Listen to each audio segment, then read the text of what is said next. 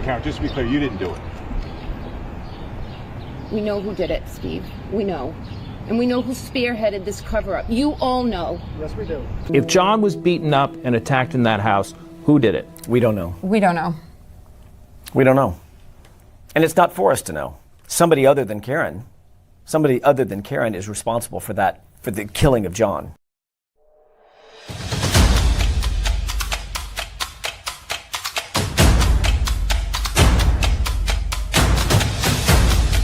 You are listening to the Roberta Glass True Crime Report, putting the true back in true crime.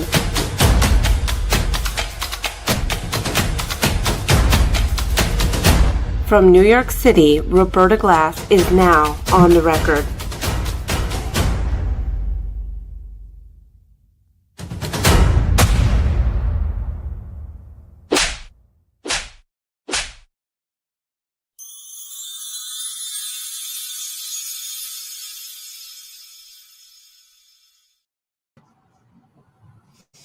Okay, good morning.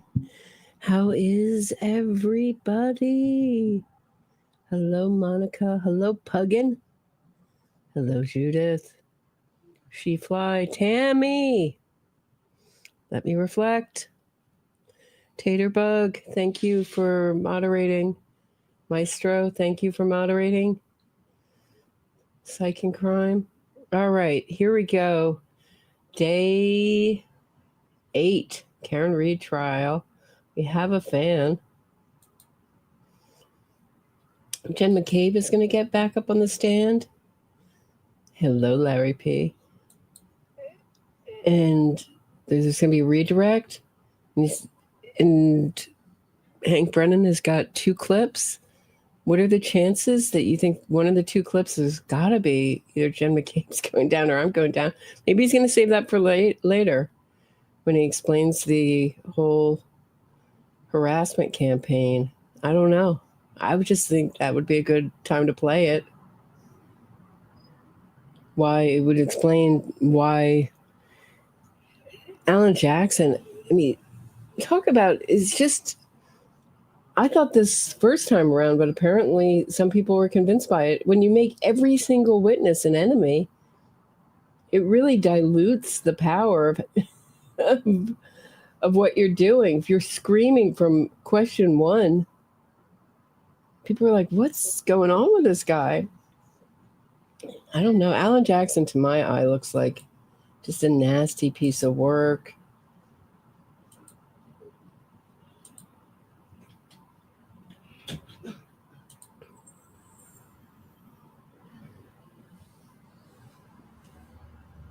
A sort of like a hysterical man. We always hear about the hysterical women. It's like an hysterical man. I don't know. I think we'll have a little tribute to him before this morning's redirect.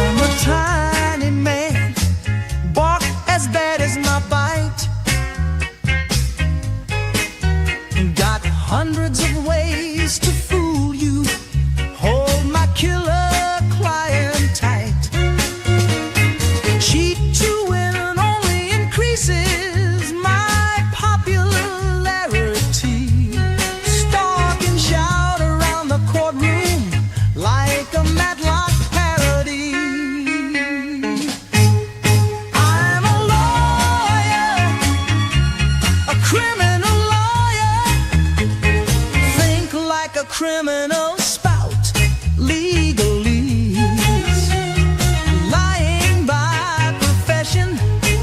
When in doubt, blame the police. When my con gets exposed, I act deaf and dumb. Blame sudden onset amnesia, got the press under my thumb.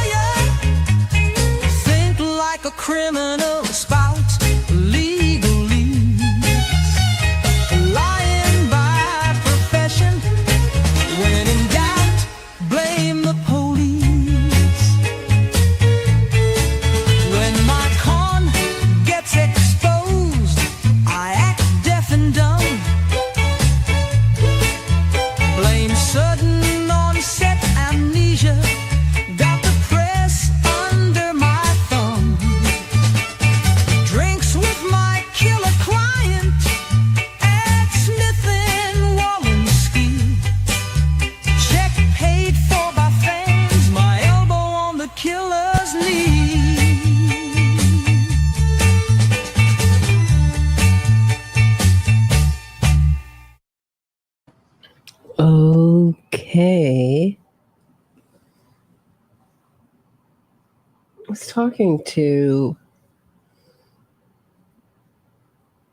let's just say, someone who's really very knowledgeable about innocence fraud last night,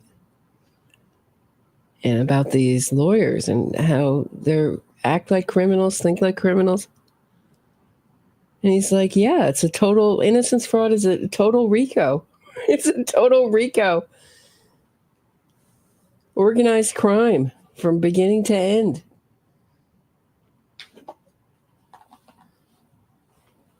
And I don't know why, but it's a very depressing subject. And yet it doesn't seem, I seem to be constantly optimistic that, or maybe deluded, that eventually the truth will get out eventually. I may die trying.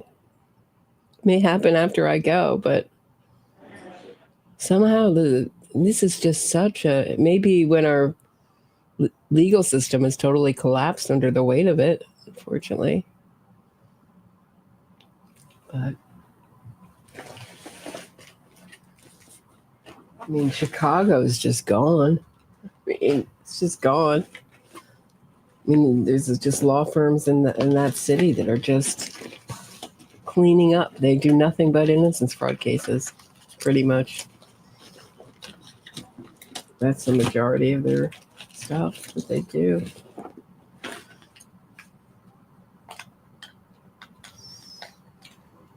So, unreal.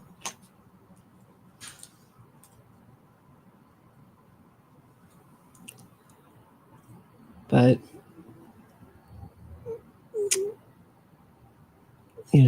saying to someone else who reports on true crime that this is really the first innocence fraud case pre-trial, I said, oh no, what about Texas, track meet stabbing? Then I thought Luigi Mangione, and I was talking to my fellow innocence fraud reporter, and he was like, they do this in Chicago 24/7. They've been doing this for 40, 50, 60 years, pre-trial innocence fraud campaigns. So apparently, I've never reported on one like this, but apparently this is nothing new. They've been doing this for 40 years in Chicago. Monica Nelling, thanks so much. Oh, Kitty needs to go out. Hold on one second. You hear him? All right, dude, I'm coming. Hold on. Well, it's now open, you may be seated. Good morning, Your Honor. May I call the case? Please. For the record, before the court is Commonwealth versus Karen Reed, 22 CR 117. The parties are present. The jury is not present. The matter is on for trial. So I was told that you wanted to see me, Ms. Yannetti? Yes, please. Okay, come on up to sidebar, folks.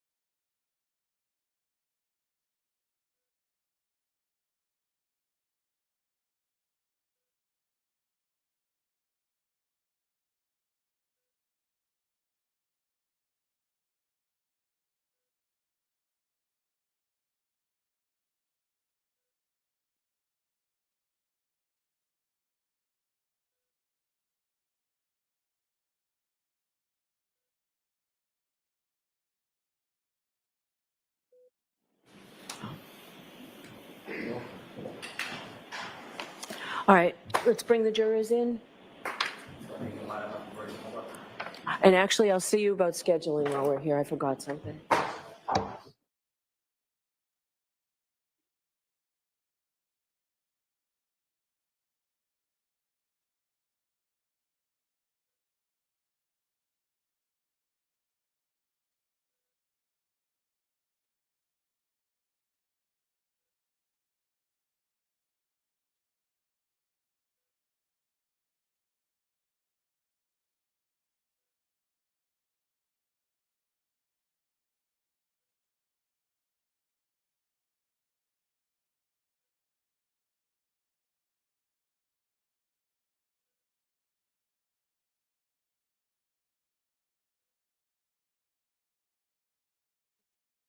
I do. Thank you, Chrissy.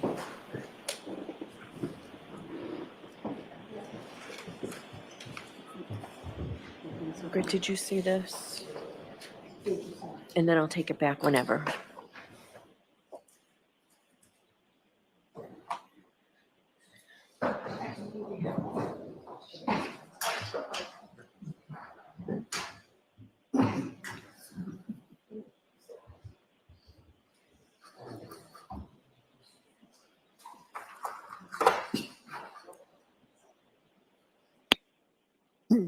Tori.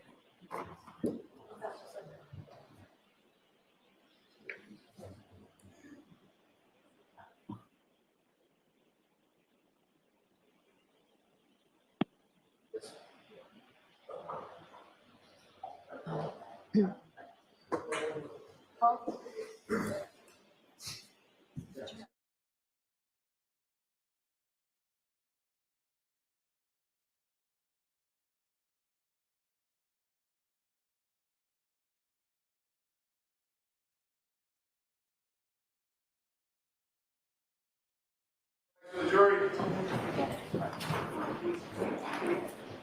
Don't worry. Thanks, Paul.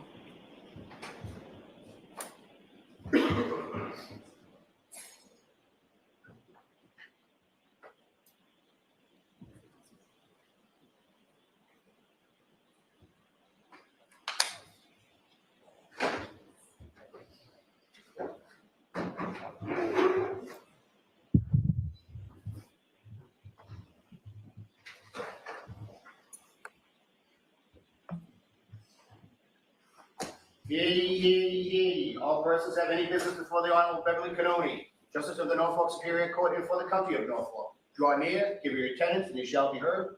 God save the Commonwealth of Massachusetts. This court is now open. You may be seated. For the record before the court is Commonwealth versus Karen Reed, 22 CR 117. The parties are present. Our 18 jurors are present. The matter is on for trial. All right. Good morning again, counsel. Good morning again. Good morning, jurors. Good morning. I have to ask you those 3 questions. Was everyone able to follow my instructions and refrain from discussing this case with anyone since we left 2 days ago? Yes. Everyone said yes and nodded affirmatively. Were you also able to follow the instructions and refrain from doing any independent research or investigation into this case? Yes. Everyone said yes and nodded affirmatively. Did anyone happen to see, hear, or read anything about this case since we left on Wednesday? No. Everyone said no or should they have. So today is a full day. We will be recessing this afternoon around 3:40, 3:45. All right, Mr. Jackson, if you go to the podium as soon as Ms. McCabe comes in. May we have Ms. McCabe?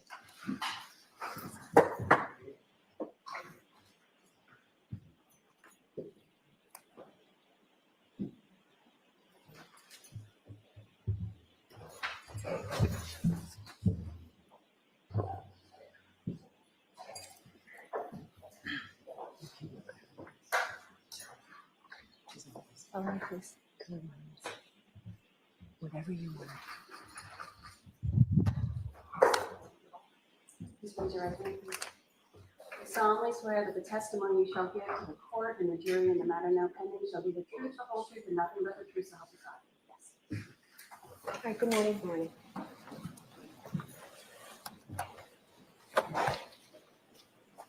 All right, Mr. Jackson, whenever you're ready. Thank you, Your Honor. Good morning, Ms. McCabe. Good morning. I'd like to draw your attention back to the time that you were watching the SUV out of the front door, through the front door at 34 Fairview. You have that time in mind? I never watched it, but I went and looked at it. Saw it. Sorry, yes. All right. I just want to clear up one of the time frames that you indicated you last saw that SUV. You saw that SUV for the final time at 12:45 a.m., correct? It was up past the flagpole at that point. Can't be sure of a specific time. You indicated at a prior hearing in June of 2023 that you, in fact, did see it for the last time at 12:45, and you know that because of a text message that you sent at 12:45. Is that right? I did send a text message at 12:45. That is correct. Did you say, quote, and by the way, for court and counsel, this is at 782 lines 24 through 25, going to 783 lines 1 through 13 or so.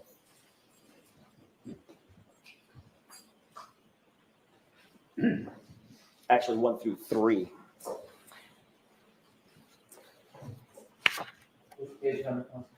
It's 782 going to 783.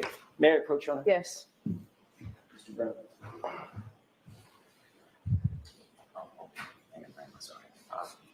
Thank you very much. No problem.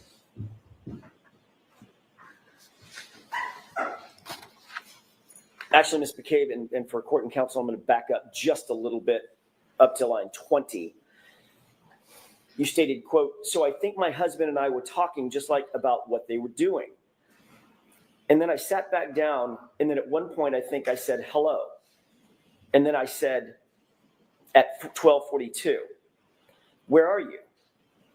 And then flip, I don't know if that's my last text or if I did one more. Yeah, 12:45, hello," because they were still there. And then question, so the dark SUV was still outside the house at 12:45. Answer, at 12:45. Do you remember that question and answer colloquy back in June of 2023? I've been asked a number of questions, specifically those words, no. I do remember testifying. I believe I said, I think in there. I think that, and to be honest, I'm not sure of exactly the times. I didn't pay close attention to when I was texting and when I was sitting. I was going back and forth to the door. But in June of 2023, at a hearing under oath, you did say that it was at 12:45 that you last saw the vehicle. I believe I said, I think. Refresh your recollection, take a look at the transcript I just read from. I believe the word I think is in there. You believe, but you're not sure. Okay, I'll look at it. Refresh your recollection. Sure. May I approach? Yes. Same page. Thank you.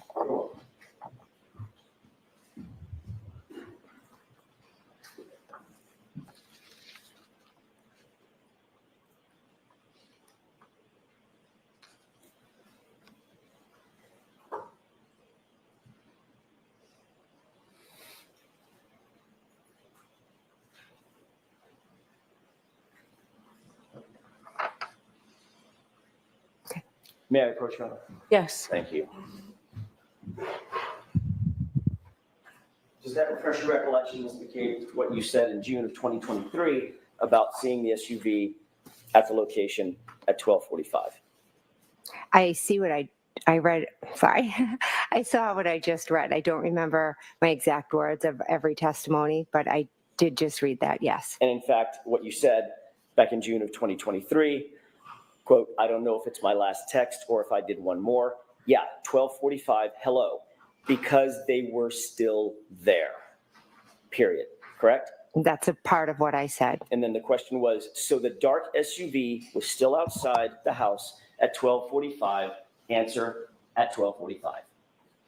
And then I said, I think, my husband and I. So there's more to that conversation. Okay, what I read you is what the transcript indicates.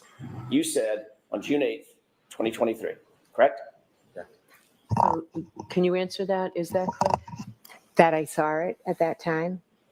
Ask the question again. Sure.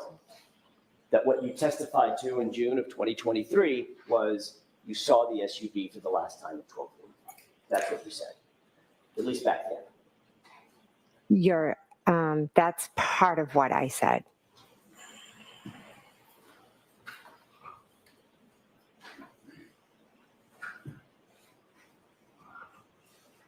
I don't know if that's my last text or if I did one more. Yeah, 12:45, hello, because they were still there. Question, so the dark SUV was still outside outside the house at 12:45, answer at 12:45. That's what you actually testified to in June 2020. That's what that says, correct. Thank you. You've been asked about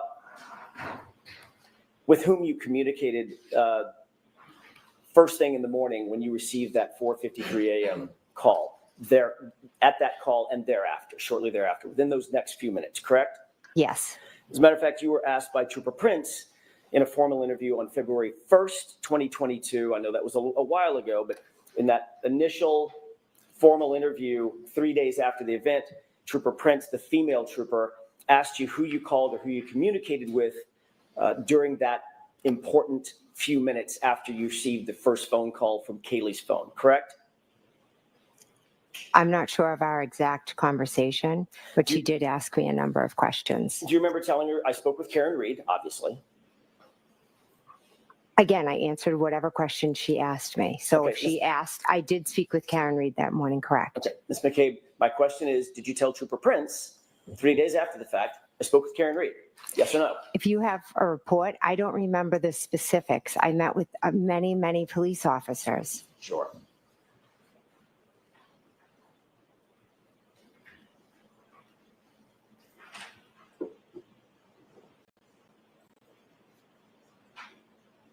Would it refresh your recollection to take a look at her report? I'd like to take a look at it, yes. Thank you. May I approach? Yes. Thank you very much. You're welcome. Thank you.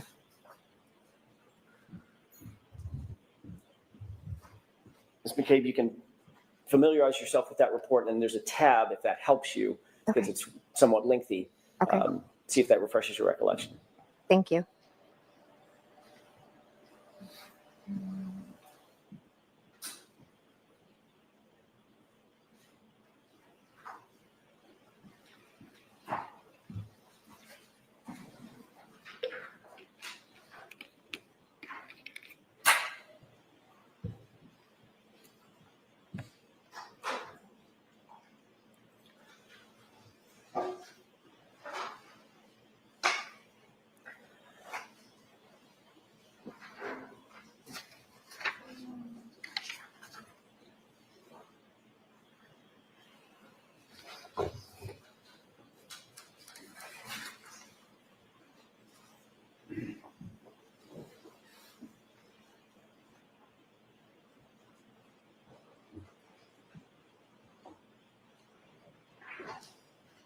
Okay.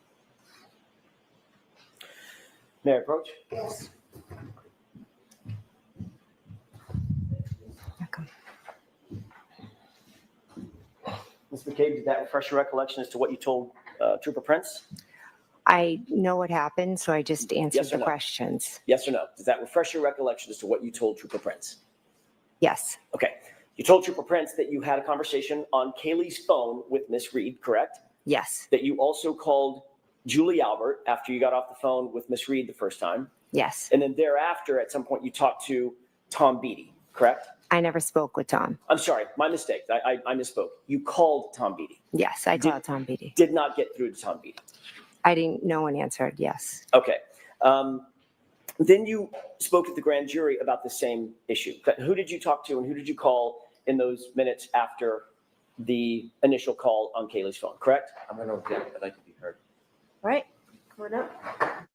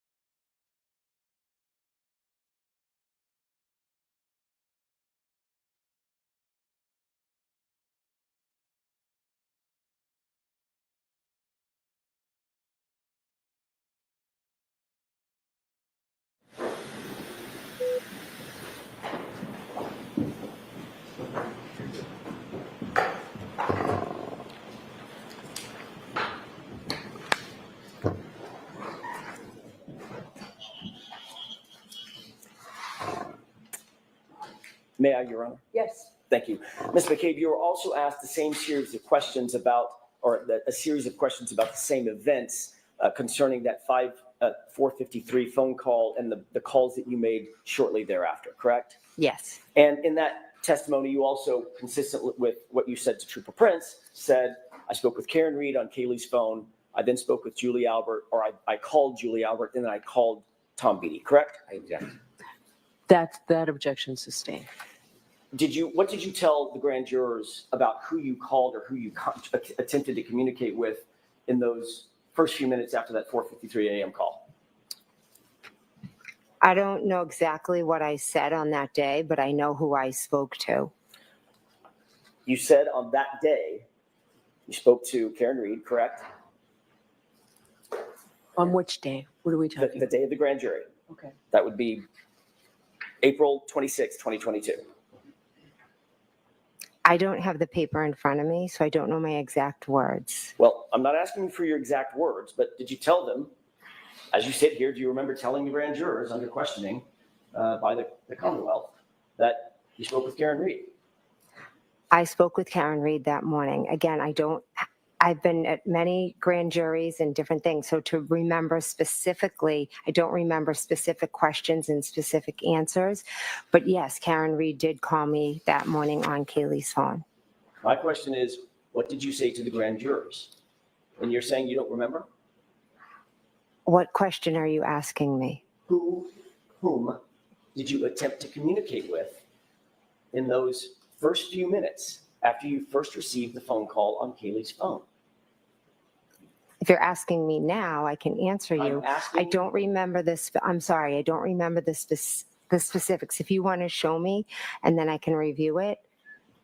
I know the answer to the question. I'm just not sure of my exact words on that day. I didn't ask you what your exact words were. I'm asking you about your memory. You're testifying based on your memory, Ms. McCabe, are you not? Object. All right, go ahead and answer that, Commissioner. You answering these questions based on your memory, Ms. McCabe? So I'm answering questions based on my memory of what happened on the 28th and the 29th. I've testified multiple times. I've been interviewed by multiple police officers. So to pinpoint one conversation is a bit of a challenge for me. But what I can tell you is what I remember from that day, which was, I'm sure, very similar to however I answered, because it's the same. Yeah, Coach? Yeah. Refresh your recollection and look at the So, Mr. transcript. Brennan, will you address? Sure. 188, 189, thank you. Thank you. I didn't get an answer to that question, Ms. McCabe. Would it refresh your, I just have to do this for the record. Would it refresh your recollection to look at the transcript? I'll look at it, yes.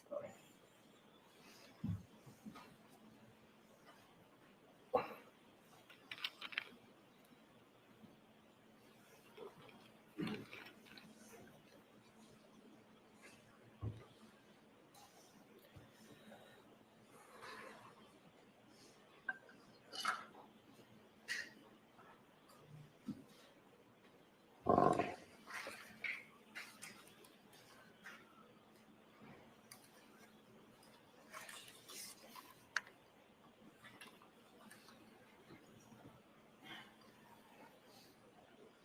Okay.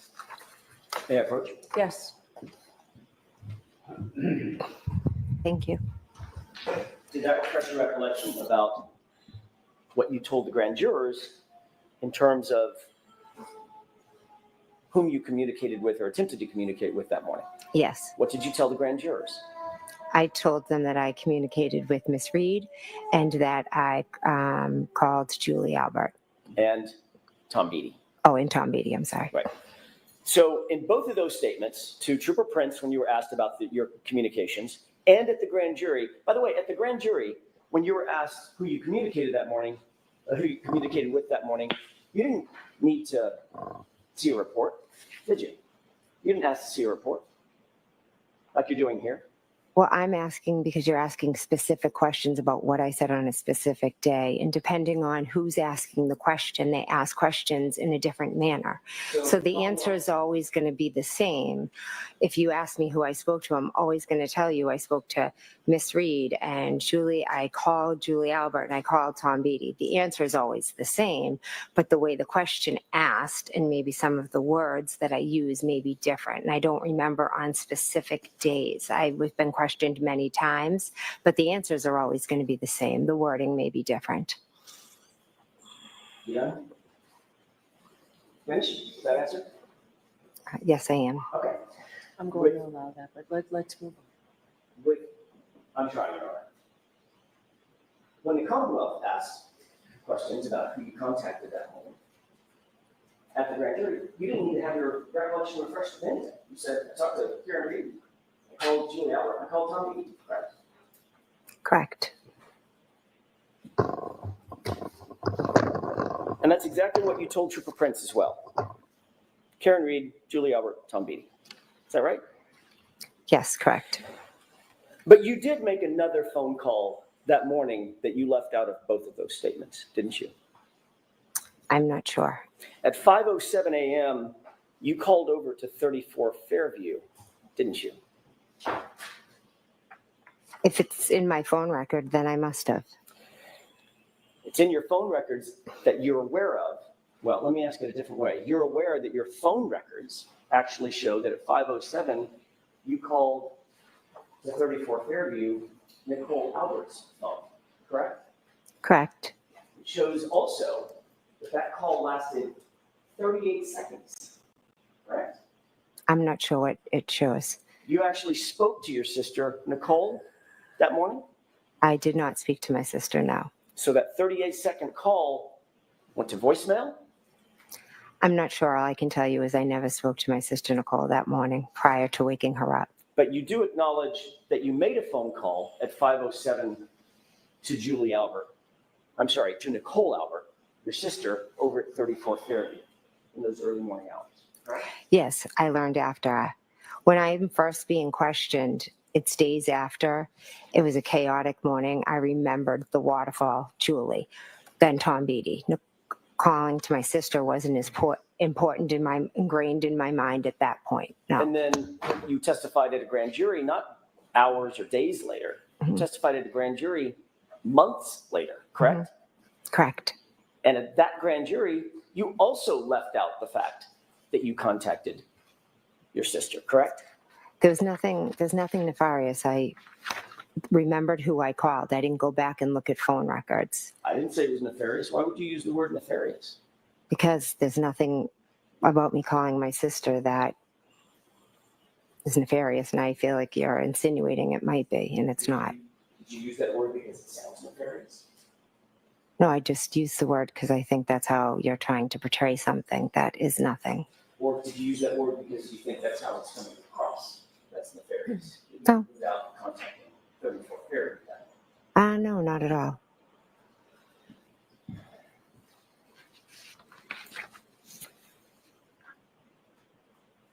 Later that morning of January 29th, and by the way, you do acknowledge that your phone records show that you called at 5:07 a.m. to your sister's cell phone, correct? I don't have them in front of me, but I believe that is correct, yeah. Okay. Were you calling your sister's phone to alert her of something? Is that why you called? No. Later that morning on January 29th, after those initial phone calls and after the scene had been cleared, at about 11:30 in the morning, you did have a formal interview with Massachusetts State Trooper Michael Proctor, did you not? I did, yes. Day before yesterday, you testified that Karen Reed, actually I think it may have been Tuesday, you testified on direct examination that Karen Reed just showed up at your house screaming, correct? Correct. In point of fact, you told Michael Proctor in that 11:30 a.m. or thereabouts, that interview that morning, that on January 29th, when Karen was on the phone with you, you told her to come to your house. Isn't that true? No, I never told her to come to my house. She told you she wanted to go search for John, and instead of saying, I'll come meet you or I'll go wherever you want to go, you told her, no, come to my house and pick me up and we'll go together. Correct? No, that's incorrect.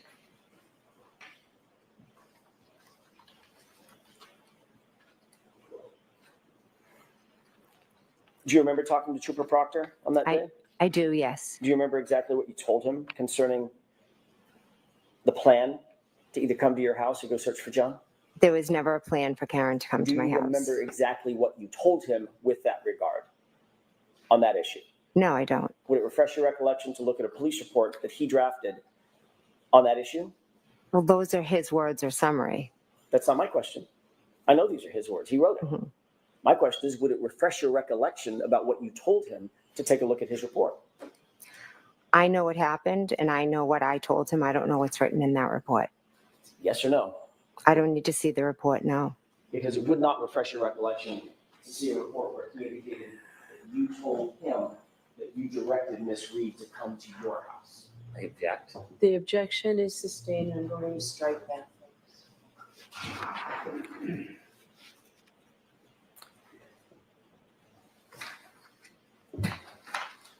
You also told, I'd like to be seen on.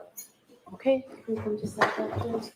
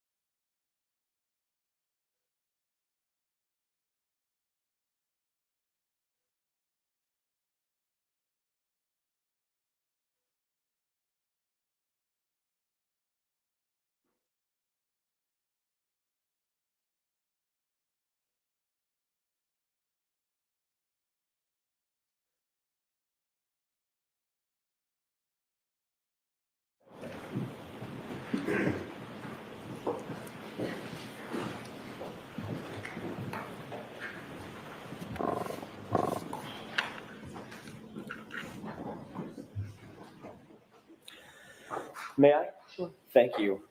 Ms. McCabe, during that same interview, you also told Trooper Proctor that while driving back to One Meadows, after you had been picked up by Karen at your house, while driving back toward One Meadows, that's actually when Miss Reed told you she had broken her taillight, correct? Miss Reed told me in the morning at my house. Okay. I know that's what you're testifying to now. Mhm. What I'm asking is, what did you tell Michael Proctor on January 29th? It's freshest in your mind. That she had told me she had a cracked taillight when she called me. You didn't tell him that she indicated she noticed her taillight had been damaged on the drive back to One Meadows after she got to your house? She mentioned it then as well, but she also had told me when she was on the phone, that's why my husband yelled out that we shouldn't be driving with a cracked taillight. But in fact, you did not tell Trooper Proctor that story. What you told him was she told you on the drive back to One Meadows after having picked you up, correct? I told him she told me in the morning and on the drive back. So if he didn't write that in his report, it's obviously incorrect. Gotcha. Sustained. Of course, that drive back to One Meadows would have been 5:30-ish or so, maybe even a little later, 5:35. Approximately, yeah, I'm not sure. Well after she backed out of the driveway and struck another vehicle at One Meadows, correct? Do you know that? No, I have no idea. All right, next question. Speaking of Trooper Proctor, when you first interviewed with him during that same interview on January 29th, you noticed that he was taking notes, obviously. Yes, he was. You told him about your observations of the taillight that day, is that right? I'd have to see the report, but I believe I told him about it, yes. And that was literally the same day that you made the observations, is that right? Yes, it was. He asked you to describe specifically what the taillight looked like, Mhm. and you did so, correct? Could I see the report? All I'm asking right now, I've got the report. Okay. If you need it, I'll give it to you. I'm asking about your memory. Ms. McCabe, did you tell him about what the taillight looked like? If he asked me what the taillight looked like, then I would have told him what it looked like, yes. And what you told Trooper Proctor on that day is that you, quote, saw a crack in it. Is that right? I believe I said it was broken and cracked and it was missing pieces. Isn't it true that what you actually said is, we got out at John's house and looked at the taillight, back right taillight, saw a crack in it, correct? I said that I saw it and it was cracked and it was missing pieces. You noted that he was taking notes, correct? Correct. Have you ever seen those notes? No. Would it refresh your recollection as to what you actually told him in terms of that description to take a look at his notes? Objective phrase. So ask it differently, that's sustained. Sure. Do you remember exactly the words you used in describing that taillight to Trooper Proctor as you sit here today? Again, the taillight was cracked and missing pieces. Okay, I know that's what you're testifying to today, Mhm. Ms. McCabe. We're all aware of that. You've said it 4 or 5 times now. What I'm asking you is, what did you tell Trooper Proctor on January 29th? That's my question. Do you remember the exact words you used to him on the 29th? I believe I said it was cracked and missing pieces. Do you know that, or are you guessing? I'm not guessing. Okay. Do you remember that specifically? I remember describing it as cracked and missing pieces. Do you remember saying it had a crack, or she saw a crack in it? I do not remember saying that, no. Would it refresh your recollection to look at a copy of his notes? Those are his notes. Ms. McCabe, we can do this all day. Would it refresh your recollection to look at a copy of his notes? If it wouldn't, just tell us. No, it wouldn't. Okay.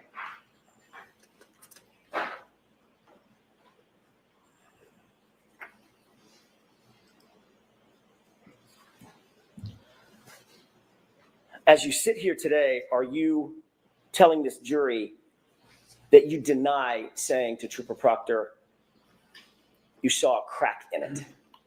Are you denying that statement? I'm not denying it. So you could have told him that. He asked me multiple times different questions. I spoke to him at my house, and then he had called me. So maybe one time I said it had a crack in it, and another time I said it was broken and missing pieces. So it's very possible that that's how you described it on the 29th, Ms. McCabe. It had a crack in it, right? And missing pieces. I'm not asking you to finish my sentence. I'm asking you, is it possible that that's what you told him that day? It had a crack in it. Yes or no? Yes, that was Okay, one thank way. you. Mhm.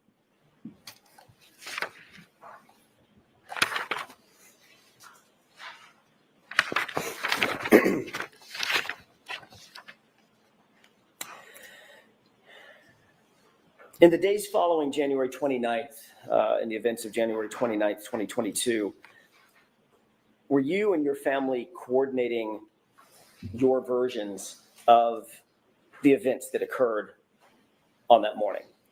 No. Were you and your family coordinating some sort of damage control in terms of the language that your family would use to the public, to the press, to law enforcement? No. Did you and your family use a group chat? You and part of your family use a group chat to text each other to coordinate your communications with either the press or the public or law enforcement or family or friends? I have multiple group chats with family and friends. You had a very specific group chat that included yourself, Nicole, your sister, Mhm. Brian Albert, and Matt McCabe, correct? Yes, I did. Your Honor, if I may. Okay.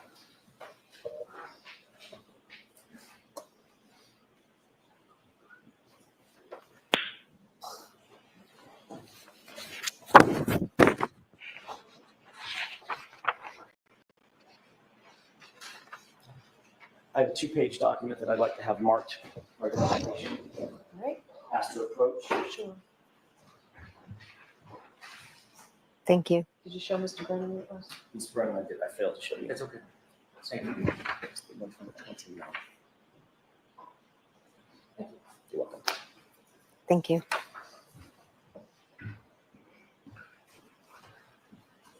Can you tell me if you recognize what's depicted or what's contained on that 2-page document?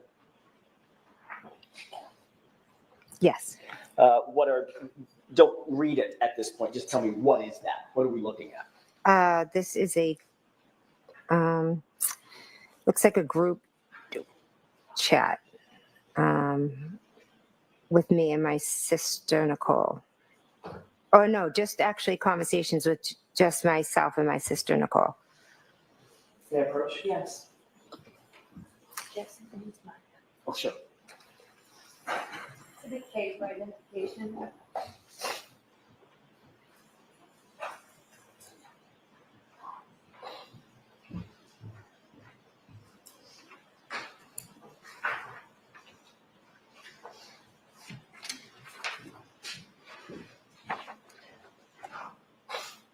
Did you happen to catch the date of these chats? I just took the document away from you. I apologize. It's okay, I didn't know. May I approach? Sure. Do you have an extra copy so she has one and you have I'll one, just leave Mr. that one. Jackson? I've got an extra copy for myself. I'll leave that one.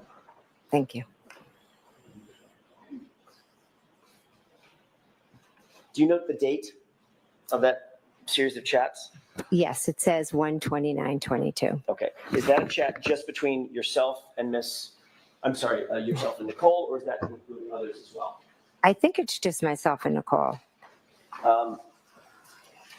There was another series of chats, we'll get to that in a second, that does include Nicole, Brian, Matt McCabe, correct? Yes. On this particular set of texts, do you see the first text starting in the green box? That is a text from you to, it says Coco, correct? Yes, that's my sister, Nicole. Okay. And you recognize this text? I do, yes. And you recognize the texts following in the following bubbles? Yes. I would ask that this be marked moved into evidence. Is there any objection? I could review it briefly. Sure. Why don't I see you at sidebar for a minute about this?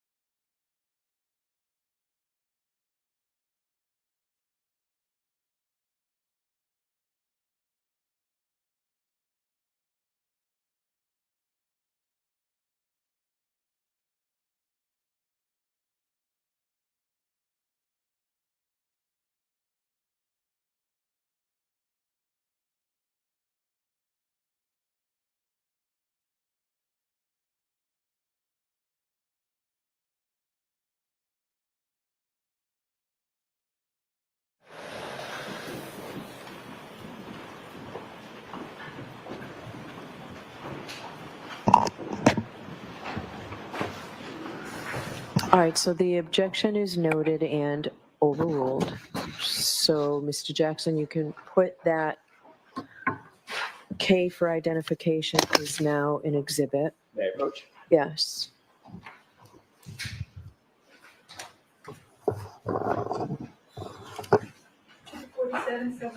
Thank you.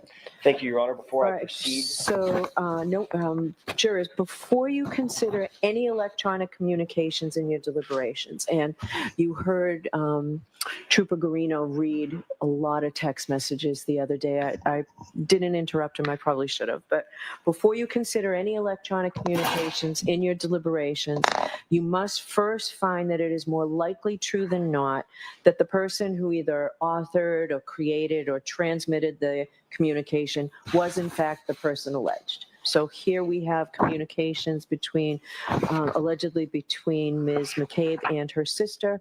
Before you can consider them, you must find that it's more likely than not that they were the people who sent and received those. If you do not find it's more likely true than not that the person alleged to have created or sent them, then you may not consider the electronic communication in deciding your case. Now, when you read or hear about these text messages, you may not consider the statements for their truth, but you may consider them solely for the limited purpose of understanding the state of mind of here, Ms. McCabe, when she sent those messages. All right, so now that's what I needed to do. Mr. Jackson, your turn. thank you, Your Honor. With the court's permission, I would ask that the January 29th text be published. Yes. Mr. Wolf, is there a way to, there we go. Margaret, the witness might need that exhibit. Your Honor, may I approach just to retrieve the exhibit? Yes.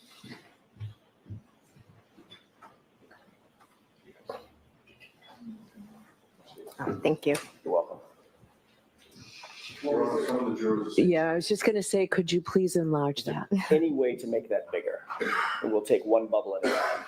Ms. Thank McCabe, do you need lights on or are you okay? Oh, I'm okay. All right. Thank you.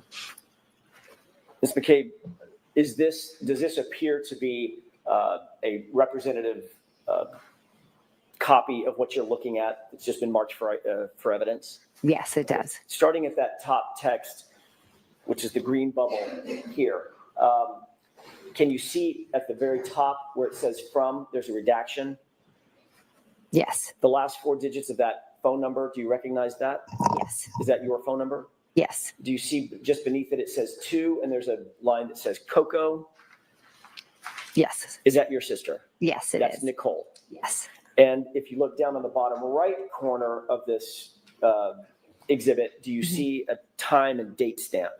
Yes, I do. What is that time and date? It's 1:29:22 at 7:54. Is that 7:54 p.m.? Yes. Okay. Can you read for the jurors what you texted to your sister at 7:54? Sure. Carrie talked to the cops and kept it simple. Who's Carrie? Carrie Roberts. And this is a text that you sent about Miss Roberts's interview with the police. Yes, it is. If Mr. Woke, can we pull up the next text, please?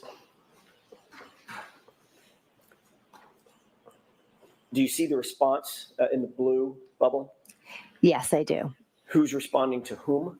I'm responding to my sister, Nicole. Can you please tell us the time? And we know it's the same date. What time is that? That would be 7:56. Or 58, sorry. I'm not sure if that's an 8 or a 6.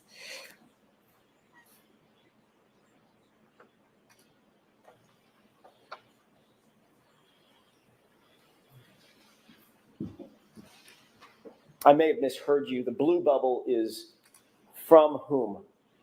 It's from my sister, Nicole. To whom? To me. Okay, I may have misheard you. I thought you said the reverse. I want to make sure we're very clear. The blue bubble is from Nicole. The green bubbles are from you. Yes, correct. Got it. And this text says, I'm sorry, read that for me one more time. Sure. Okay. Try and get some sleep. Talk tomorrow. Next text, please. What's the time of this text? 7:57. This is from you to Coco, to Nicole? Yes. What does that text say? Any update? What did you mean by any update? I meant had she heard anything or learned anything new? Next text, please.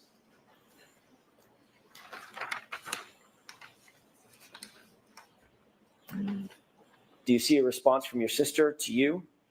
Yes. What does that say? We'll get more info tomorrow. Don't want to text about it. Next text, please.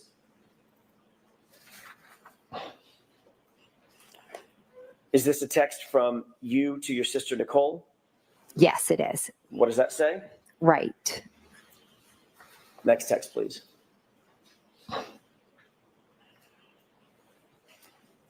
What is the date and time of this text?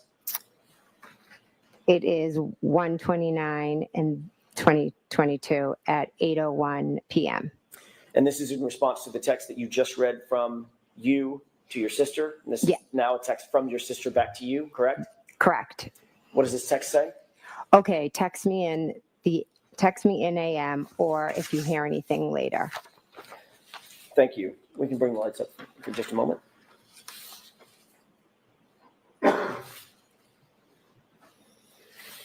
One of the texts, the third from the bottom text on the second page, in other words, the top text on the page, was from your sister to you. We'll get more info, TOMM, correct? Yes. Don't want to text about it, correct? Yes. TOMM means tomorrow. Yes. This was January 29th, 2022, correct? Yes. Tomorrow would have been January 30th, Yes. 2022. Is that right? Yes. Your Honor, I'm holding another document. This is a multi-page document.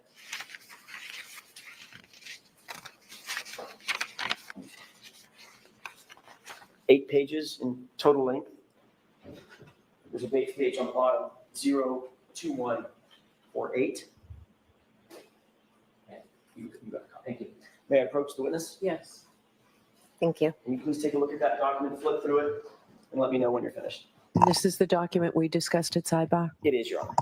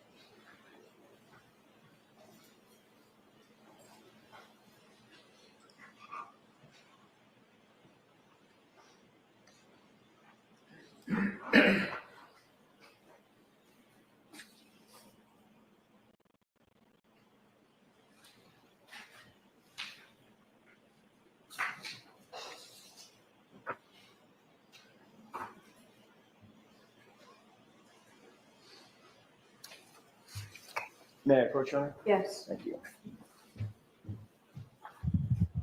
May I stand at the witness stand for just a second? Thank you. Don't have a separate copy for Ms. I McCabe? I do. I'm going to hand her this one and ask that this be marked. Just a couple of foundational questions. Ms. McCabe, do you recognize what was depicted in these documents? Yes. Does this appear to be a group chat between and among yourself, Nicole Albert, Chris Albert, and Matt McCabe? I don't believe Chris Albert's on that. I'm sorry, my mistake. Brian Albert. Yeah, Brian, Okay. sorry. So the four of you? Yes. Okay. And does this appear to be a group chat that was engaged between and among y'all on February 1st, starting, I'm going to try to bookend it, starting Okay. at about noon, ending at about 5 or 5:30 that evening? I didn't look, but I'll take your word for it. You could just look at the first one or two. Oh, yeah. If you February want to talk 1st, about it, yeah. talk about everything to do with this. Okay. Yeah. And then the last one, same date, around 5:30. Yes. May I approach?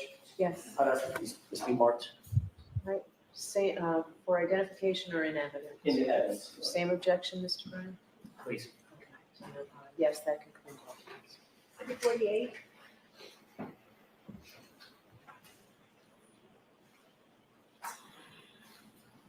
Oh, can I? And jurors, the same instruction regarding the electronic communications and the same instruction regarding this is not to be used for the truth of what's in there, but simply as it goes to Ms. McCabe's statement.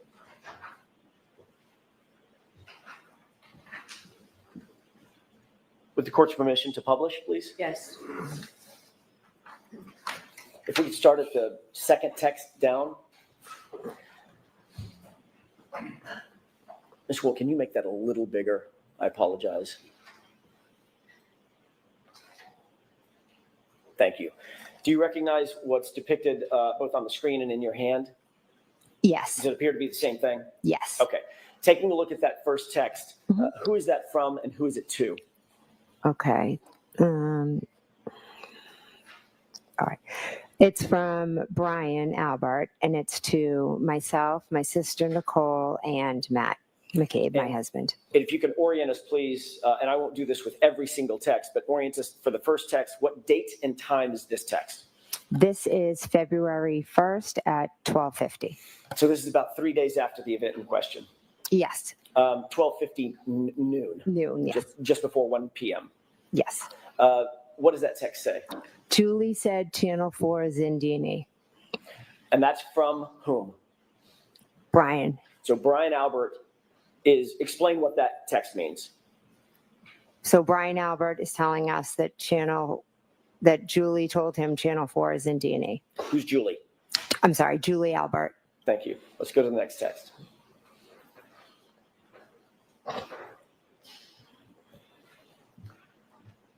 Is this in response to the text that you just read? Yes. The prior text mentioned Channel 4 and D&E. What is Mhm. D&E? D&E is a sub shop that is owned by Chris Albert. Is that in Canton? Oh, sorry. Yes, it's in Canton. On the main street of Canton? Yes. Directly next door to what? Waterfall. Across the street from Oh, Waterfall? sorry. CF McCarthy's. Yeah. Thank you. Across the street from Waterfall, directly adjoining, they have an adjoining wall to CF McCarthy's, correct? Yes. And D, is it D and E or D in E? D and E. D and E. Okay, Yeah. that's just the name of the pizza sub shop. Yeah. All right. Thank you for that context. Mm-hmm. Ms. McCabe, can you read what this text says, who it's from and who it's to? This is from Matt McCabe to myself, my sister Nicole, and Brian. Can you read it for us, please? Sure. Eating, I assume. Ask Chris to ask some questions. Tell them the guy never went into the house. What does tell them the guy never went into the house mean to you? How did you take that? I took that as John never came in the house. Who's the guy? John. John O'Keefe. Yes. And the beginning of that sentence is tell them that the guy never came in the house, correct? Yes. And the sentence before that is ask Chris to ask some questions, correct? Yes. So this is Matt McCabe directing that Chris ask questions of Channel 4, correct? I wouldn't say directing. Whatever word you want to use. He was No, I'm saying that Matt, suggesting. I think we're all looking to find out what happened. So Matt was like, ask some questions. What do they know? and also indicating that Chris should tell them the guy never came in the house, correct? John never came in the house, correct? Okay. Next text, please.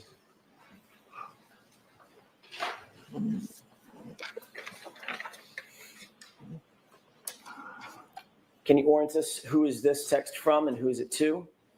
Okay. This text is from Brian to myself, to Nicole, and to Matt. Brian who? Sorry, Brian Albert. And this is in response to the text above that you just read, correct? Yes. Where Matt McCabe said, tell Chris to find out, get an update or something, and tell him that the guy never came in the house. Yes. This is in response to that text. Yes. And what does Brian Albert respond? Exactly. One word, correct? Yes. Next text, please.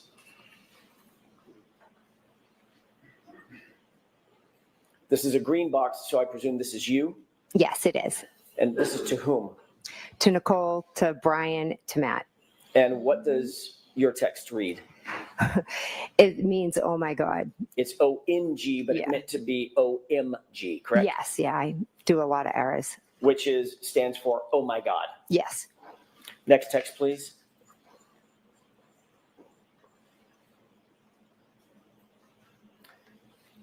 Who is this from and who is it to? So this is from my sister Nicole to myself, to Brian, and to Matt. And what does that text read? It says, I assume it's just to eat, but Brian, if she is there, ask her what the deal is. Next text, please.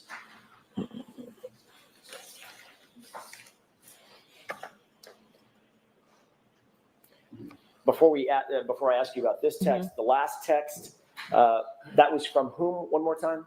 My sister Nicole. It was from your sister Nicole? Yes. And she mentions a she, a pronoun she. Yes. Is that referring to Julie Albert? To be honest, I don't know who she's referring to. Well, remember the first text started, or did the first text start with someone reporting that Julie said that Channel 4 was in D&E? Yes, it did. So would that prior text mean get Julie Albert to get some updates on what's going on? Let's go back to that last text one more time. Yeah,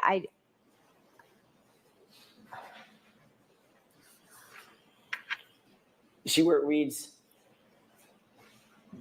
if she's there? Does that mean if Julie is at D&E, hence she just reported that Channel 4 is there? I'm truly not sure if who she's referring to as the she. Okay, fair enough. Let's go to the next text, please.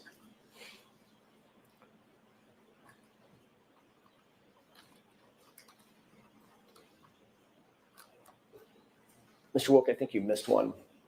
The one above it.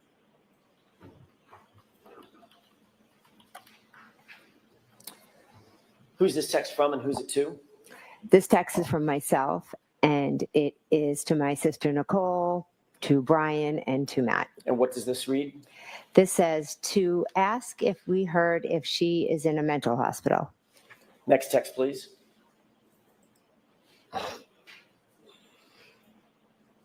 Who is this from and who is it to? This is from me to my sister Nicole, to Brian, and to Matt. What's the time on this text? 2:55. And what does it read? Carrie is here going over timeline. Who's the Carrie referring to? Carrie Roberts. What is here? I would assume here would mean my house. Next text, please.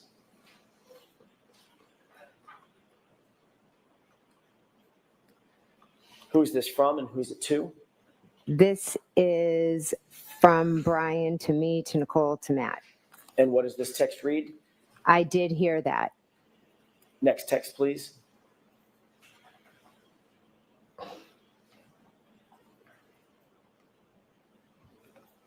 Who's this text from and who's it to? This text is from me to my sister Nicole, to Brian, to Matt. What does it read? And we handed the phone to Carrie. Who's Carrie? Carrie Roberts. What phone are you referring to? Mine. Who was on the other end of that phone? On February 1st, I believe it could have been Michael Proctor. Next text, please.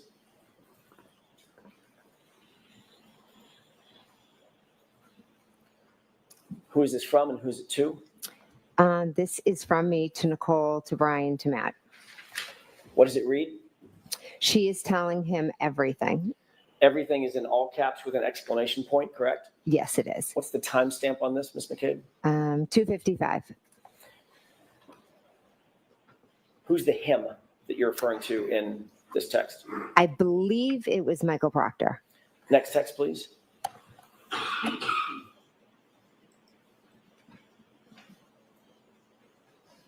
Who is this from and who's it to? This is from me to Nicole, to Brian, to Matt. What's the timestamp on this text? 2:55. Same minute that you sent the last text? Yes. She's telling him everything? Yes. And then you follow up with what? All the stuff. Next text, please.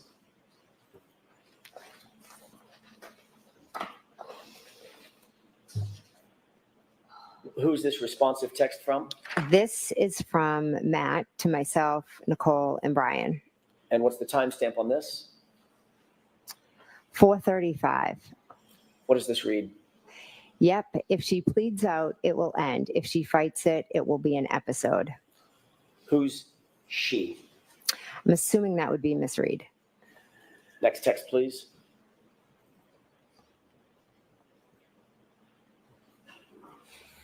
Who's this from and who's it to?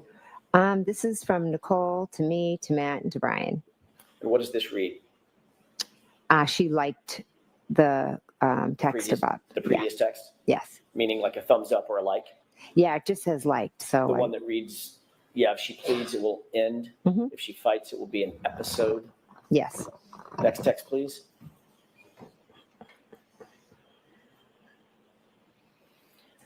Who's this from and who's it to? This is from Matt. Oh, sorry. To me, to Nicole, and to Brian. And what does this read? Brian, sitting separate. Is that a period or a comma? I honestly can't see. Is that a period or a comma between Brian and sitting? Or can you tell? I can't tell if it is or it's just like the way it printed out. I'm not sure. Next text, please.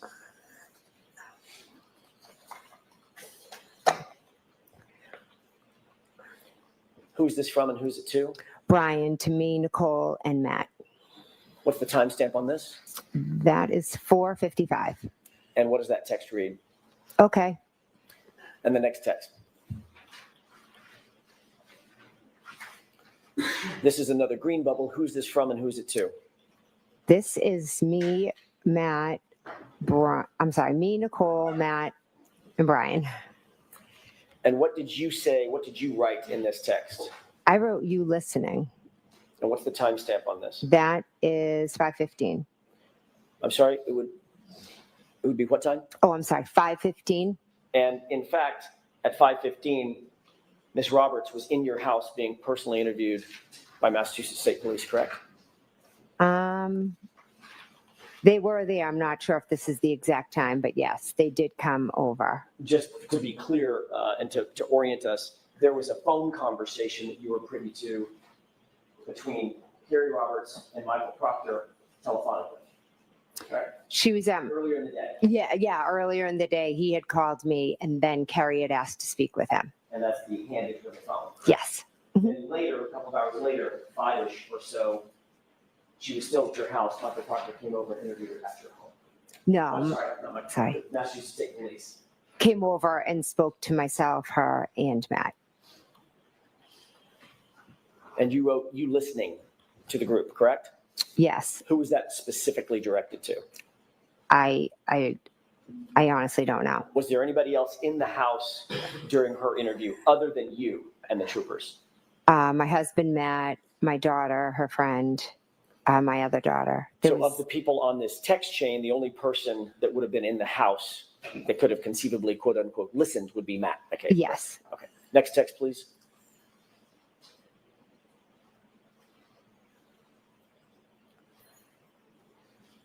Who's this from and who's it to? It's from me to Matt, Nicole, and Brian. And what does it read? Cops here again. You were reporting to the others on this text stream that the police had arrived at your house. They were in your house with you and Carrie that you just described, correct? Yes, I was just telling them that they were here again. Next text, please.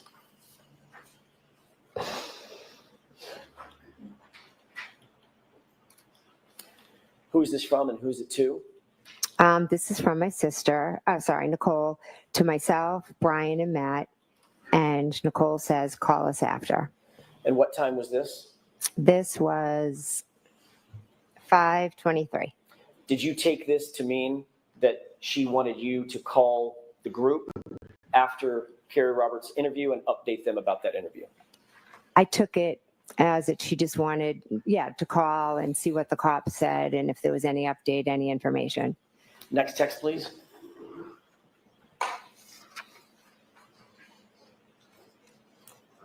Who's this from and who's it to? This is from Matt, and it's to myself, Nicole, and Brian. What time is this? This is at 5:31. And at 5:31, what does Mr. McCabe write to the group? This girl could write a book nonstop. Was that in reference to Carrie Roberts having her interview with the Massachusetts State Police? Yes, it was. And this girl is Carrie, correct? Yes. Next text, please.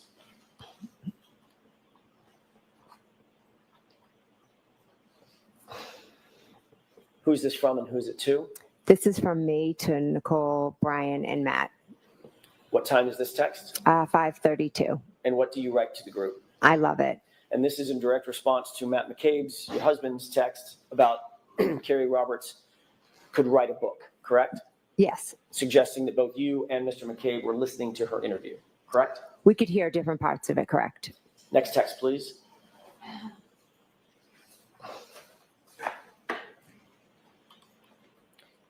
And who's this from and who's it to? This is from me to Nicole, to Brian, to Matt. What did you write? I wrote, she is telling them everything. Similar to the text that we earlier saw that was in all caps when you indicated she's telling them everything, correct? Yes. On the phone. That was in reference to what she was saying on the phone. Yes. This is in reference to the live interview, correct? Yes. Also indicating that you were listening to and were privy to the content of her conversation with the police. I could hear bits and pieces of it, yes. Enough to say that she's telling them everything. When I used the word everything, I meant it in not only was she telling them what had happened, but she was also telling them opinions and different things. Okay, so you could hear it that much.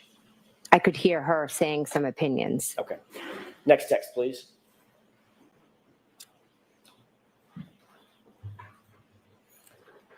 Who's this from and who's it to? This is from my sister Nicole to myself, to Matt, to Brian. And this is in response to she is telling them everything, correct? Yes. And the text reads what? Good. Next text, please.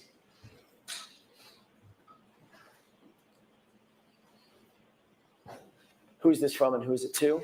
This is from Matt to myself, to Nicole, and to Brian. And what does it read? He says, going to miss the basketball game at this rate. You mean Matt says? Oh, sorry. Matt says, going to miss the basketball game at this rate. Indicating that he was still in the house and still privy to the conversation between Carrie Roberts and the Massachusetts State Police. He was waiting for them to talk, but Carrie kept as he said, she could write a book. So he felt he was going to miss the game because she just kept talking. Next text, please.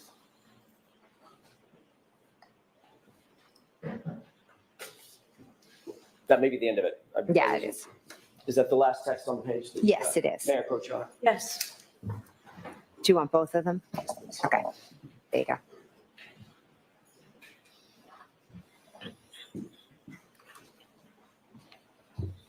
Ms. McCabe, Yes. these text messages were on a private chat, both the one between you and your sister, as well as the group chat, correct? Those are private chats, not open to the public.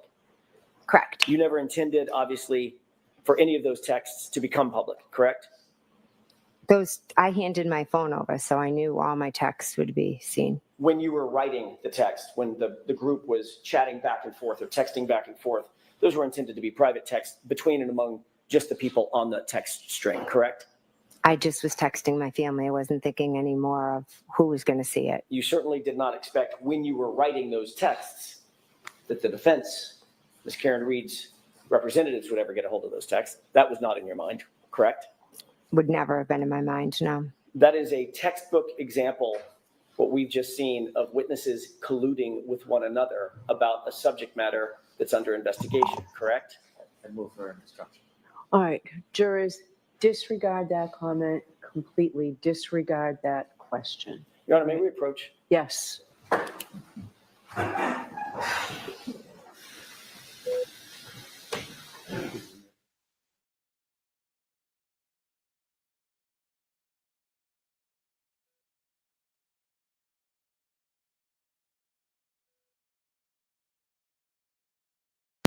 He's such a terrible lawyer. He can't lawyer by actually playing by the rules. I mean, these constant comments, it's not even a question.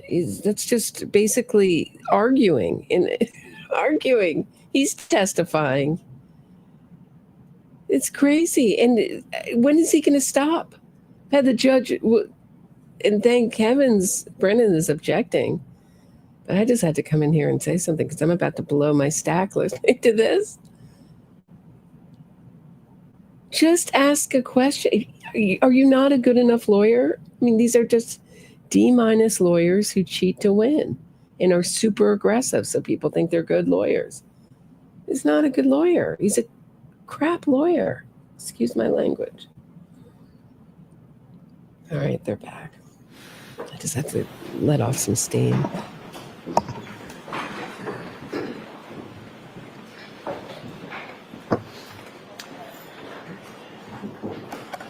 May I, Your Honor? Yes. Thank you. In the text that we just saw, you were colluding with other witnesses, percipient witnesses in this case through those text messages, were you not? I was not. You were organizing your statements to the police based on what you overheard or what you heard during Kerry Roberts' interview with the Massachusetts State Police, weren't you? No, I was not. You were reporting back to other percipient witnesses what you heard and saw during other witnesses' statements to the police, to wit, Kerry Roberts, correct? I was telling them Kerry was speaking with the police. And you told them she's telling them, quote, everything, correct? Yes, I told them some of the opinions that she stated. And when Mr. McCabe said she could write a book, she's going on, in other words, she's going on and on, your statement was, I love it, correct? Yes. And you reported that back to other witnesses who were not privy to Ms. Roberts's statements to the police, correct? To my sister and to my brother-in-law, yes. And then your sister asked for updates when Kerry Roberts was done, correct? I don't know if it was in regard to updates when she was done or updates like, did they tell us anything? Is there anything new? We were still all trying to figure out what had happened. The four of you were discussing the facts surrounding this case, not only with each other, but discussing interviews, formal police interviews that you heard or overheard with another witness, weren't you? I told them some of the things that Kerry Roberts said, yes. And you were happy about what she said after you had created this timeline with her, correct? The timeline had nothing to do with it. But it was certainly chronologically. Her interview with the police was after this timeline had already been created between you and Kerry Roberts. Yes, we both put down what had happened so we would remember. And then once she was interviewed, you were responding to the rest of the group. She's telling them everything, meaning everything we just crafted in this timeline, right? No, I meant she was telling them everything. She was telling her personal opinions about Miss Reed.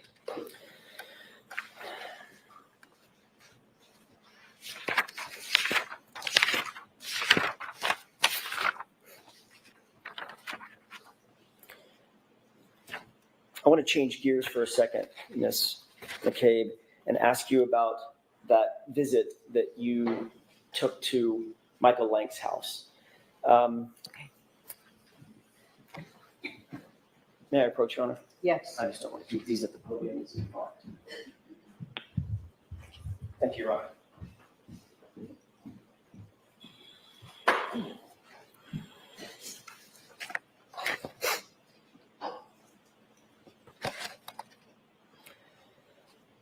Have you and Ms. Roberts discussed that visit to Michael Lank's house before your testimony, before you testified to it for the first time in May of 2024, about a year ago? Did y'all discuss that at all? I don't recall. You testified under oath in that proceeding that you went, and I want to be very clear about this, that you went from One Meadows, the O'Keefe residence, John O'Keefe's residence, directly to Michael Lank's residence, which is in another neighborhood in the same town, correct? Yes, we went. Correct. And you indicated that you were there to drop off one of Carrie's daughters. Is that right? Yes. That's how you testified in May of 2024, about a year ago. Yes. Just a moment, Your Honor. Yes.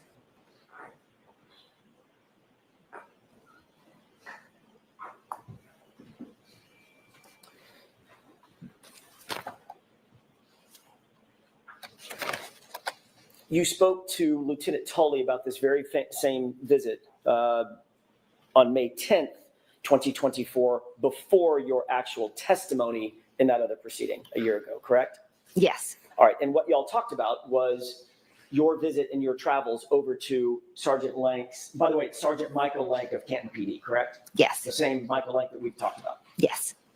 You talked to Lieutenant Tully about that trip over to Michael Lank's house, correct? Yes.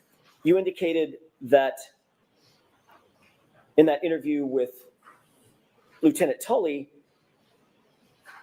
that you went over to the Lank residence with Carrie Roberts to pick up her daughter at the residence, correct? Not to drop her off, but to pick her up. She was with us at Meadows, so we dropped her off. Right. I know that's what your testimony was a couple days ago. Mm-hmm. I'm asking, when you talked to Lieutenant Tully on May 10th, 2024, before your testimony last year, did you tell Lieutenant Tully we were actually there to pick up her daughter? That's why we went to Michael Lank's house. That's why you went to Michael Lank's house. I went to Michael Lank's to drop her daughter off. What did you tell Lieutenant Tully? That I went to drop her off. So you didn't say pick her up to him? I don't believe so, no. So if he said that, that would be another example of an incorrect report? Sustained. Do you remember exactly what it was that you told him during that interview? I know that Lexi was with us at Meadows Ave and we dropped her off at Mike Lank's. So if he mixed up pick up and drop off, that could have happened. But we had Lexi with us and we dropped her off there. Okay, so you believe that may have been his mix up, not yours? Okay. Sustained. Is that, I'm sorry.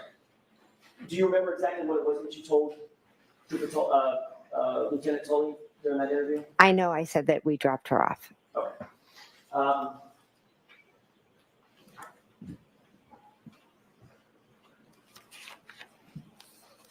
It was 11 days later that you actually testified, correct?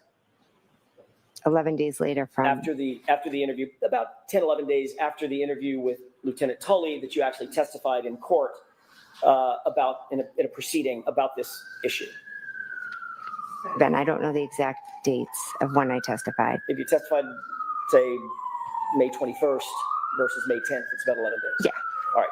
Mm-hmm. When you testified in that other proceeding, you did testify that you had dropped off Carrie Roberts' daughter, not picked her daughter up. Is that right? I know I dropped her off, yes. Did you also talk to Carrie Roberts about her testimony and what she was going to say about dropping off or picking up her daughter? No. Okay. You never talked to her about it before you testified or before she testified last year? We both know what happened, so I'm just asking if you had a discussion. That's all I'm asking. I have no idea if we discussed that. So you might have. I have no idea. And in the last year, let's clock it around all the way to now, Mm-hmm. you've probably discussed it additionally with her, correct? Probably not that detailed, no. Now, you also indicated, by the way, the reason that this subject matter came up with Lieutenant Tully is you were confronted with certain location data records indicating that you were at Michael Lank's house for a period of time, correct? Sustained, ask it differently. Were you provided any records and asked about records that showed that you were at Michael Lank's house on January 30th, 2022?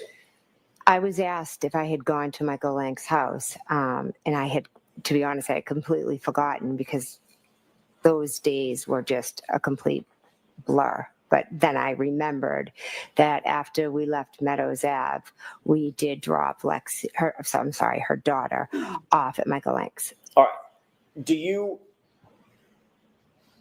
recall ever seeing a document, seeing something that indicated that you were actually a piece of paper, a document, a record, anything indicating that you were seen at Michael Lank's house through GPS location data forms? Did I ever see a record of that? Correct. Did Lieutenant show? No, he didn't show me a record. He just asked you about He it. just asked me. Did he tell you during that course of that interview that he had been provided with GPS data records indicating that you went to Michael Lank's house? I don't remember the specifics of what he asked, but I know that he did ask me if I had been there. Did he tell you that he had received those GPS data records from the defense? Sustained. Did he tell you anything about receiving any documents from the defense that prompted the question where you were on January 3rd? I don't recall.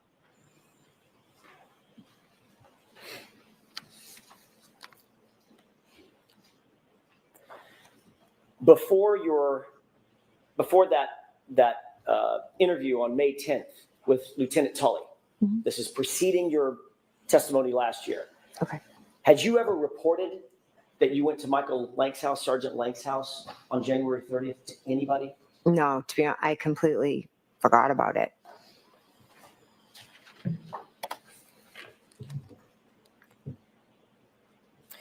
You indicated that during that visit, you sat outside in a car, in Carrie's car, correct?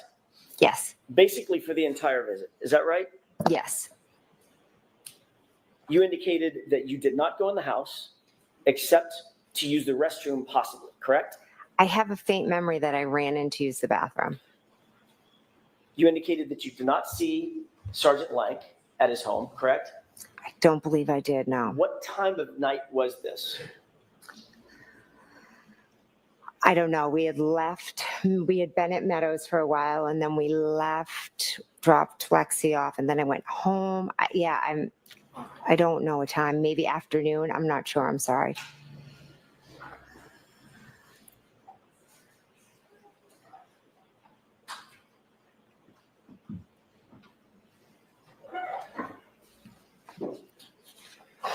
Your Honor, I have a 10-page document that I'd like to have marked as identification with the court's permission. Sure, show Mr. Brennan on your way up.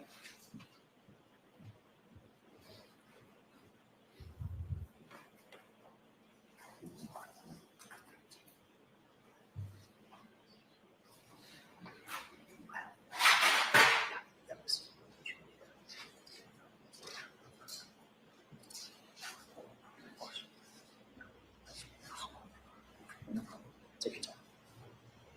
Mr. Brennan is just going to review that document. I have no problem with that. Thank you. Good? Okay. May I approach? Yes. Thank you.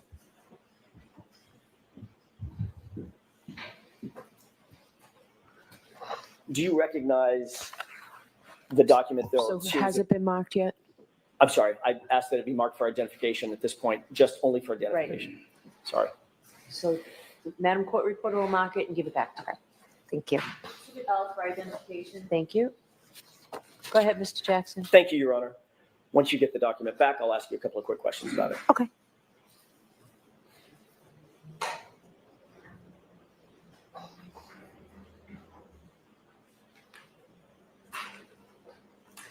Thank you. Sorry. You have the document in front of you? Yes. Let's take a look at the first page of that document just to orient yourself. Do you see that that appears to be a map, generally? All right, so I'm just going to ask you to take a look at the document and don't describe it. Sure. Take a look at the first page and tell me if you recognize anything on that page. I do, yes. What do you recognize generally about that document? Yeah. I'll see counsel at sidebar. May I have that, please, Ms. McCabe? Sure.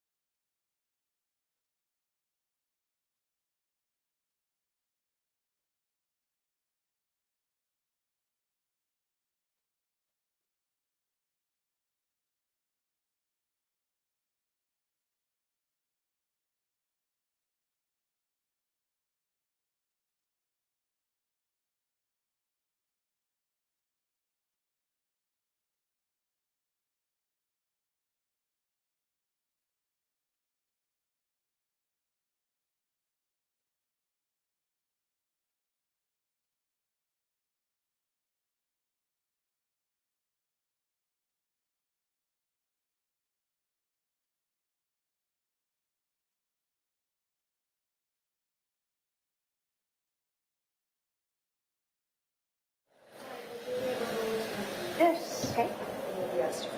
Thank you.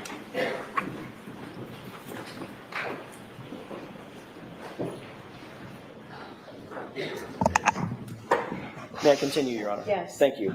Taking a look at that first page, do you recognize a location that's pinpointed on that page? I do. Okay, without telling me the address, what do you recognize that as being? My house. Okay, and do you see in the call-out box in the middle of the page, Yes. do you see a date and time? Yes. What is the date and time? It is January 30th at 12:13. Take a look at page 2 on what's been marked for identification. Okay. Do you see a location pinpointed on that page? I do, yes. What do you recognize that location as being? John O'Keefe's home. Is that what we've talked about on Meadows? Yes, Meadows. Do you see a time and date for that location? Yes, 1/30/2022 at 12:19. At 12:19 p.m. Yes. Okay, thank you. If you could turn to page, pardon me, 4, skip over page 3 and just go straight to page 4. Mhm. Do you recognize something that's been pinpointed on that map as well? Yes. What is that? Again, don't give me the full address. What is that location that's pinpointed? That is my house. Okay, and do you see a date and time for that location? Yes, that's 1:30 at 5:21. When you say 1:30, January 30th. Sorry, January 30th, 2022 at 5:21. Okay. Looking at page 5, do you see a location Yes. pinpointed on that map as well? Yes, I do. And what's the date and time of that location? That is also 1:30, 2022, and that is at 5:28. Got it.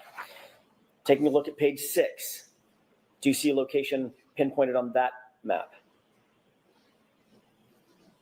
Yes, What is that, again, what is that location? that is 1:30, 2022. The location, the address? Oh, I'm sorry. That is Fairview. Appear to be 34 Fairview? Yes, And what's the date and time? 5:36. Taking a look at page 7, do you see anything located on that, a pinpoint location on that page? Yes.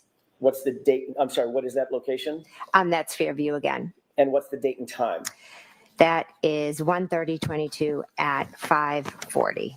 So just to be clear, the page before was 5:36 and this page is 5:40.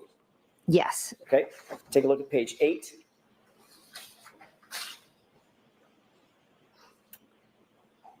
Do you see what's pinpointed on that page? Yes. What is that location without giving me the address? I believe that's Mike Lanks. What's the date and time? 1:30, 2022. January 30th, 2022. And Yes. the time, please? 5:43.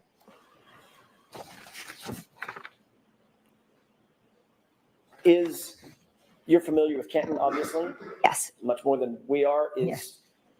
driving time from 34 Fairview to Michael Lank's house consistent with about 3-4 minutes? It could be with they have multiple stop signs Okay, and due to the weather. right. Taking a look at page 9, Yes. do you see another pinpointed address? Yes. I believe it's the same one Okay, the same address on, as Oakdale? Mike Lank. okay. And what's the time, what's the date of that? 1:30, 2022, and that is 6:28. And 6:28 is about 45 minutes after 5:43, give or take, correct? Yeah. Finally, the last page, page 10, do you see yet another pinpointed address? I do. Yes. Is that your address? Yes, it is. Okay. And what's the date and time of that pinpoint? That is 1:30, as well, and that is at 6:34. And would it be safe to say that your address from Mike Lank's address, maybe 6 or 7 minute drive? Yeah, depending. Mhm.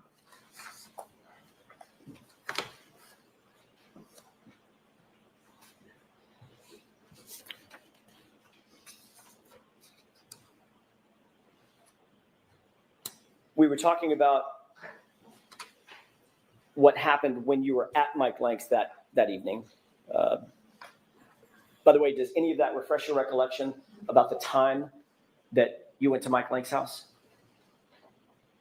Yes, I knew it was after Meadows and later in the day. Yes. So closer to 5:45, 6:30, correct? Yes. This is in January in Boston, is that right? The greater Boston area. Yes. Gets dark really early. Yes. It was a blizzard. The night before. Yes. Safe to say that it was dark out. Yeah, I Safe to assume. say it was cold out. Yes. The blizzard was still brewing, correct? I think it had stopped snowing by then. Still freezing cold.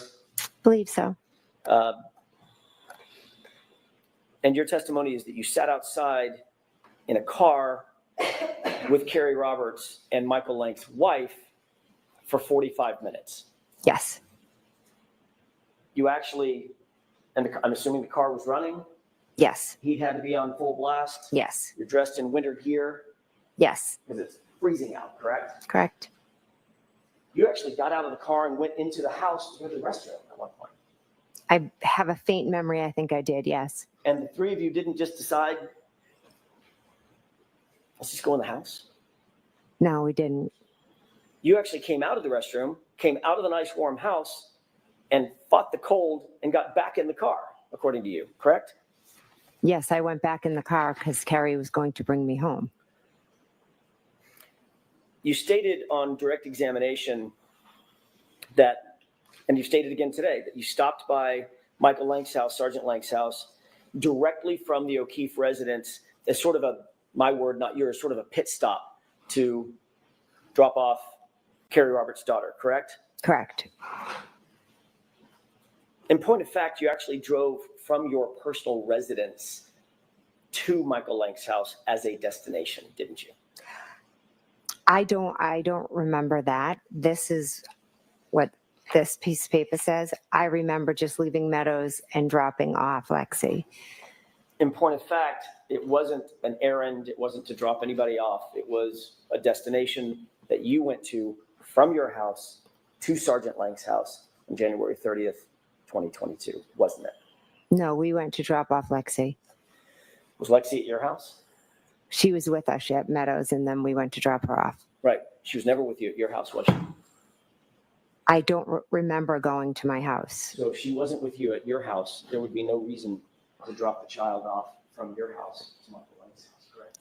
Lexi was in the car with us, and we dropped her off at Michael Lank's. That's why we went to Officer Lank's house, yes. And in point of fact, you actually went from your house and did make a pit stop to 34th Fairview before you went to Michael Lank's house, didn't you? We drove by and stopped, yes. Slowly stopped, yes. You went in the house and spoke with someone. No, I never went in the house. Why'd you come go by and just stop? I think Carrie and I just went by to take a look at it. We were still trying to figure everything out. Stayed there for 46 minutes?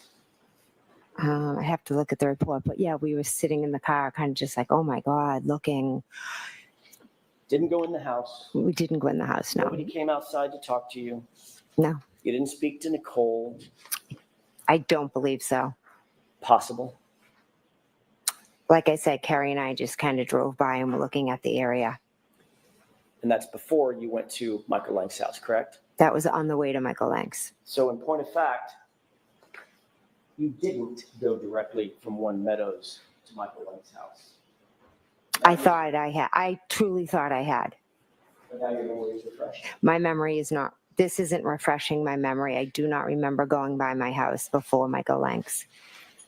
Do you remember testifying a year ago that,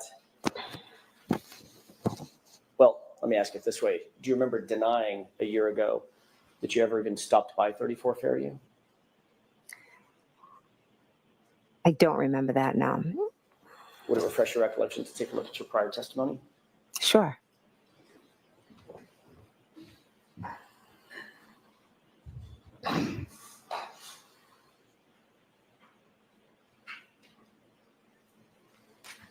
Take a look at that page, the top highlighted. Mhm.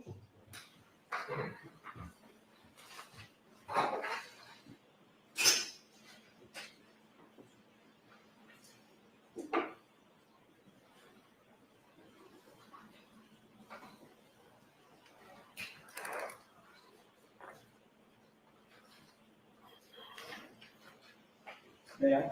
Yes. Thank you. Thank you. On May 21st of last year, you were asked about this very thing in a prior proceeding, correct? Correct. At that time, you denied altogether ever going by 34 Fairview, correct? No, I believe the paper says I never stopped by, but we drove by. And now you're saying that you did stop. Stopping by and driving by meant something different to me. Stopping by, I look at as like, then you pop in the house. Driving by is you just drive by. So we just drove by slowly and kind of looked at the scene. And Ms. McCabe, I think you just said that you may have even spoken with Nicole. I didn't speak with Nicole, no. We were in the car, Carrie and I, and Lexi. You're denying that you ever spoke with Nicole or any other member of the Albert family or anybody at 34 Fairview as you sit here today. As I sit here today, I'm telling you that we slowly drove by. So again, last question on this point.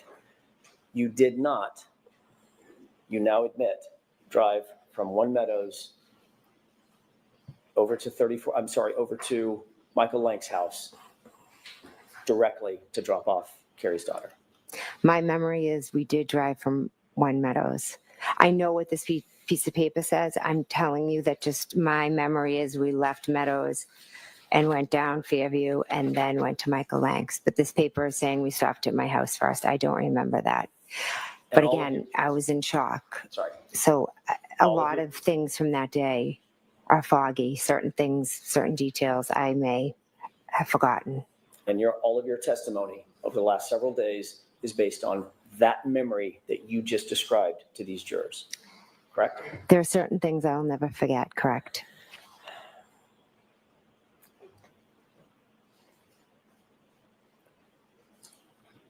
I'm going to ask you a couple of questions. You may, depending upon your answer, depending upon what you just answered, you may or may not remember. But let's see. Okay. Isn't it true that at 12:13 p.m. you left 12 Country Lane on January 30th, 2022? Yes, according to this, yes. Isn't it true that at 12:19 you arrived at One Meadows, the O'Keefe residence? According to this, yes. Are you asking her regarding? I'm asking her memory, not according to the document. Oh, my memory. I don't remember exact times. Thank you.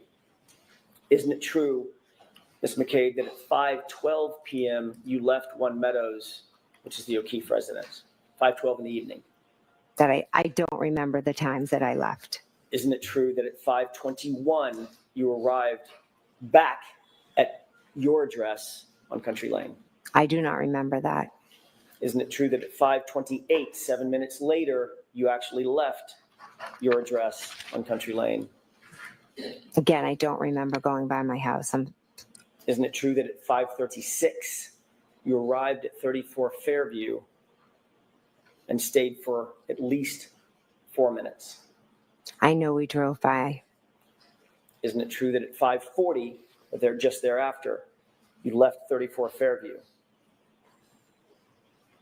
I know we left and went to Mike Lank's. And isn't it true at 5:43 you arrived on that Oakdale Road address at Sergeant Lank's house?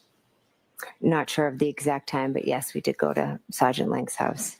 And isn't it true that at 6:28, almost 45 minutes later, actually a little better than 45 minutes later, you left that address at Michael Lank's house and drove back to your house directly? After leaving Mike Lank's, I went home, correct? And you arrived at your house at 6:34, correct? According to the paper. What about according to your memory? I don't remember exact times. Mr. Jackson, is this a good place to take a break? It is. Do you I'm about have a to shift while gears. more? Okay. Yes. All right, jurors, we will take our morning recess. 15, 20 minutes, we'll see you back. And this will be again if we just go home. Break this way, jurors.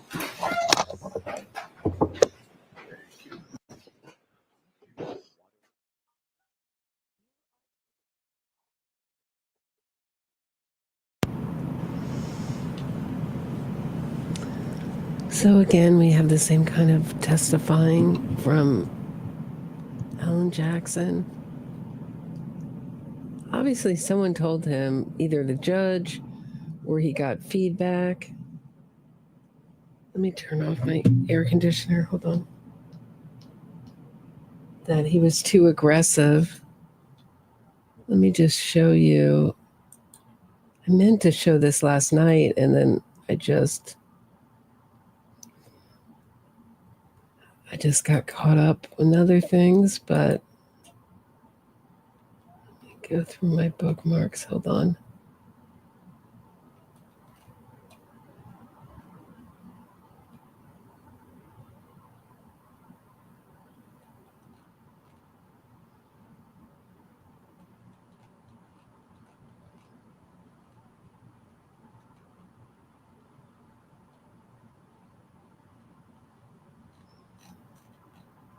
Let me see if I can find it. I thought I bookmarked it. But Free Karen Reed is just...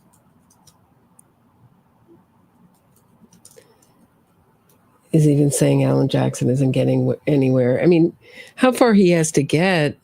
He's supposed to be developing third party here.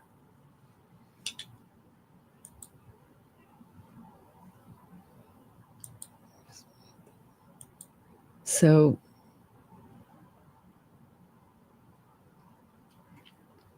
I don't think he's making Jen McCabe look suspicious. Oh, here it is. Here it is. Okay. That's your fault, Mr. Jackson, These are all the because you're not usual being Free precise. Karen Reed grifters.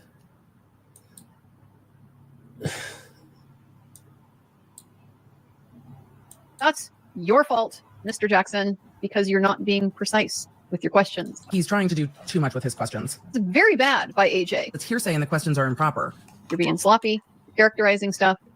You're not being precise, targeted, focused, direct. What he wrote in the report, he should not be saying to her. He's losing as soon as he got argumentative. There were times that I was like, move on. And it, to me, shows he is the one that's getting rattled by this. When everything is a big deal, nothing's a big deal. You being snarky with Jen McCabe is not your weapon. You have to wait for the officer. Why do they talk like that? If everything is a big deal, then nothing is a big deal. If I over enunciate every word, then maybe you'll think I'm saying something very important. Or do they just say these things for like the few Karen Reed is guilty people in the audience before they go on to praise Alan Jackson? Are these just select clips? Let me know if you've listened to them talk about this cross. If Bev isn't letting him impeach, it's because he's not laying the foundation for impeachment. It's improper. As soon as you just got bowled into that, arguing with her, you just lost. Sorry. I know you guys don't want to hear it. If the prosecution was doing that, the defense would ask for a mistrial. You're being argumentative. Because him reading it in is improper. And he said it like 4 times now. He's getting lost in the weeds, I'm afraid. Just don't know how this is coming across to the jury. Email EMP. All right, we're going to end this now. Your Honor, I have one more question. Oh, shit. Go ahead. I can't end it like this. Okay. Holy shit. This is deteriorating. He's going to be so fucking pissed. What is this? What are these fake reactions?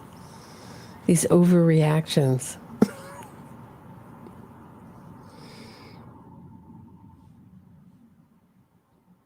He's not doing it right. That's the problem. Alan Jackson has pissed this judge off about as much as you can piss off a judge today, it seems. Mr. Jackson is the lead attorney on the team. He is making most of the decisions about how all this is going, and he thinks he's the one to do this. Maybe it hasn't even come up that it should be somebody else. But she tells him to stop with the comments, and he doesn't. He's not getting what he wants because he's not doing it right. He says, I can't end it like this. And she's like, fucking hell. He's not doing it right. That's the problem. Makes sense that Jackson was like, I can't leave it like this because they were right at that 4 o'clock hour. And there's no court tomorrow. I'm not mad about it. Don't get me wrong. I'm not mad. Emily, what are you doing tomorrow? I'm going to sleep the fuck in. Ugh.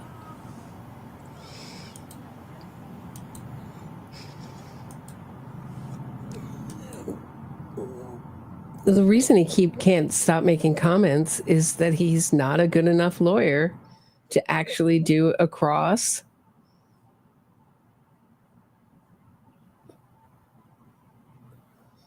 Where he doesn't testify. He has to testify for the jury, argue for the jury, at the same time that he's doing these crosses.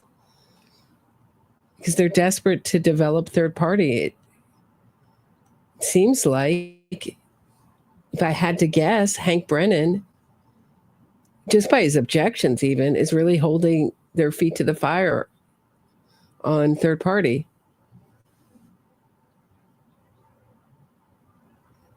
They can't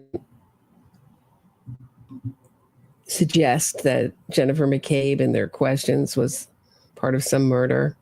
So developing it's like if I would think that Hank Brennan, if the judge isn't going to hold their feet to the fire, he will.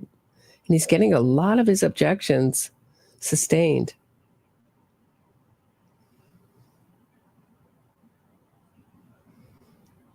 Curious if Alan Jackson the shine has worn off a little bit with Alan Jackson and this judge. Let me know what are you guys thinking? Is anyone out there think the same thing?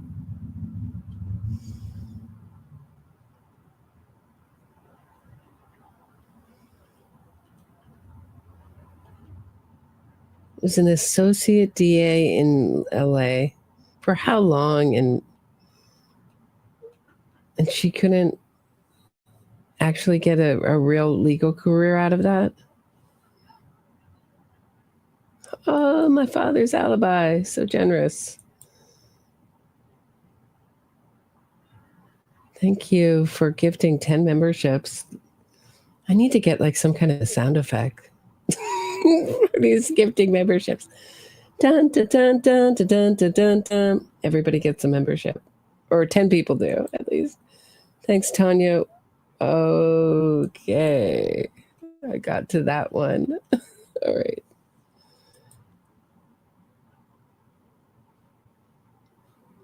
Yeah, but you shouldn't be able to. DA, you still make in Los Angeles, you still got to make $200K. But she couldn't. Yeah.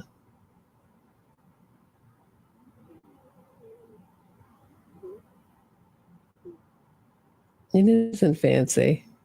I know, but still, you're still working in the DA's office.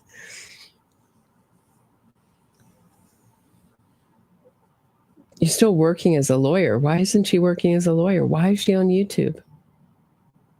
Oh, Patty. So nice to see you. Thank you so much. Ba-da-da-da. Everybody gets a membership. You get a membership. You get a membership. Thank you.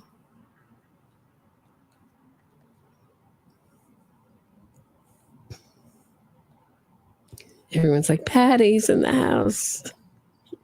Check out her channel, Patty's Playhouse. And check out My Father's Alibi, 2 excellent channels. I wonder if Patty's watching this. Or she's working. It's like the never-ending cross-examination.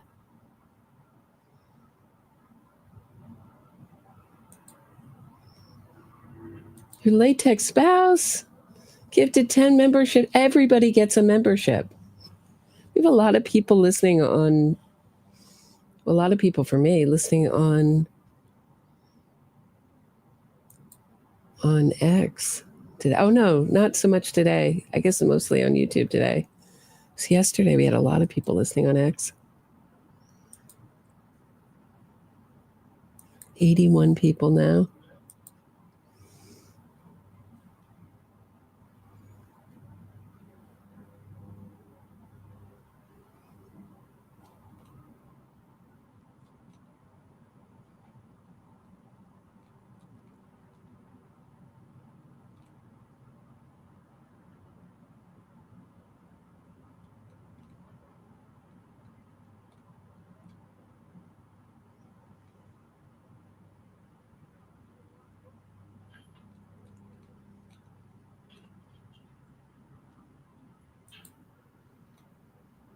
Oh my gosh, everybody gets a membership now.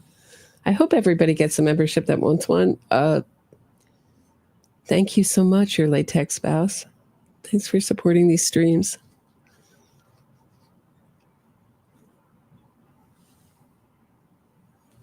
These are entirely listener-supported streams. Solely. So I really appreciate it. Your latex spouse, Patty. My Father's Alibi for kicking it off. I really appreciate it.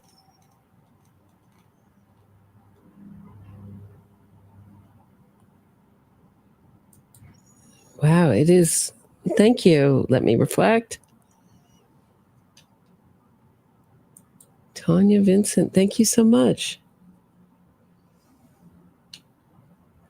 We got to do something with all these new members. Maybe Saturday in the day we'll do something. I don't know. When's a good time to do some kind of member only thing?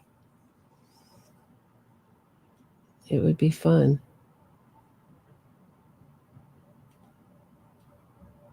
It's super cool. It's super cool, Patty. How cool is it? Super cool.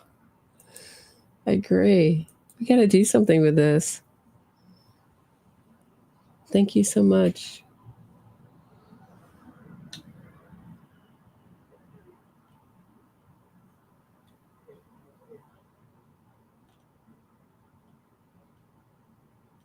Maybe make that Alan Jackson and David Yannetti support group. We meet on Saturdays. He's hard to take.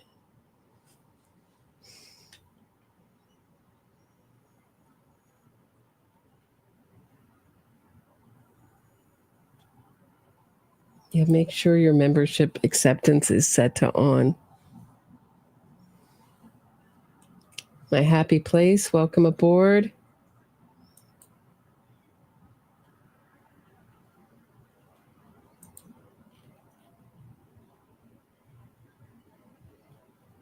Yeah, I've never been gifted a membership in other chats. It's so weird. It's so weird the way they're randomly, we're just randomly out. Like Jennifer Ray, I can't believe you're always in here. How can you not? How can you not be a member? How can you have not gotten a membership? I don't get it. Julia Gulia, thank you for gifting 5 memberships, keeping it going, keeping the trend going.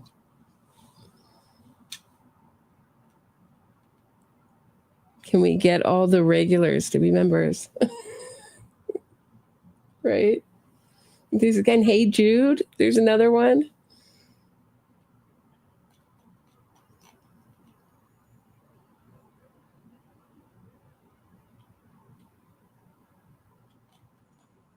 Wesley, I've been a mover for donkey years. It's raining free memberships. It is. It is raining. This is the coolest. Thank you, guys. I really appreciate it. Unexpected and very cool.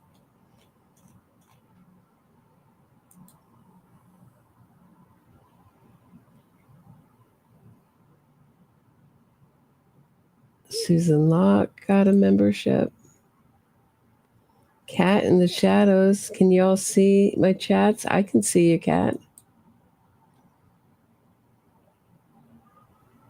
I appreciate you, Latex. Whoa!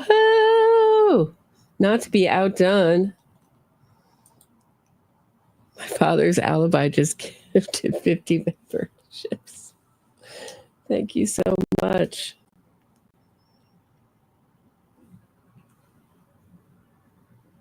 Gotta do something with this. Thank you. That's really kind. Very sweet, Allison.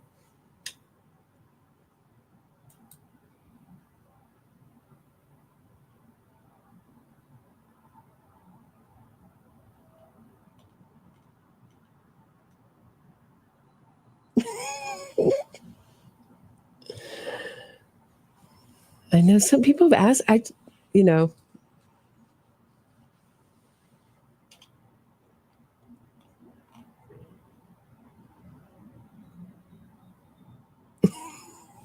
Jennifer, right? Maybe you're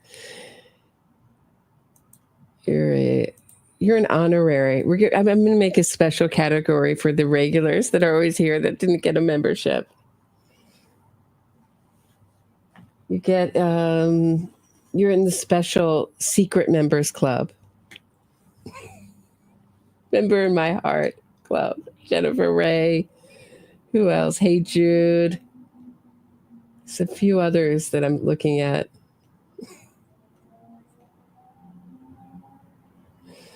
Kim Britt. Yala. Who else? There's one more. PK, you guys. She Fly 9. Thanks for becoming a member.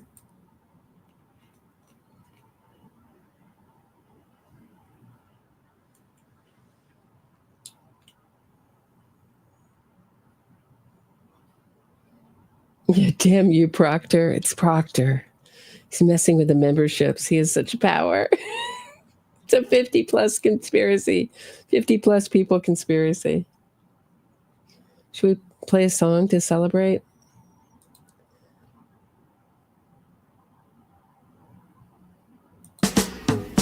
Everyone is waiting for me to arrive at the bar.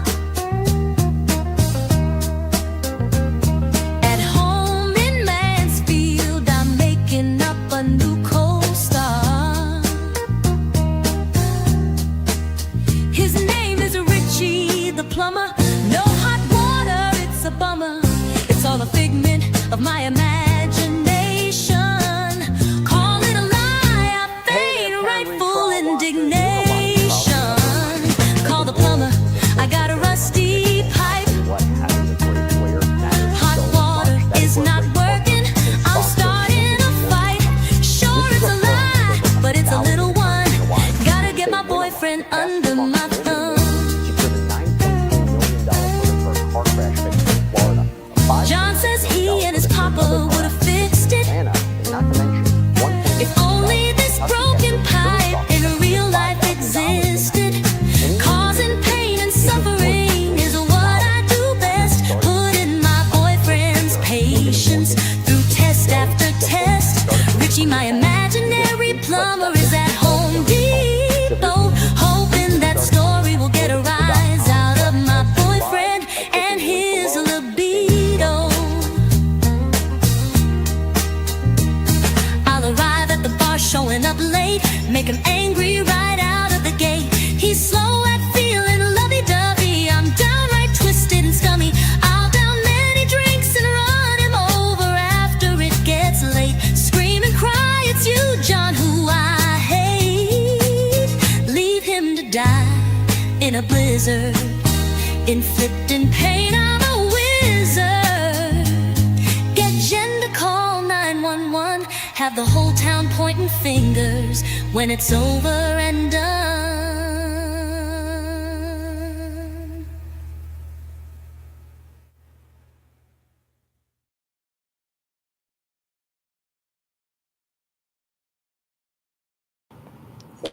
Kat, how are you? Are you doing that live? Or are you taping it? Because if you're doing it live, I can simul stream it on this channel. But if you want to tape it, I understand, and edit it. Probably either way, it's cool with me.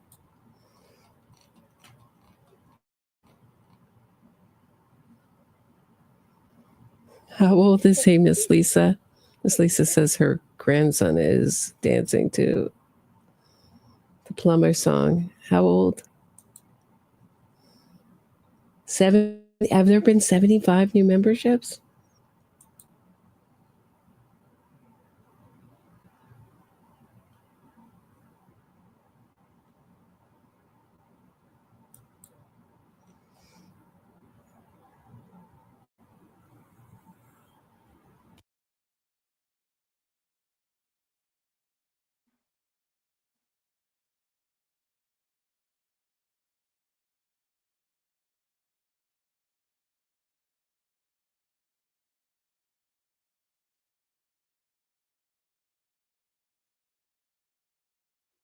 I'm sorry I missed it. She Fly gifted 10 memberships.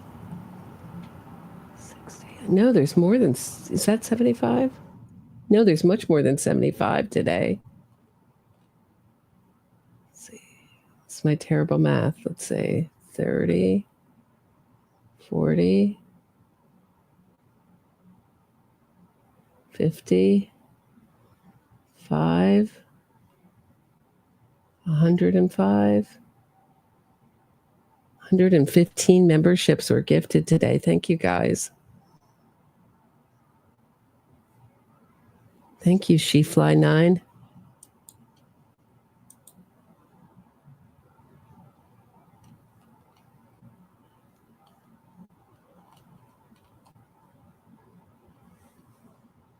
Woohoo. So generous. Yeah, I appreciate it.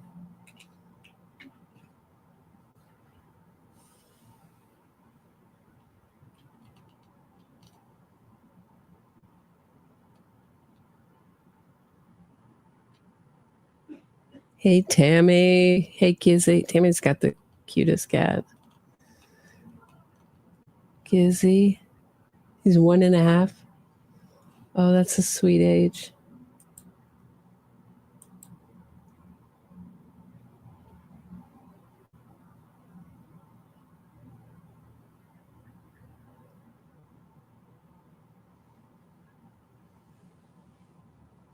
Yeah, bring back Hank. I want the redirect. So, what I would ask is, so did you do all these things to cover up a murder, Miss McCabe? Are you hiding that you were secretly a part of a murder? Just come out and say it. No. I guess Alan Jackson is doing everything but saying that. Oh, there's the little dude again. You're weighing in. What do you think of Alan Jackson? Kitty? No?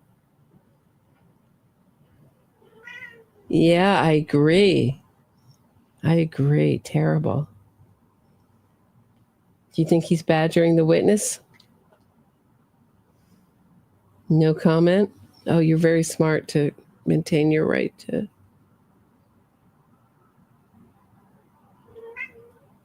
Yeah, I'll post it. If you're doing it live, I'll post it. Hold on. I gotta let my cat out.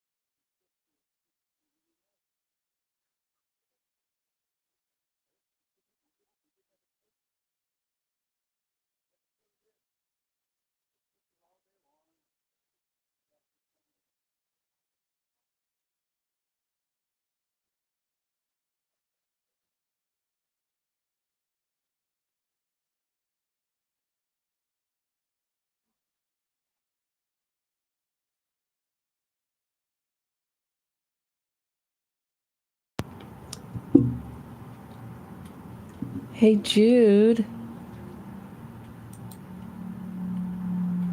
Tammy, thanks so much. Patty's Playhouse and Kitty, shout out. YLSMFA, Allison Tip. Roberta, love y'all. Aw, Tammy, thank you so much.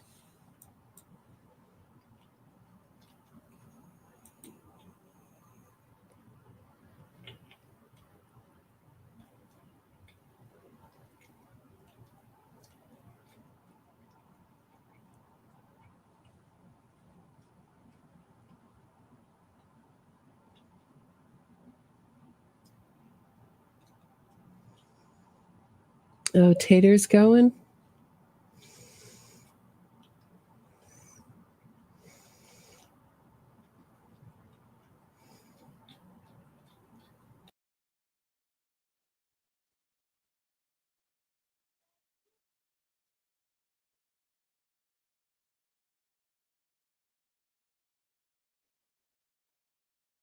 All right, have a good day at work, Tater. Thank you for moderating.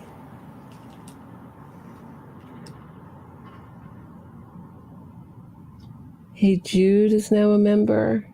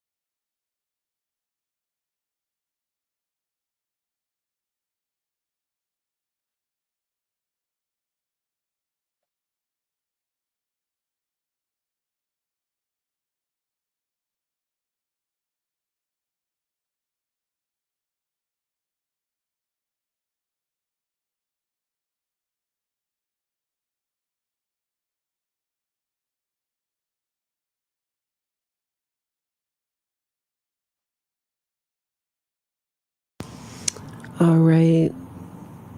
Jennifer Ray, I'm going to just give out a thanks to Tammy's made it possible. I'm going to give you a Patreon membership. I hope you're not already a Patreon member.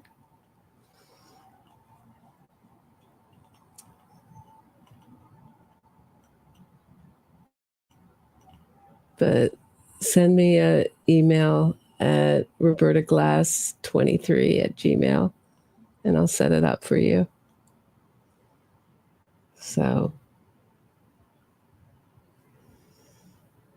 thanks, Tammy, for gifted 5 memberships, and I'll be giving them out during the week.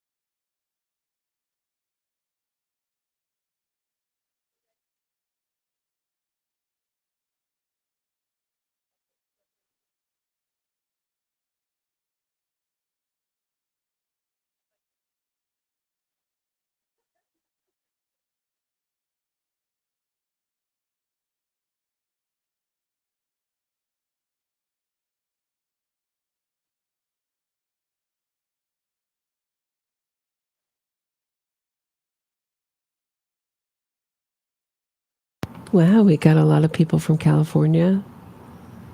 Cinnamon Bun, California. Jennifer Ray's and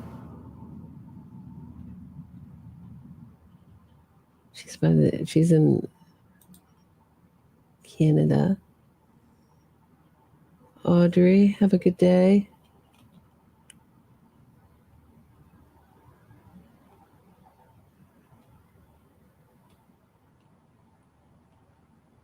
Thanks, Mara and Cal. You guys rule.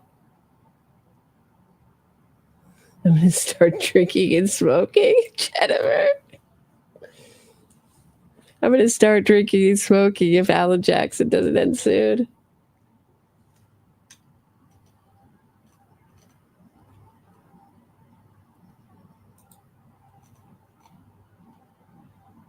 Right? I mean, he's like, it's just, he has nothing.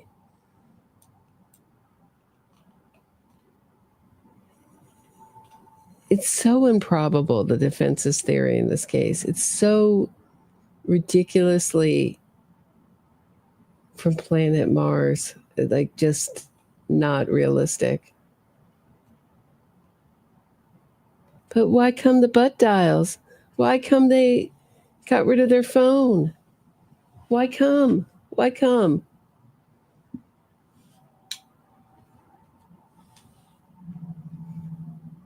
Why come, Roberta? Why come?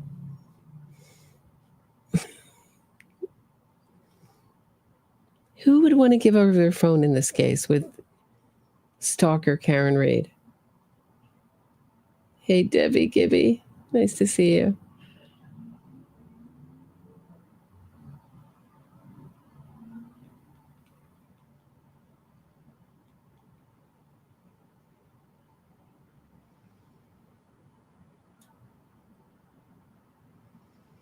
Butt dials are criminal, right? I don't even think those phones, some of those calls connected. And she certainly didn't, Jennifer McCabe certainly didn't delete anything. I just noticed that they steal everything from our side. So they steal the Justice for John O'Keefe thing and support Justice for John O'Keefe by supporting his killer. And then now Aidan Carney is calling Jennifer McCabe a psychopath. Psychopath is you and Karen Reed, dude. He's so telling if you listen to, I mean, he really tells on himself a lot if you listen to his live streams.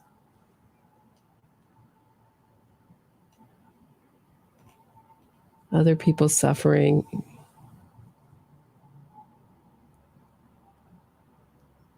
He really just takes real pleasure in other people's suffering.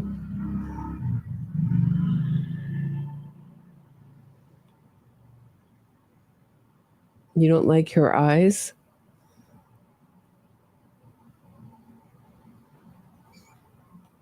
They're...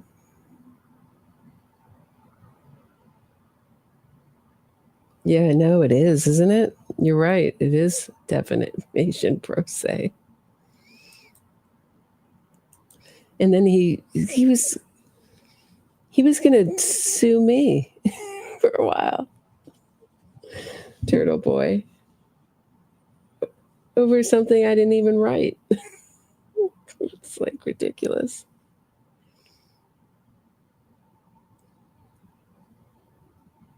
Just like doing all these like big man things online. Like we're going to get to know each other real well. I'm going to be suing you, Roberta.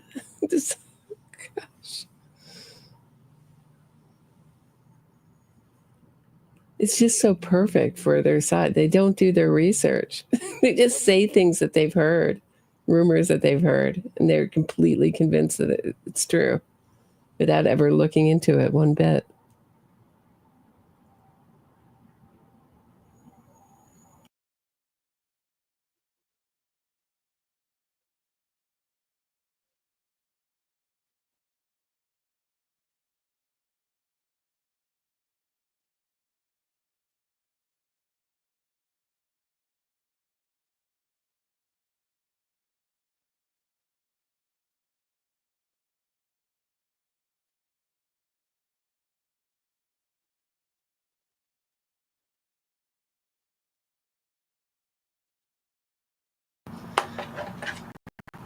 How does it seem a mess?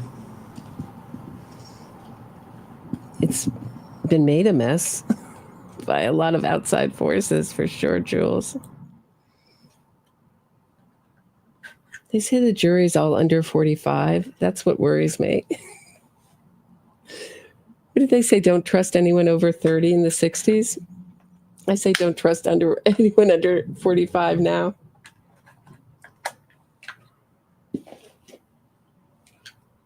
Actually, I do have some friends who are under 45. Maybe make it 40, 35.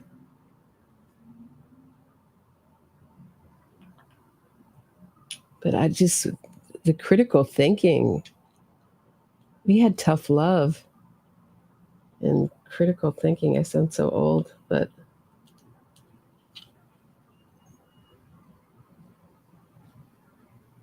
I don't know about this younger generation. I hope they can put it together. I hope their thinking caps are on.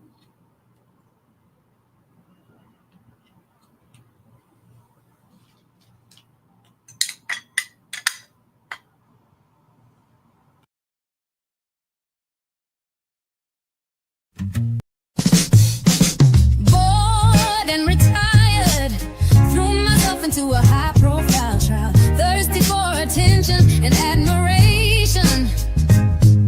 I'm the best expert in the entire nation. Get paid to lie by the hour, making stuff up is my superpower. I see dog bites. I see dog bites. Just pay me and I'll tell you they are dog bites. Limp to the stand, decked out in polyester. Lay my lies on the court and let them fester. Oh, puncture wounds in the shirt. Testified to a great deal, I'm certain. Hell, they'll say anything. It's the prosecution that's got the burden. I'm the best expert that's ever been. Who else can testify to a dog bite by a canine without a chin? Don't need evidence to state my claims. There's a lot of hounds in the world. One's got to be blamed. I'll do anything to get rich and get off killers. Pay me extra, I'll blame gorillas.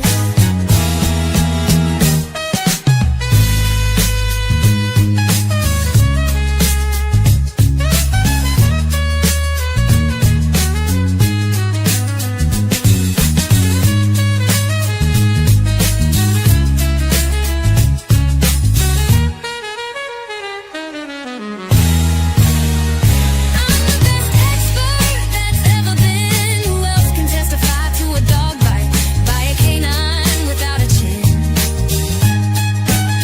Don't need evidence to state my claims. There's a lot of hounds in the world. One's got to be blamed. I'll do anything to get rich and get off killers. Pay me extra, I'll blame gorillas.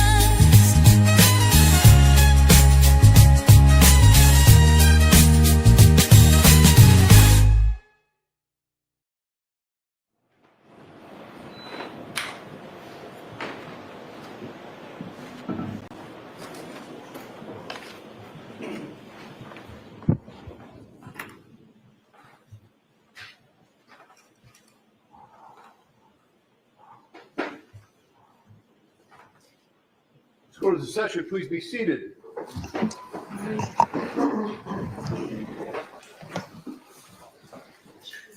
So, jurors, that break was longer than I told you it would be. We were waiting for some records to be printed, so it took a while, but we appreciate your patience.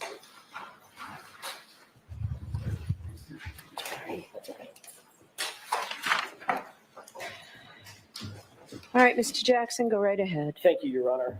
Ms. McCabe, I want to shift gears to some phone calls that you had with Trooper Michael Proctor back in January of 2022, moving forward to February and March.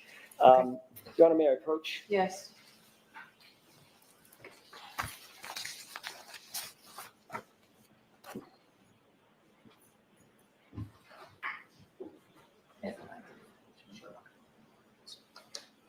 Can you tell me, Ms. McCabe, if you recognize those documents that I just handed you?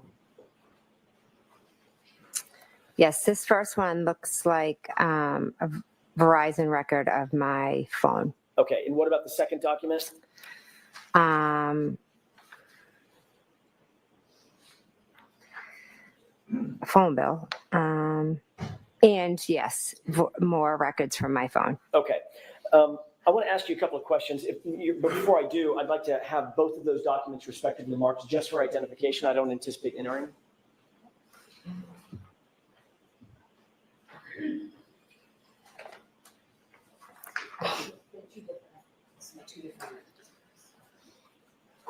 It's M and N for identification.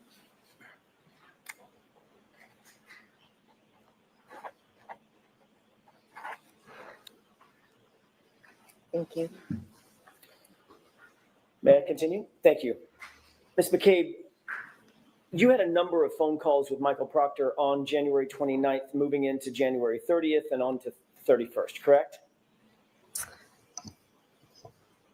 Are you asking her to read the records or? Not yet. I will in just a All second. right, so turn the records over, see if you can answer the questions without looking. Okay. You had a number of phone calls with Michael Proctor in the days and hours following the incident, correct? Yes, I know I had some phone calls, yes. I'm assuming you don't remember exactly the time and duration of those phone calls as you sit here? Correct. Would it refresh your recollection to look at your phone records that you supplied for this time period? Sure. There's two different documents, Ms. McCabe. One of them starts with January 29th. Can you grab that document, please? Sure.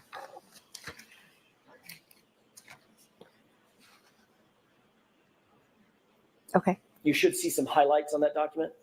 I do. Did you receive a phone call from Michael Proctor at about 10:54 a.m. on January 29th, a couple of minutes in length? I object to the form. Okay. So you asked her if this would refresh her recollection. You need to ask her if this refreshes her recollection. Sure. Do you remember, as you sit here, a phone call at 10:54 a.m.? I remember getting a call. I don't remember the exact time. Would it refresh your recollection to look at the document that you're holding as to the time of that phone call, time and date? I see what the document says, but I just, in my head, if you ask me what time did he call you, I don't remember. Do you have any quarrel with the accuracy of that document? No, it looks pretty accurate. Okay. It looks right. It looks possible, yeah. All right. Did you receive, as you sit here, do you recall, does that refresh your recollection that you received a phone call from Michael Proctor about 10:54 in the morning? Does that refresh your memory now? I know I did receive a phone call from him, yes. At that time? I don't know the exact time. All right, so the answer is no. Was it mid-morning? Yes. Did you receive another phone call on the 29th around? Without looking, so this is again, you're being asked questions. I'm going to go through this with each one of these calls. There's not that many, but a few. Okay. Okay. On the 29th, did you receive a phone call at around 12:49? I know I received a phone call. I, again, don't remember the time. Would it refresh your recollection to look at that document, the next line down or the next phone call with that number? Yes, I see that there's a call on this record. Okay. Is your recollection refreshed that you did receive another phone call on the 29th from Michael Proctor? Is your recollection reflect, do you now remember independently that? I don't remember the specific times, no, but I do remember that he did call me, yes. Okay, so there's two phone calls. Excuse me? I only object to the form. I don't object to the record. All right. Sorry.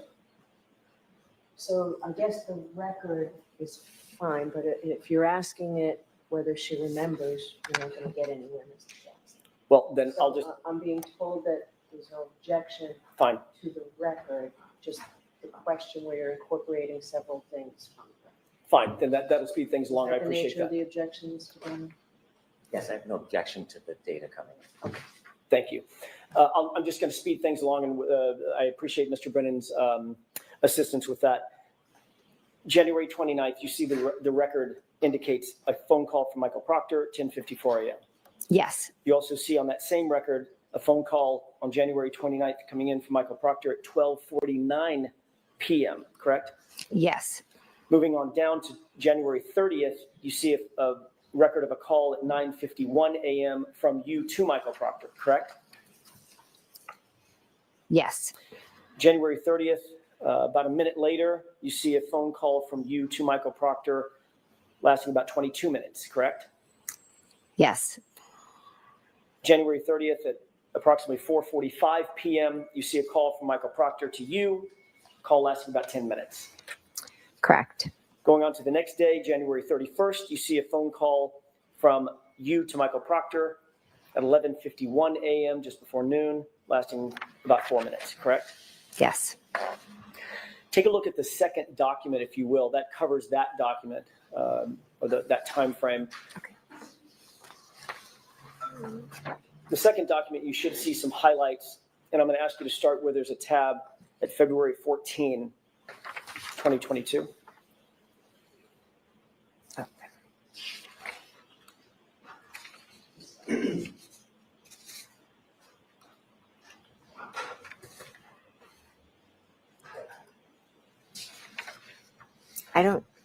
Am I looking at the second one or the? May I approach you? Yes. Wait, this one? Yes.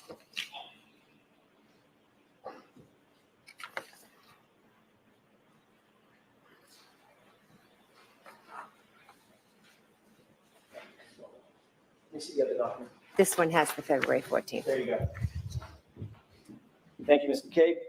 Taking a look at that document, and by the way, for the record, which one is that, M or N? This is M. M as in Mary. Mary, yes. Thank you. Do you see a record of a phone call on February 14th at about 3:55 p.m., lasting about 17 minutes between you and Michael Proctor? Yes. February 17th at about 5:19 p.m., is there a record of a call between you and Michael Proctor at that time? Yes. February 28th at about 12:48 p.m., is there a record of a call between you and Michael Proctor? Yes. On the same date, February 28th, do you see a call at 4:34 p.m. with you and Michael Proctor? Yes. March 1st at 10:16 a.m., do you see a record of a call between you and Michael Proctor lasting 10 minutes? Yes. March 1st, you should see two calls, one at 4:51 p.m. and one at 5:06 p.m. Do you see those two calls between you and Michael Proctor? Yes. One was 1 minute and the other was 2.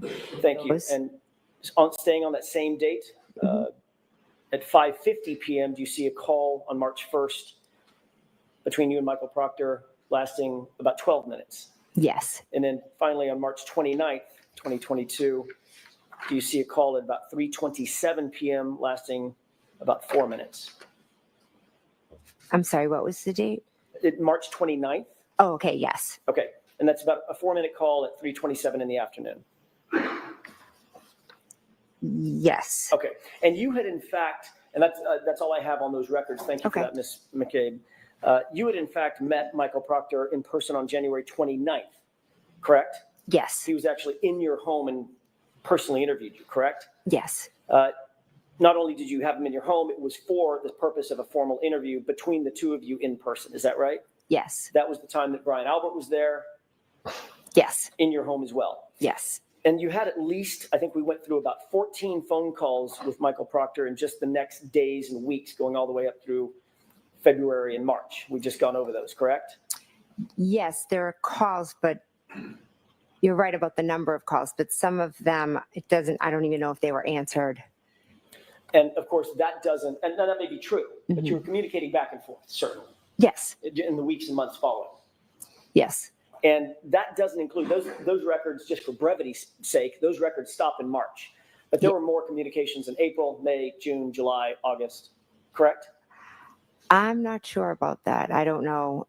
I think initially we communicated, but I'm not sure how long it went. So, and then I know we started communicating again in the summer of 23, I believe, or April of 23. So you had spoken with Michael Proctor on the phone many times. We've just gone over those records, correct? Yes. You met him in person on the 29th. Yes, when he came to interview me at my house, correct? You just took the words out of my mouth. That was for a formal interview with you, correct? Yes. And it was in your house that you met him for that formal interview. Yes. And that was probably for some time. It wasn't a 2-minute conversation. No. Then in September or October of 2023, you were interviewed by Lieutenant Tully, correct? I have been interviewed by Lieutenant Tully. I don't recall the date. And you indicated just now that you began picking up conversations with Michael Proctor again in the summer of 2023, correct? Yes. So there were many more communications at that time, just before the September-October timeframe of 2023. Yes, but that was in regards to something different than this case. Not the subject matter, but you had met him and talked to him more times in the summer of 2023, correct? I never met with him. I just spoke with him. Okay. In that interview with Trooper Tully, you were specifically asked about your relationship with Michael Proctor when Trooper Tully sat down with you in that, I think it was a September or maybe it was an October interview, correct? I don't remember the specifics of the interview. He asked you specifically whether or not you had met Michael Proctor, whether or not you had any sort of relationship with Michael Proctor. Is that right? I'm not sure the specifics of the interview. Isn't it true that you told Lieutenant Tully that you had, quote, never met Trooper Proctor prior to September of 2023? No, because Michael Proctor was in my house in January of 2022. Exactly. The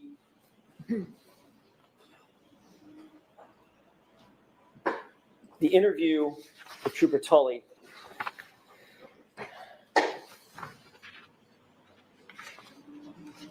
I may have just a moment, Your Honor. Okay.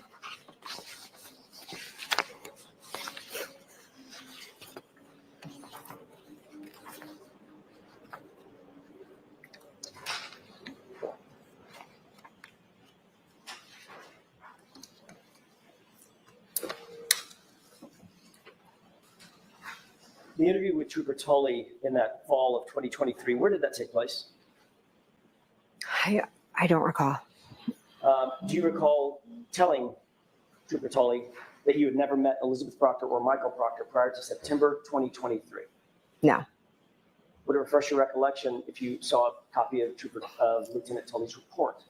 I don't need to see the report because I know I told him that I met him on January 29th when he came to my house. So again, Trooper Tully wrote that you never met Trooper Proctor before September 2023. That would be an error by him, correct? You have to ask for an instruction. So again, that is sustained.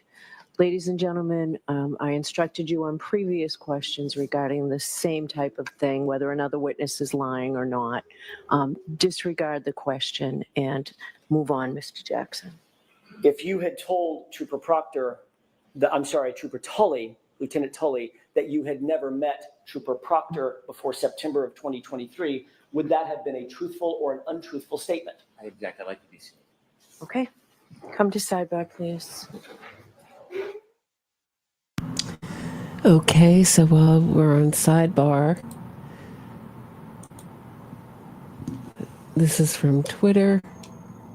For those wondering why the judge called a closed meeting with the O'Keefe family, here's the best explanation I could find from a courtroom reporter, a real one. Karen's dad was having a coronary because Jennifer McCabe stood her ground with Alan's stutter and fumble cross. The 11 a.m. delay wasn't about motions or logistics. It was about babysitting grown adults who can't behave in a courtroom. Judge Cannoni was forced to drag the Reed family and their band of court groupies into a private tongue lashing. So that was the first reports that I got, that both families met with Judge Cannoni separately. After reports surfaced of them mouthing off to the O'Keefe family. But the real issue, Bill Reed reportedly had his own Karen moment, going full meltdown and screaming at Attorney Jackson to do his job and bring McCabe to her knees like he said he would. So while the defense spin tales of conspiracy and cover-ups, their own side is melting down in real time, disrespecting the court, harassing victims' families, and throwing tantrums when the fantasy starts falling apart.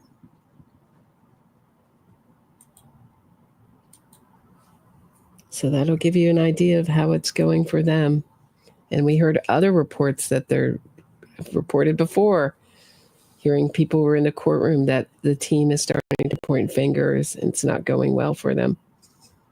You can see just the body language. Sometimes Yannetti has his whole back to Karen Reed, and Alan Jackson is pushing Karen away. It looks, certainly, we saw some of this last time, some little tensions between them, but just Karen's continuing to give interviews. We'll go over that tonight after court, calling Jen McCabe a liar, just sort of in a desperate attempt to keep the PR going. It may work. We don't know. But wow, yeah. So I thought the other curious thing that I didn't read is this person says it's from a reporter. This reporting is from someone in the courtroom who is documenting everything for a future project regarding domestic violence against men.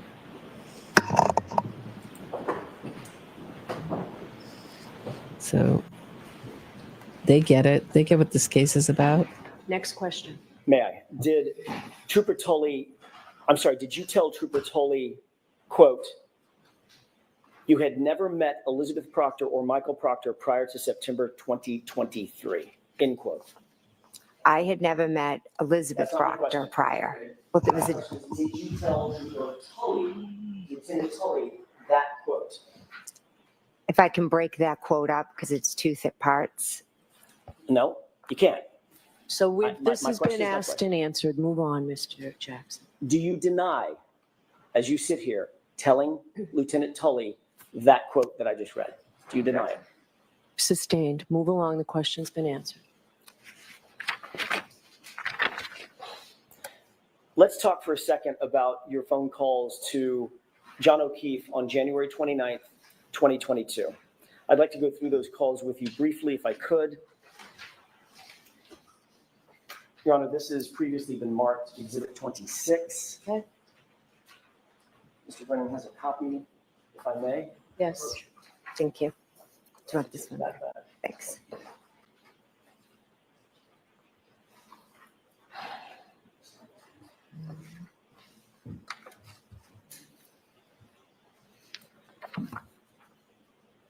You've indicated on direct examination and earlier on cross-examination that you had multiple phone calls to Mr. O'Keefe in the early morning hours of January 29th, 2022, correct? Correct.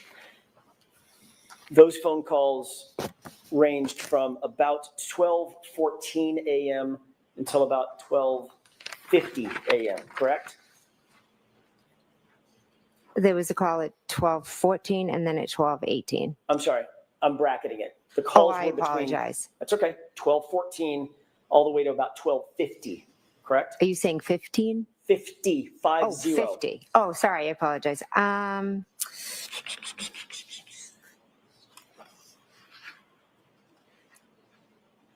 Yes. You called John O'Keefe at 12:14 and 31 seconds, lasting about 49 seconds, and that call was answered, correct? Yes. And you see that reflected in Exhibit 26, is that right? Yes.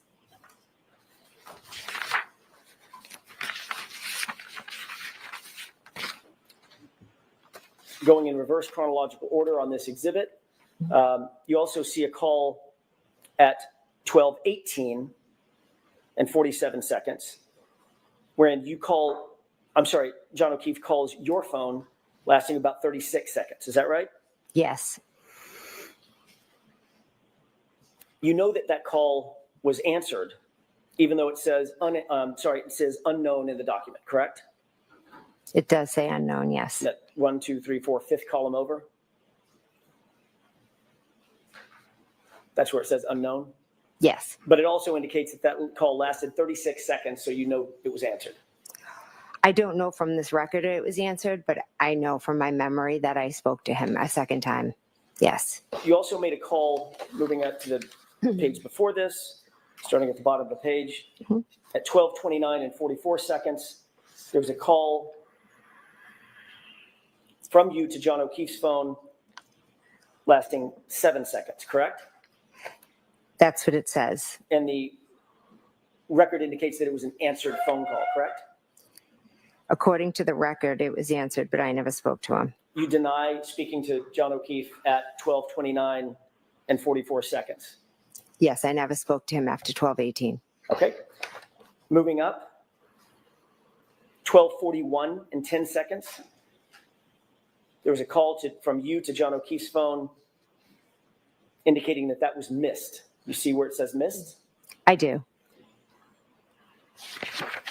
12:41 and 59 seconds. There was another call from your phone to John's phone, and that was also indicated as missed. Correct? Correct. 12:43, 19 seconds. You called John O'Keefe. That was a missed call. Correct. 12:46 and 16 seconds. You called John O'Keefe's phone, and that was a missed call. Correct. 12:47 and 52 seconds. You called John O'Keefe's phone, and that was a missed call. I'm sorry, which one was that? 12:47 and 52 seconds. Yes. At 12:50 and 37 seconds, you called John O'Keefe's phone, and that was a missed call as well. Yes. Ms. McCabe, there's 7 calls.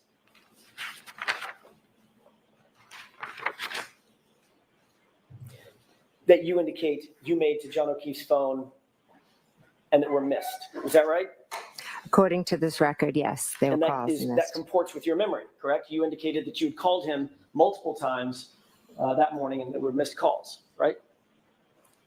I called him, but I also think that some of the calls I might have done inadvertently. Well, we're going to get to that in a second. My question is, that comports with your memory that there were several calls, according to the records, there were several calls made to John O'Keefe's phone, including 2 calls that you say you spoke to him, 12:14 and 12:18. I spoke to him at 12:14 and 12:18, yes. But you indicate every single call after that was missed, and you deny making those calls. I'm not denying it, I just don't remember. You've previously given explanation for what those calls were, these 7 calls that were missed between about 12:29 and about 12:50. That's 19 minutes. You'll agree, correct? Yes. If you divide 19 by 7, that's about every 2.5 minutes or 2.7 minutes, your phone is calling John O'Keefe's phone, correct? Correct.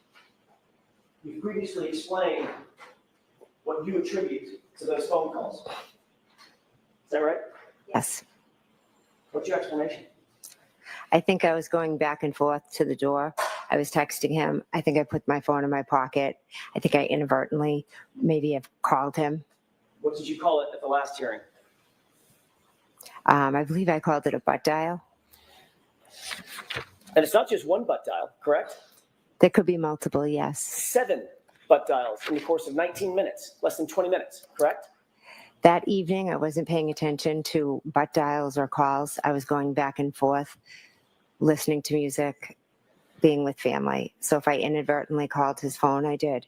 Not inadvertently called him once, 7 times, correct?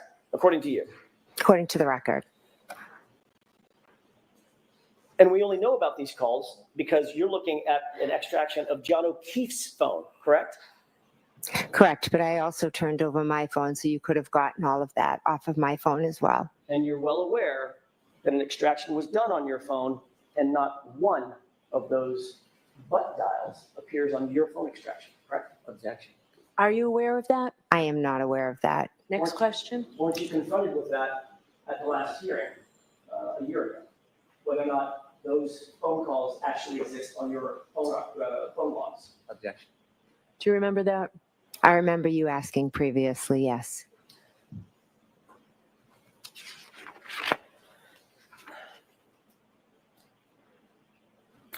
When you dial somebody by mistake, it requires several steps, doesn't it? I'm not sure. A lot of times I just put my phone down and the next thing I know, I think it's very common to do butt dials. So you have an iPhone, is that right? Or had an iPhone. I do, yes. And that iPhone required a biometric or a passcode to get into to even open the phone. Mine's not open right now, right? It's not open, correct. And it requires, your phone required some sort of biometric interaction with the phone, otherwise known as Face ID, or you put in a code, correct? Yes, or I could have been texting, and then after I texted, the phone was open, and I could have accidentally called John. That happens to me all the time. It also requires you to open the phone app, correct? For instance, if you're texting, you're in the text app. Is that right? Actually, I'm not. I'd have to sit and look at it Well, how often make phone calls? Okay. every day. Every day. Every day? Yeah. Hundreds of times a day, right? Not hundreds. Dozens of times a day. Yeah. You have to open the phone app to make a phone call. You can't call somebody from the texting app, right? Is that right? I'm not sure. I don't know what to tell you. There's a list of apps at the bottom of the phone. Yes. Messages. Mhm. Phone, right? Mhm. Is that yes? Yes, and maybe And I that's it. accidentally hit the So- last thing, the last call. Like since I had talked to John, However, at this point, I would ask the court to instruct the witness to answer my question. I believe she is. Go ahead and finish. You want me to approach? Okay?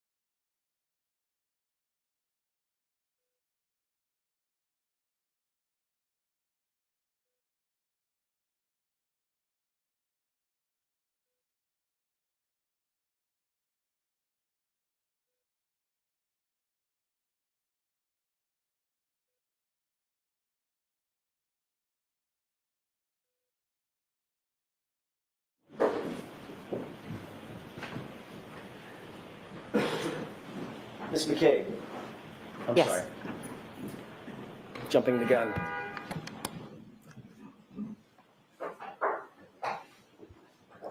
So let me, Ms. McCabe, answer only the question that's being asked of you, okay? Ms. McCabe, you're aware that when you're in the messaging app, you have to do something else volitionally to open the phone app, correct? correct? You have to touch the phone, is that right? Yes, That would open a separate app, correct?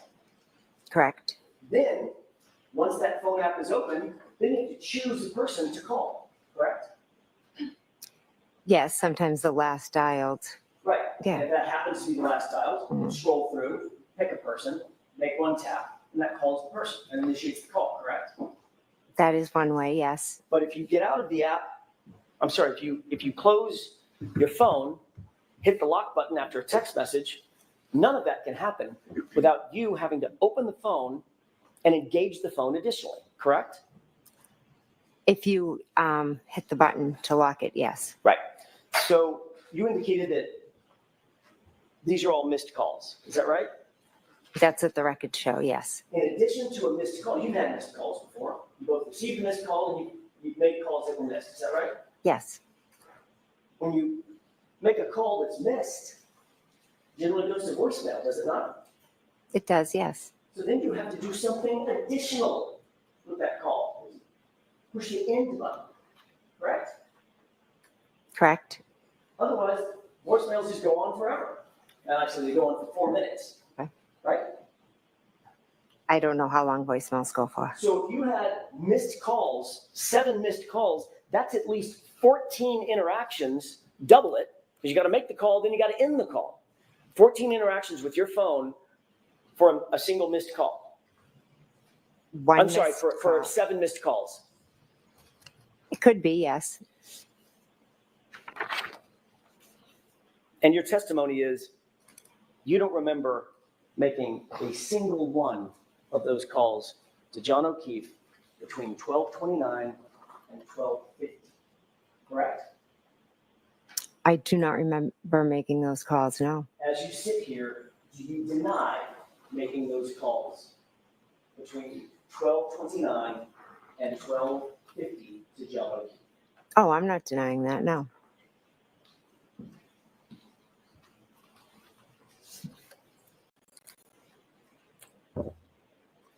I'd like to ask you a few questions about January 29th, a little further on in the morning after you got home from 34 Fairview. Approximately what time did you get home? I'm not sure, maybe around 11:30, 12, I'm not sure. 11:30 or 12? It could be 11. Are you talking about, I'm confused, are you talking about, Let me rephrase the question. okay, sorry. On the night of the early morning hours of January 29th, 2022, when you left Fairview. Oh, I'm sorry, What okay. time did you get home then? It was after 2, I believe. I'm not positive. You went upstairs, is that right? Yes, You began to engage with your phone at yes. that time. What application did you open up on your phone once you got upstairs? It could have been Hockomock Sports. I'm sorry, I'm backing up foundationally. What application on the phone? Was it Safari? Oh, okay, yes. I think, yes. Do you use Safari as your browser? I'm not sure what I used. You opened up a search engine as well within that browser, did you not? I just know I Googled Hockomock Sports, I believe. I'm not sure what app I opened or how I went about it. So Google is a search engine. You use Okay. Google. Possibly. I mean, that's just an expression, but I'm not, if you could show my record, I'm not sure what app I opened Well, or Ms. what. McCabe, you've seen this record many, many times about that search early in the morning hours, correct? You know that it was a Google search. It was Google. Okay, it was a Google search. Okay, so it was a Google search using the Safari app. Okay. You indicated that you were Google searching Hockomock Sports and something about Ozone? Yes. Ozone Sports or It Ozone was Basketball? Yes. What time was it that you did that Google search? It was when I was home up in bed. I don't have an exact time. About 2:27 a.m., correct? I'd have to look at a record. I don't recall off the top of my head. That time frame, don't you? I know I was home and I Googled that, but I don't remember the exact time. You do recognize 2:27 a.m. I do recognize it, but it's not from me remembering it from that night specifically. It's from me learning afterwards. And what you learned afterwards was there was a Google search at 2:27 a.m., right? I mean, that's a layup, to use a basketball term, right? There's a record, I think, of one. Right. The record is of a Google search at 2:27 a.m. on your phone. Is that right? I'm not a phone expert, so I don't know. I can't read. You're well aware. You don't have to be a phone expert to know that there was a Google search on your phone recovered at 2:27 in the morning. You know that. You've been told that. You've seen it. You've been asked about it dozens of times, haven't you? I have been asked about it dozens of times, yes. So let's set the foundation. There was a Google search on your phone at 2:27 a.m., correct? Which Google search are you referring to? It doesn't matter, Ms. McCabe. Well, I know I did Ozone and I did Hockomock Sports. And I didn't ask And you those that. were the only two things that I Googled. I didn't ask you what you Googled. I haven't gotten there yet. We're going to get there. I've asked you, was there a Google search at 2:27 a.m. on your phone? If you want to show me a report. Sure. Okay. You don't remember, as you sit here, you don't remember that. I don't. You have no record, you have nothing in your mind about a Google search at 2:27 a.m. That's what you're testifying to in front of this jury right now.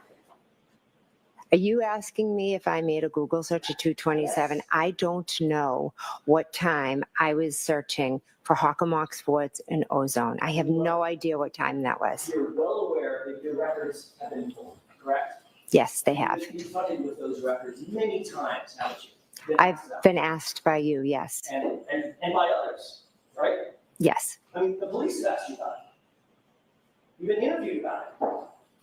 I've been asked by you. And Mr. Lally,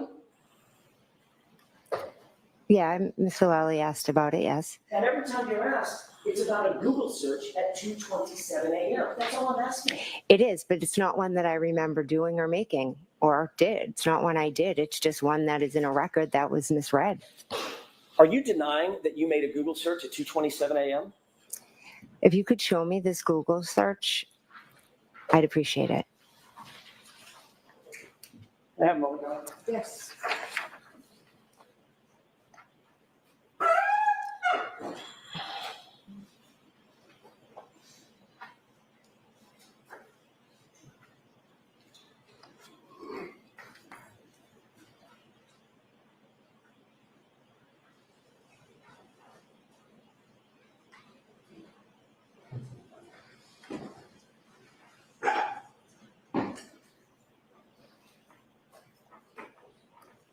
Your Honor, I need a quick minute to find a record that I did not make a reaction. Fine. Can we take a brief recess? 5 minutes. I'll see counsel at sidebar. Well, if Ms. Little wants to keep looking, we'll come to sidebar.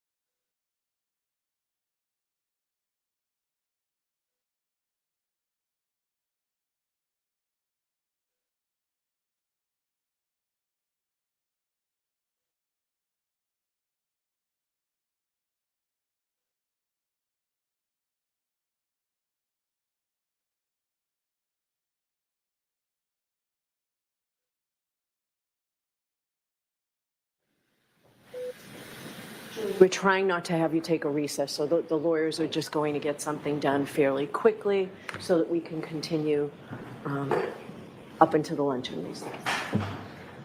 Your Honor, may I? Yes. Thank you.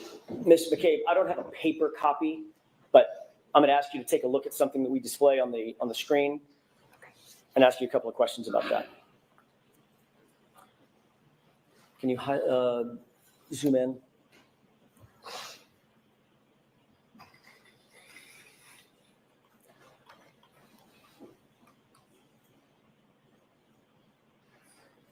I object to the way it's presented here. Okay, take it down. That's not how it appears. You need to get rid of the column. Right? That's exactly how it appears, Your Honor. That's the I'll see record. counsel at sidebar.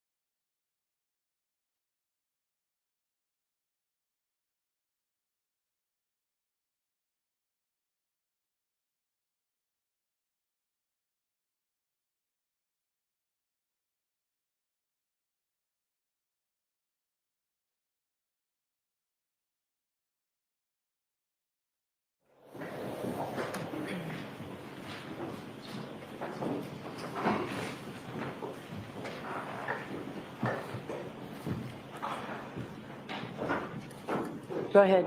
Thank you. Found the paper. Okay. Thank you for your patience, Your Honor, and Ms. McCabe. May I approach? Yes. Thank you.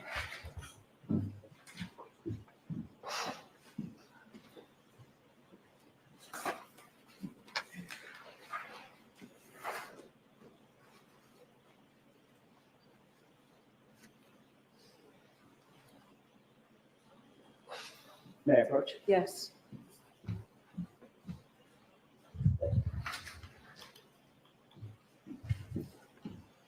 You indicated you wanted to see a record, Ms. McCabe. Did you see a record that indicated a Google search? Not what the contents of the Google search is, but there was a Google search. I just saw a Celebrate record, yes. And did you see the time of the Google search? On that record, yes. Is it 2:27 a.m., correct? Yes. Ultimately, you will agree that there was a Google search done, and now I'm going to ask about the content of Hoslong to Die in Cold, correct? That was done in the morning at the request of Ms. Reed. Ms. McCabe, I didn't ask you that. I asked you a yes or no question. Did you understand my question? Could you repeat it, please? Sure, I'd be happy to. Thank you. Did that record indicate that there was a search at some point done, at some point, for Hoslong to Die in Cold? I object to her reading the record. So was there a search on that at some point? On that paper, was there a search that said that? Is that the question? Let's start with that. Yes. Yeah, there was. Okay, now let me ask you a different question. You Google searched the phrase Hoslong to Die in Cold. Yes or no? Yes. On January 29th, correct? Yes. You were on Google, correct? Yes. You agree that there was a search done at 2:27 a.m., correct? I don't recall doing a search at 2:27. The paper says it. I don't. Okay. And you also agree that at some point that morning, you plugged into that phone Hoslong to Die in Cold. Is that right? Yes. After we found John O'Keefe. Now, you claim that that was at 6:23 and at 6:24 in the morning, two iterations of How Long to Die in the Cold. Hoslong to Die in Cold, How Long T.I. Die in CIKD, correct? I'm not claiming it. It's the truth is what happened. You're testifying to that. Yes, I am. You also testified that at the time you Google searched those phrases, it was Karen Reed screaming and yelling at you, shaking you to Google hypothermia, correct? She was pulling on my sleeve, yes. Yes or no? Yes. Okay. You have discussed this Google search and the issue of the hypothermia with Carrie Roberts, correct? I told her in the days following. You discussed it? Yes. Mm-hmm. You discussed it in the days following January 29th, correct? Yes. You discussed it before her testimony at the grand jury, correct? We discussed it after. We don't talk about what we're going to say before testifying or anything like So in that. the 3 months between this incident and the testimony by both you and Ms. Roberts, you two did not discuss this hypothermia issue? It wasn't an issue. It was just something she said, but we don't discuss it every day. There's no need to. I didn't ask you if you discuss it every day. I asked you if you ever discuss it. Originally, yes, we did discuss it in the first days following all of And this. that would have been before either one of you testified at the grand jury, correct? Yes.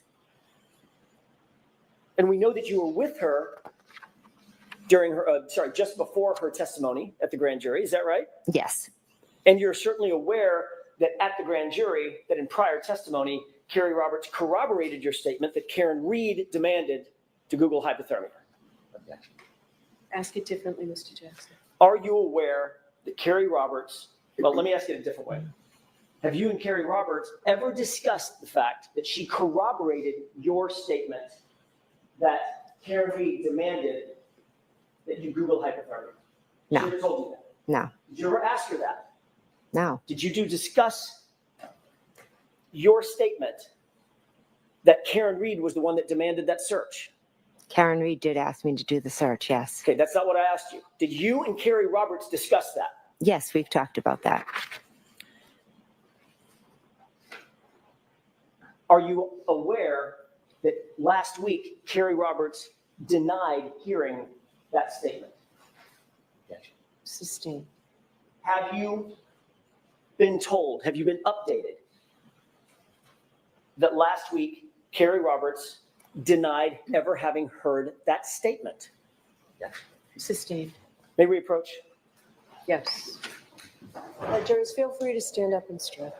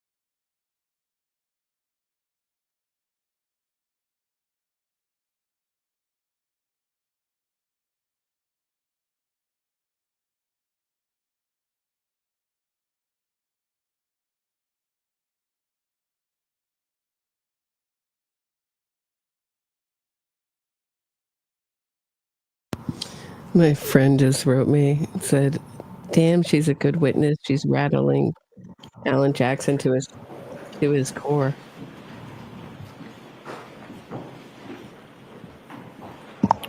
So just one question on this. Just one question on this, please, Mr. Judge. Have you become aware from any source that last week Carrie Roberts denied having heard the statement that was attributable to my client?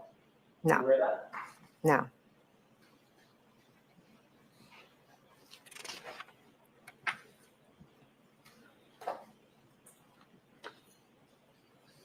You've reviewed the video from the dash cam out at the scene, correct? I've seen it, yes. You're aware that there is no video showing my client demanding a Google search anywhere in this case, correct? I'm not sure what cameras were where. You're aware that there's no audio of my client demanding a Google search, correct? Correct. You're unaware of any witness who can corroborate your statement that my client demanded a Google search. Any witness at all. It was just the two of us. She had sent Carrie off. So of course, Carrie Roberts is not such corroborating witness. Is that right? At least you understand that. Can you rephrase the question, please? Carrie Roberts is not a corroborating witness for you. You understand that? You just said that. Yes, Carrie, I don't believe heard it. She was sent off. So it's your word and your word only, Ms. McCabe, that my client demanded a Google search. Is that right? Yes. Yes. Mm-hmm. Ms. McCabe, you were with Carrie Roberts just before her grand jury testimony. Is that right? Yes. You had been with her to create a timeline of a version of events that occurred, correct? I wouldn't say a version of events. We each put down what we remembered. She saw what you put down. You saw what she put down. Yes. And you compared and contrasted those with each other to create that timeline, correct? No, we didn't compare and contrast. I said she called me, she said this, then Carrie, and someone was writing it down for us. That would be your sister, who?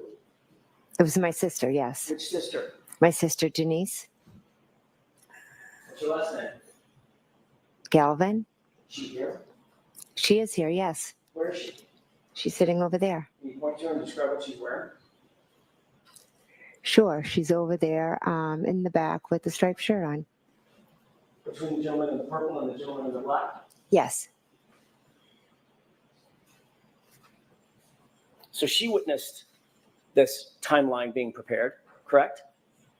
She wrote the timeline, yes. And then you've spoken to Miss Roberts several times about this case Yes. and about your perceptions of this case, correct? We talk about what happened and the aftermath of this case. We don't talk about the specific details as much as we talk about the aftermath of everything. Ms. McCabe, the fact is you instructed Carrie Roberts to say that she heard that Google hypothermia statement from my client before she testified at the grand jury, didn't you? No, absolutely not. I never instructed her to do anything. You wanted some witness to back up your story about this Google search, correct? No, absolutely not. I don't Ms. need. McCabe, It was said. Karen said it. It's that simple. so you're the only person saying that, though. Yes, and I stand by that 110%. And the reason that you wanted another witness to back up that statement is because you knew that that Google search for Hosselong to die in cold points a very uncomfortable finger right toward you, correct? I never did that search at 227. I never needed to instruct somebody. No, I'm sorry. There's that apology again. Has someone told you that you need to apologize when you say, when there's an uncomfortable question that you don't want to answer? No. Have you discussed this with anybody? No, and that's not an uncomfortable question. I'm fine to answer it. How many times did you say, I apologize yesterday in cross-examination? I didn't count. Probably more than 15, right? I have no idea. I'm just trying to answer the questions and be truthful as I can. And you're aware that the Celebrite extraction that was done on your phone determined that of the three searches, 2:27 a.m., 6:23 a.m., 6:24 a.m., only one of them was recorded as deleted, correct? Objection. Sustained.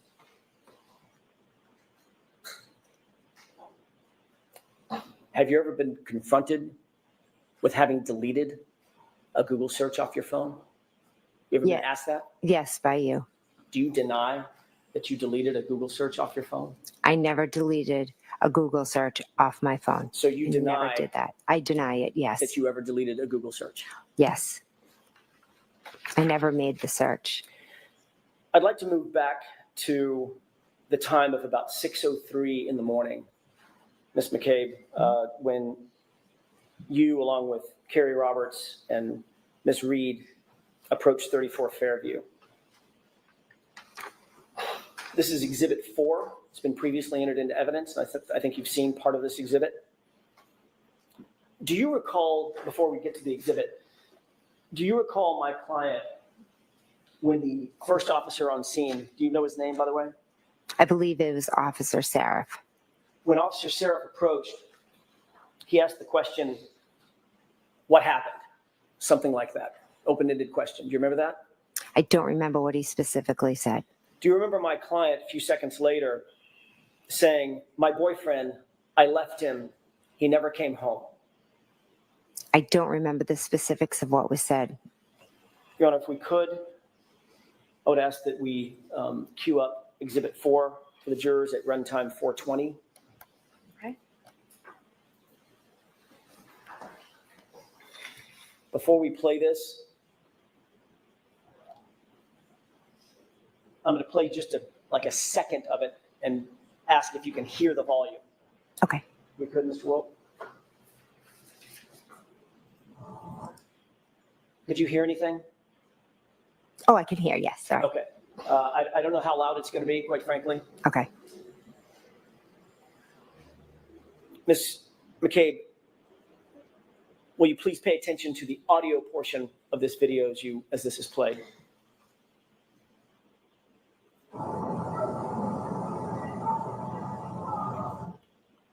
Could you hear that? I heard something. Could you hear my client? Does it sound like Miss Reed? It sounded like a female. Did it sound like Miss Reed, female? I'm not sure. Could I listen to it again? With the court permission, one more time. One more time.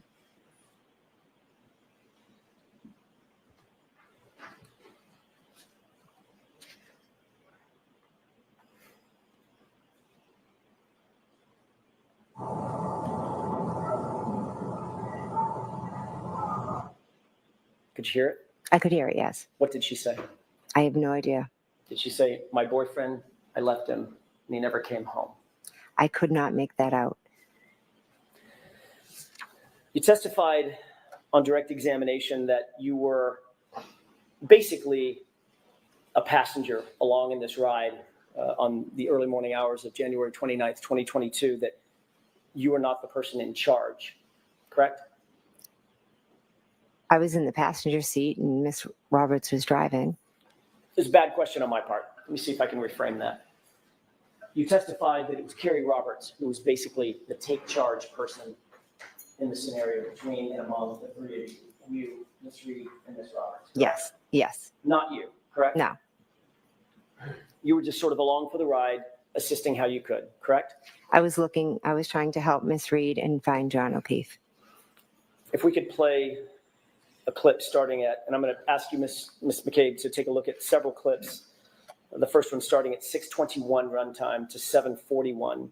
It's just over a minute. With the court's permission? Yes.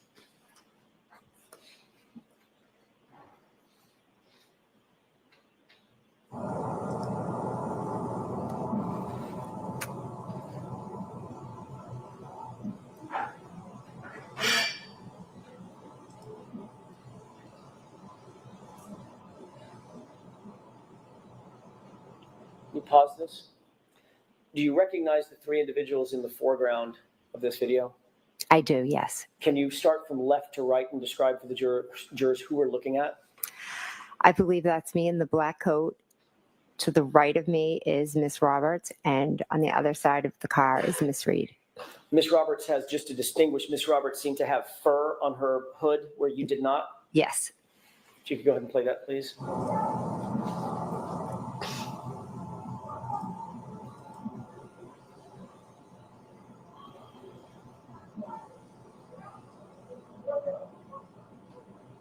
You pause it, please. Can you see who it appears you're talking to at that point? I don't know who that is, no. Go ahead and play it.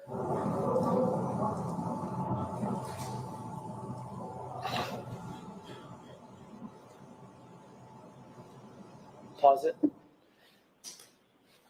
Does it appear that you're engaged in conversation with that person while Miss Roberts is attending to something in the truck and Miss Reed is running back and forth? Yes, I was speaking to whoever that was. Do you believe that was a police officer? I believe, yes. Go ahead and play it.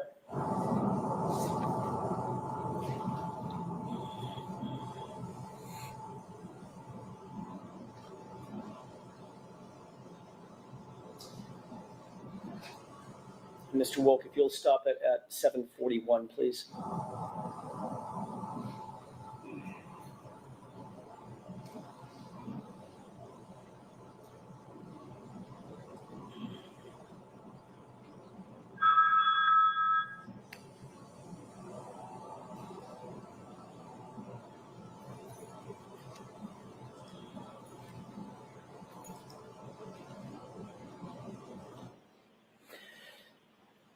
Could you see what was depicted in the video for about that minute and 10-second runtime?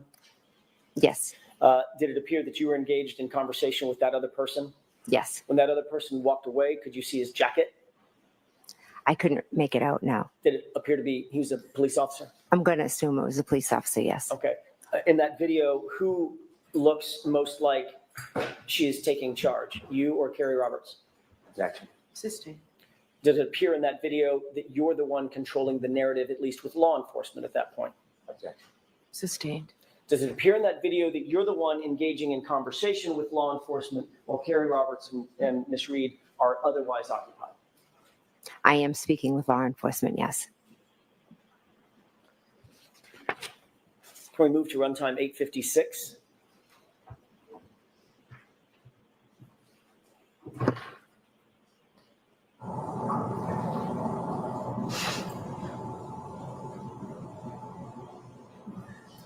Pause it. Can you see yourself in that video? I can, yes. Which person are you? I'm in the far right. Speaking to someone? Yes. Who is that you're speaking to? I can't make it out, but it looks like a police officer possibly. And Ms. Roberts is directly in the middle of the screen, is that right? I thought that was Miss Reed, but I could be wrong. Let's go ahead and play it. And at 9:26, you'll stop, please.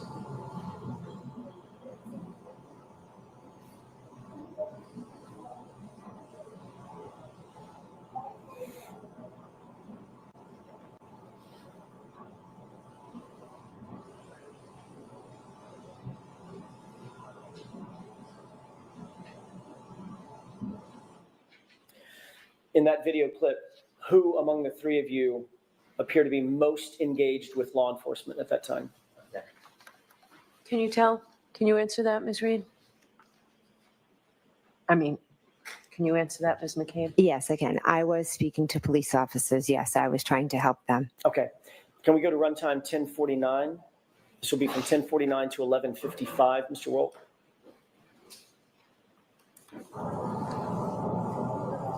You pause it. Who is it that's just gesticulating in the video? That is me. Can we go ahead and play it?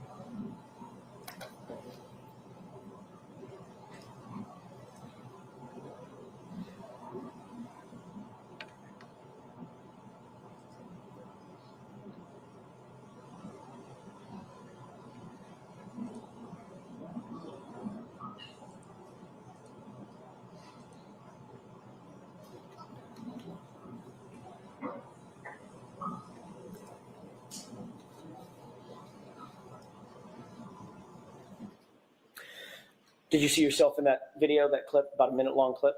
Yes, I did. Who among the three of you appeared to be most engaged with law enforcement in that clip? I was. Runtime 20:22, Mr. Wolk.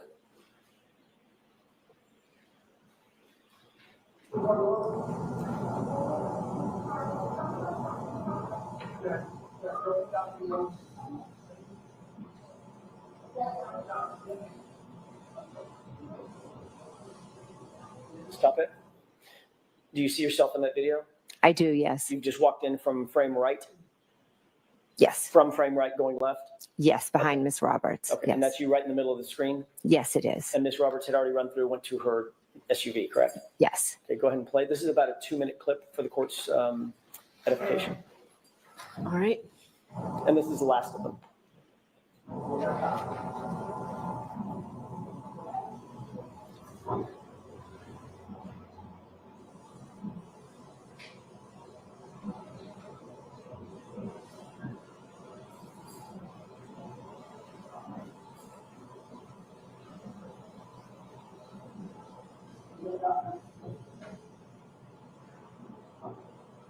Mr. Wolk, can you pause it?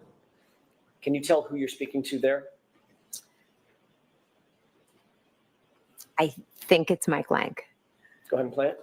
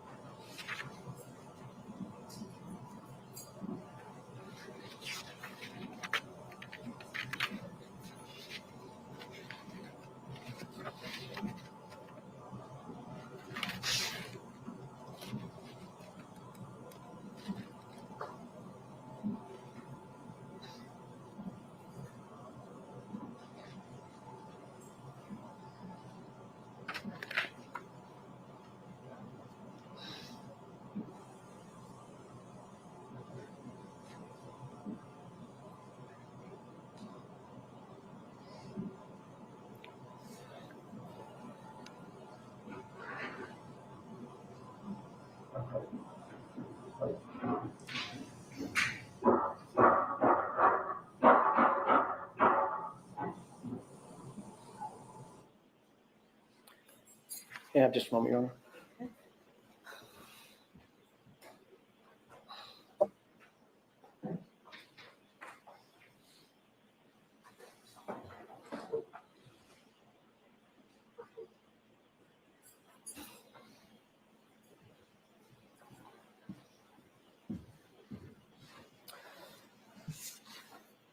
Ms. McCabe, who was most engaged in that clip with law enforcement? Between was. among you and Carrie Roberts and Ms. Reed? I was. You noticed when Mr. O'Keefe was placed on the gurney in a prior clip and moved past you, correct? Yes, Did you notice what your reaction was when that gurney passed you? I didn't know. Did you see that you turned your back completely to Mr. O'Keefe as he passed by? If that happened, it wasn't on purpose. Ms. McCabe, when you got to the scene, we can take that down. When you got to the scene at 6:03 in the morning, you immediately recognized, did you not, that this was an emergency situation? High intensity emergency situation, correct? I knew it was an emergency situation, yes. As a matter of fact, a man's life was in grave danger. You knew that. Yes, I did. And this is someone that was a friend of yours, correct? Yes, he was a dear friend. Not just a friend, but a police officer who was laying, as far as you knew, dying in the snow. Is that right? Yes.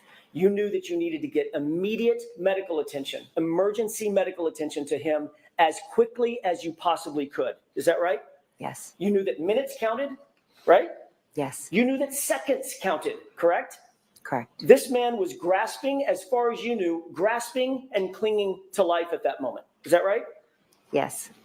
That's why you called 911, to get emergency personnel who are trained in CPR and life-saving measures to the scene, to the gentleman, to Mr. O'Keefe, as quickly as you possibly could, correct? Yes. You called 911 at about 6:03 and 35 seconds. Is that right? I don't expect you to know down to the second, but it was about a couple of minutes after 6. Right after, yeah, we found him, yes. And you're aware from the dash cam that Officer Seraph got there about 6:10, almost on the nose, right? I didn't pay attention to the time. You'll agree with me that there was about 6.5 minutes or so between the time you called 911 and the time Officer Seraph got there. Is that right? If that's what the dash cam says, yes. On that 911 call, you referred to John O'Keefe as a man passed out in the snow. Yes. You didn't say, "This is my friend." I needed to get, like you said, emergency there. So Did I you wasn't say, going to "This is give my a friend"? I wasn't going to give a description and say my friend is in the snow. I was going to give them the information that I thought was the most important at the time. Did And you say his name?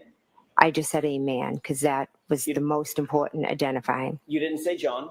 Eventually in the 911, I do say his name. You didn't initially say O'Keefe, correct? No, none of that matters. It was a man in the snow, and I you wanted didn't help say, there. And you didn't say he's a Boston police officer or an off-duty police officer. Again, a man needed help. Yes or no? Did you No, say that? I didn't. Do you think that might, yes or no? Do you think that might have sped things up if they knew, if the 911 operator knew that this was a fallen officer, a fellow officer?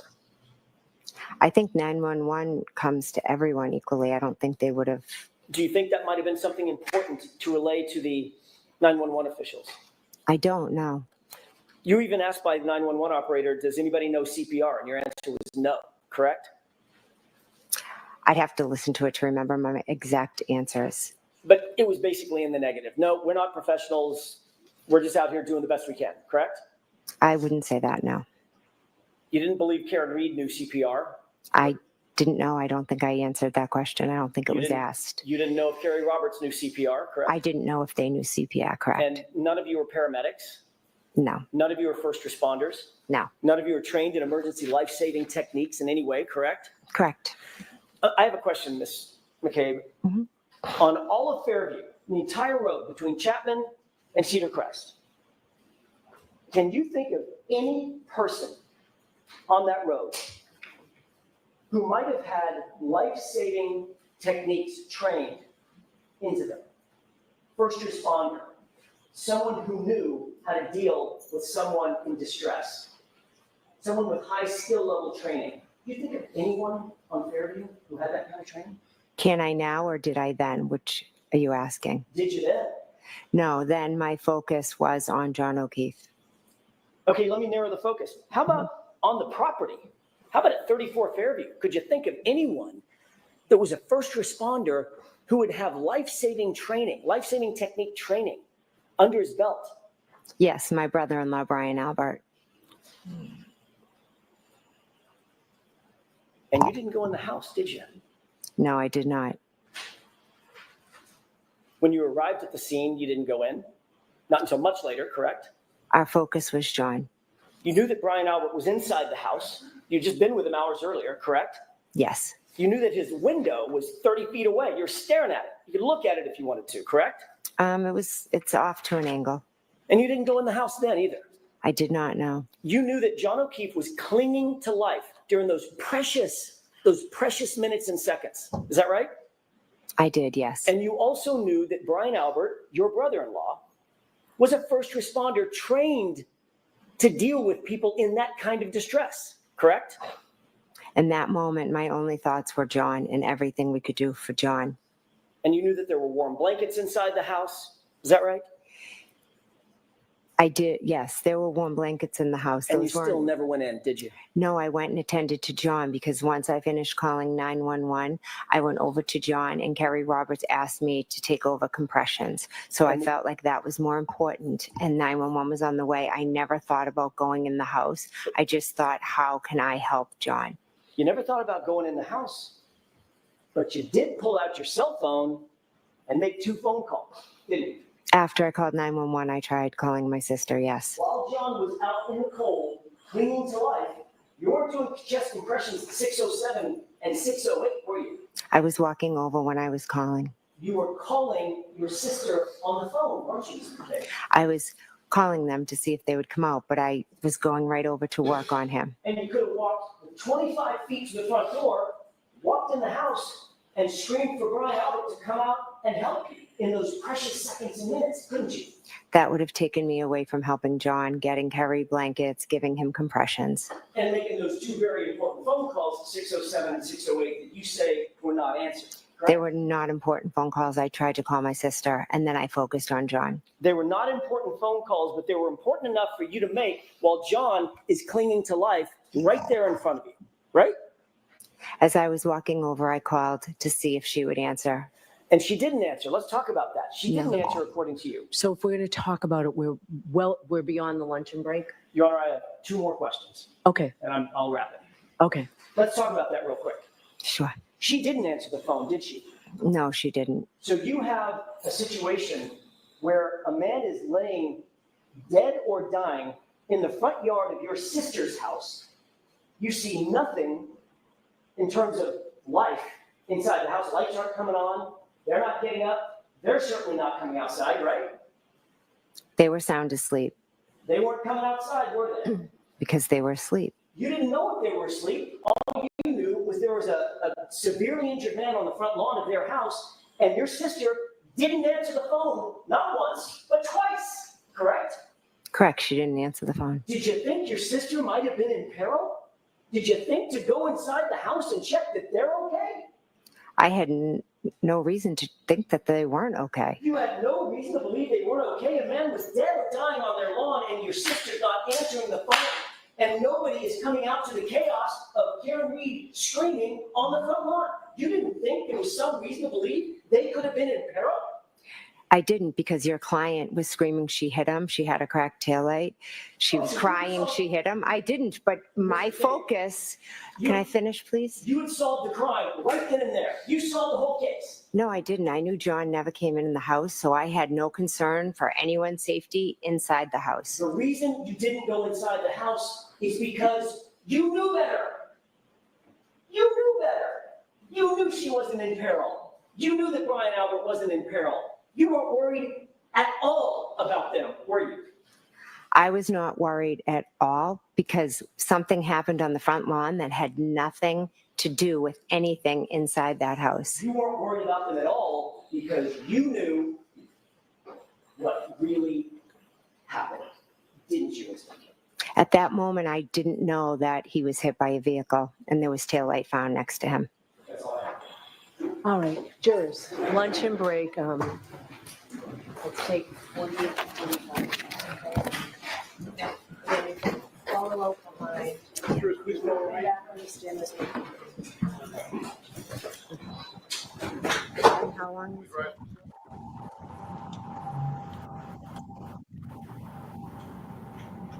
Judge Canoni loves that. Crappy, louder isn't better. I mean, people who don't know what they're talking about will say, "Oh, that was a great cross," because he clapped his hands and he yelled. But he didn't get her to admit she was unshakable, unfound, unshakable first trial. Didn't acquittal on that either, Alan Jackson.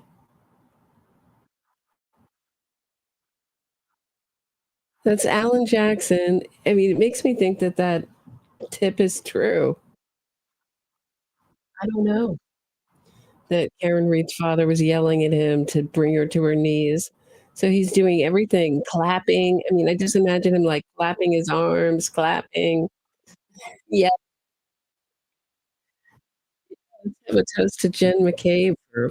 She did great. Excellent.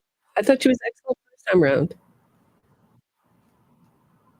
But this is for the free Karen readers. Hold on, let me turn this off.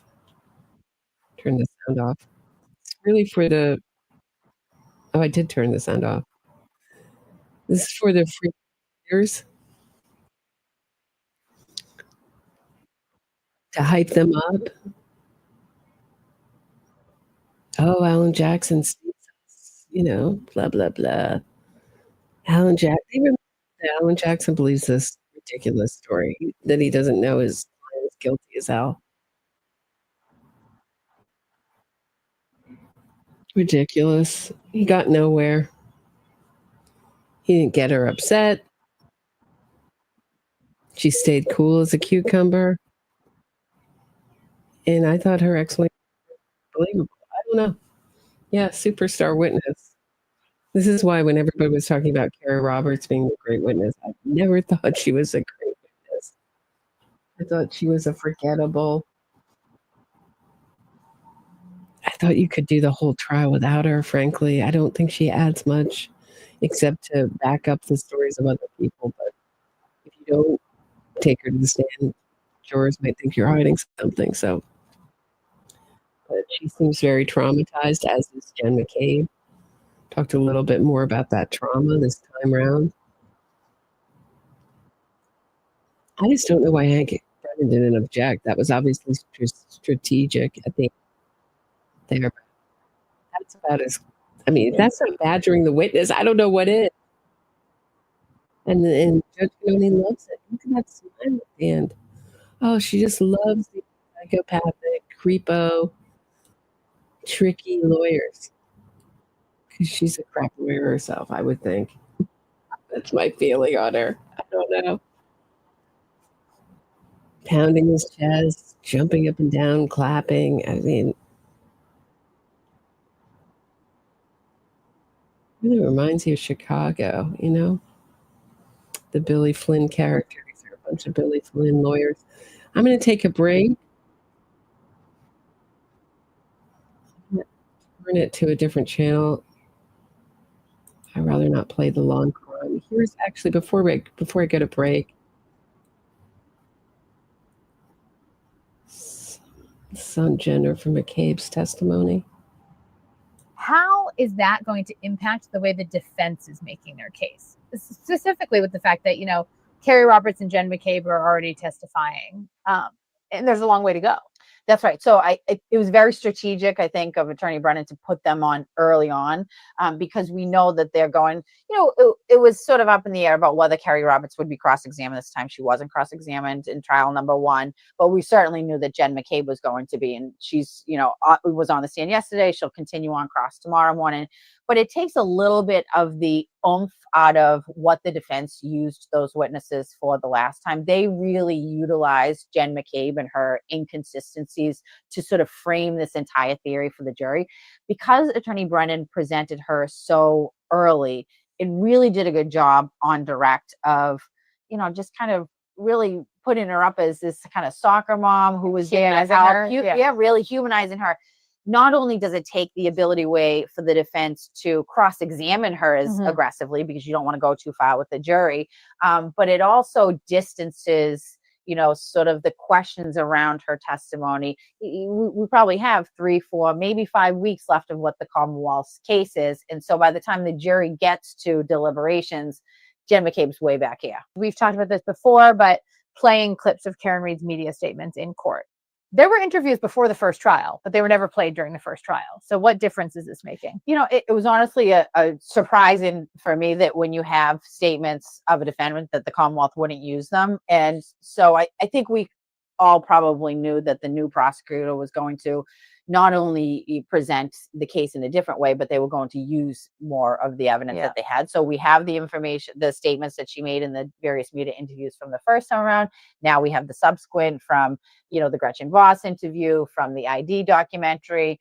And, it really puts the defense counsel in a tough position because they've essentially put their client in a position to be harmed by her own words. And I think the effect of her words will have a significant impact on the jury. It, really is what they're trying to do is assess the situation as a whole, take all of these pieces of information and adding, some sort of confirmatory statements from your client who's charged with murder is not helpful. And just a reminder for viewers that it's still the Commonwealth's case. It is. So Hank Brennan's in charge essentially right now, and we'll probably do another one of these when the defense is putting on their case in several weeks. Last thing is, where can people find you? Everybody can find me at Note My Objection, TikTok, Substack. I'll be doing a live tomorrow morning at 8 to 9 a.m. before trial. Yep. Okay. So everybody seems to agree that Karen Reed's own statements are hugely damaging. And this trial was really thought out so carefully about the order. So you have Ian Whiffen explaining the 227 search so it doesn't get stuck in the jurors' minds before he calls Jennifer McCabe.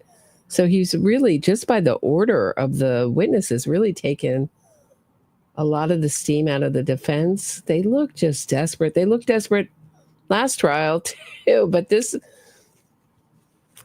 I notice, at least for me, I don't know. I don't know.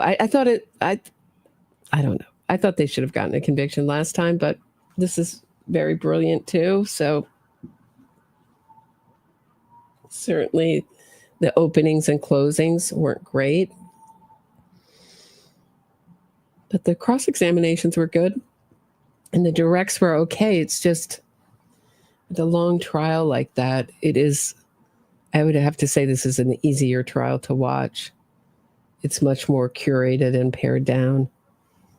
So let me switch to a different channel just for the break. I don't want to play law and crime stuff. Hold on. And I'm going to take a break for lunch.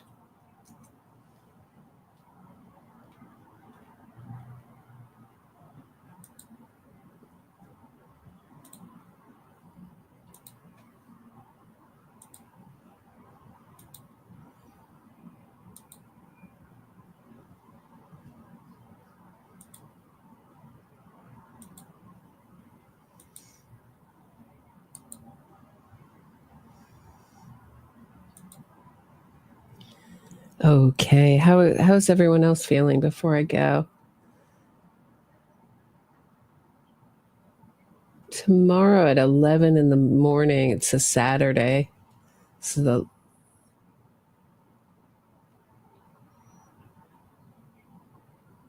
I'm doing an interview. I may live stream it on my channel, on Cat in the Shadows channel. If you guys want to tune in.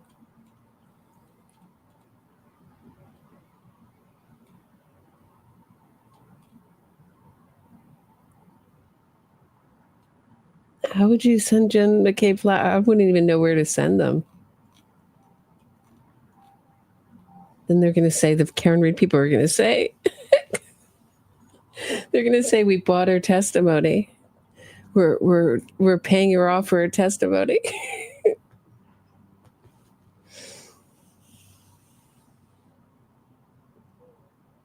Yeah, she was great.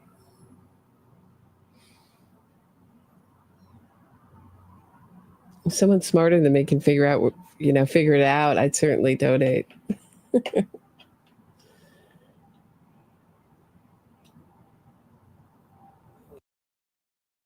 All right. Have a good lunch, everybody.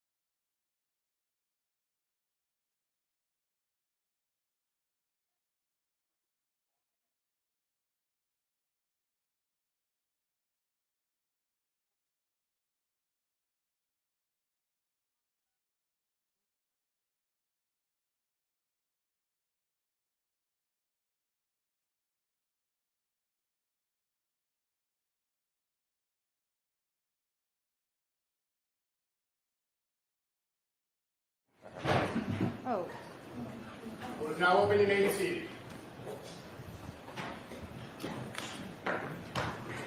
All right, so council's 10 minutes late. As I was walking out here, was told that the Commonwealth needs to see me. Oh, hold on, Ms. Reed's not here.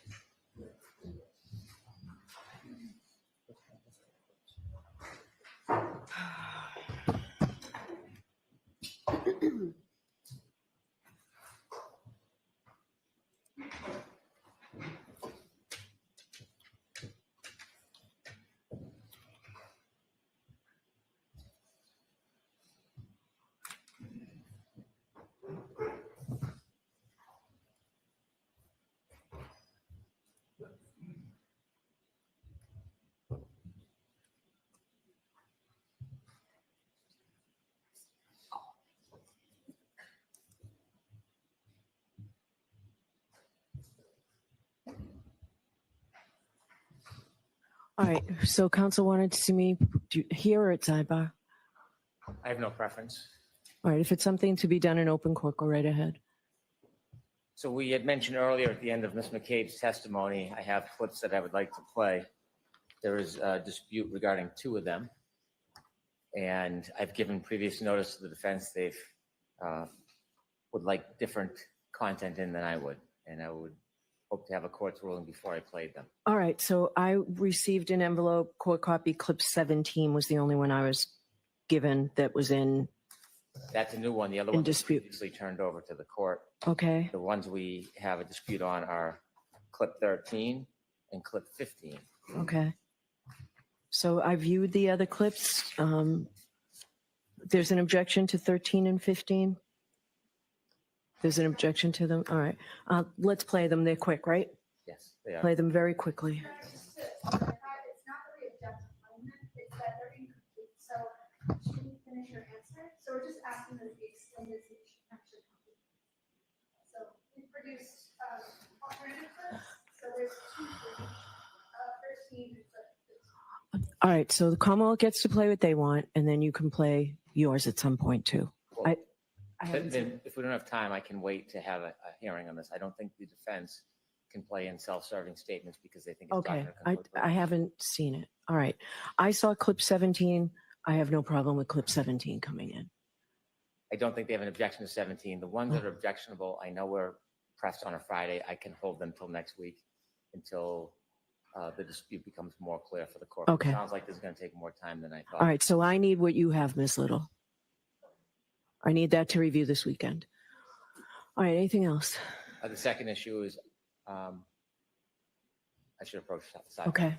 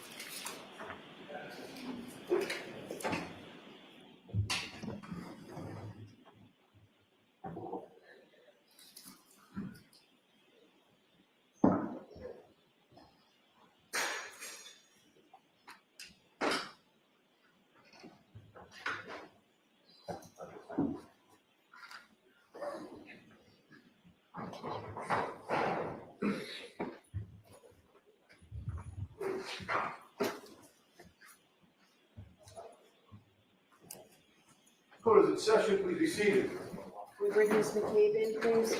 Jurors, I know I said it was a 45-minute lunch. I apologize.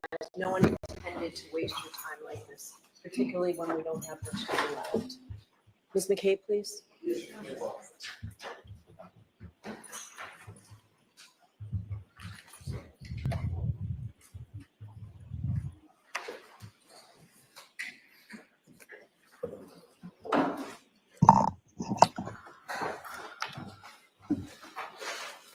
All right, whenever you're ready, Mr. Brennan. Thank you, Your Honor.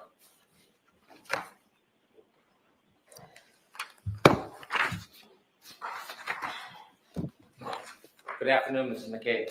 Good afternoon.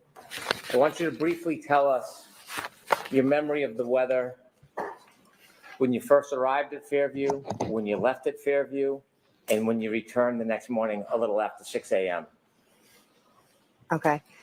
When I arrived at Fairview on the early hours of the 29th, the snow was falling, just starting to fall, starting to stick to the street and onto the windshields.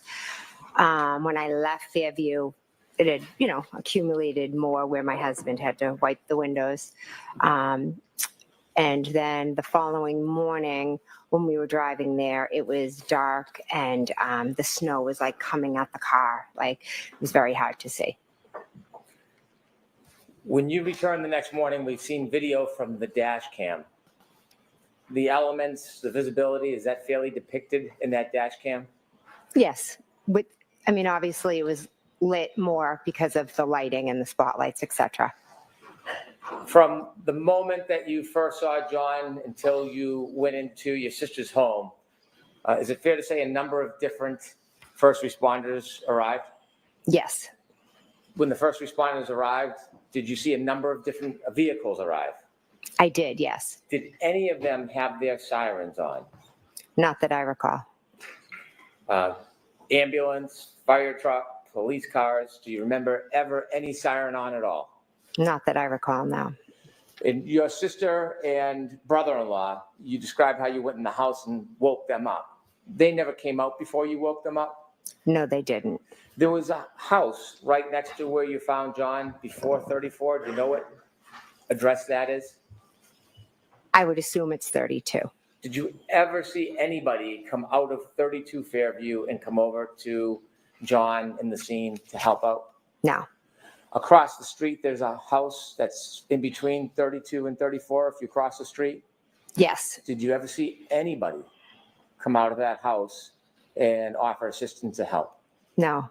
There's a house right across the street from 34 Fairview, isn't there? Yes. And did anybody ever come out of that house and come over to assist? No.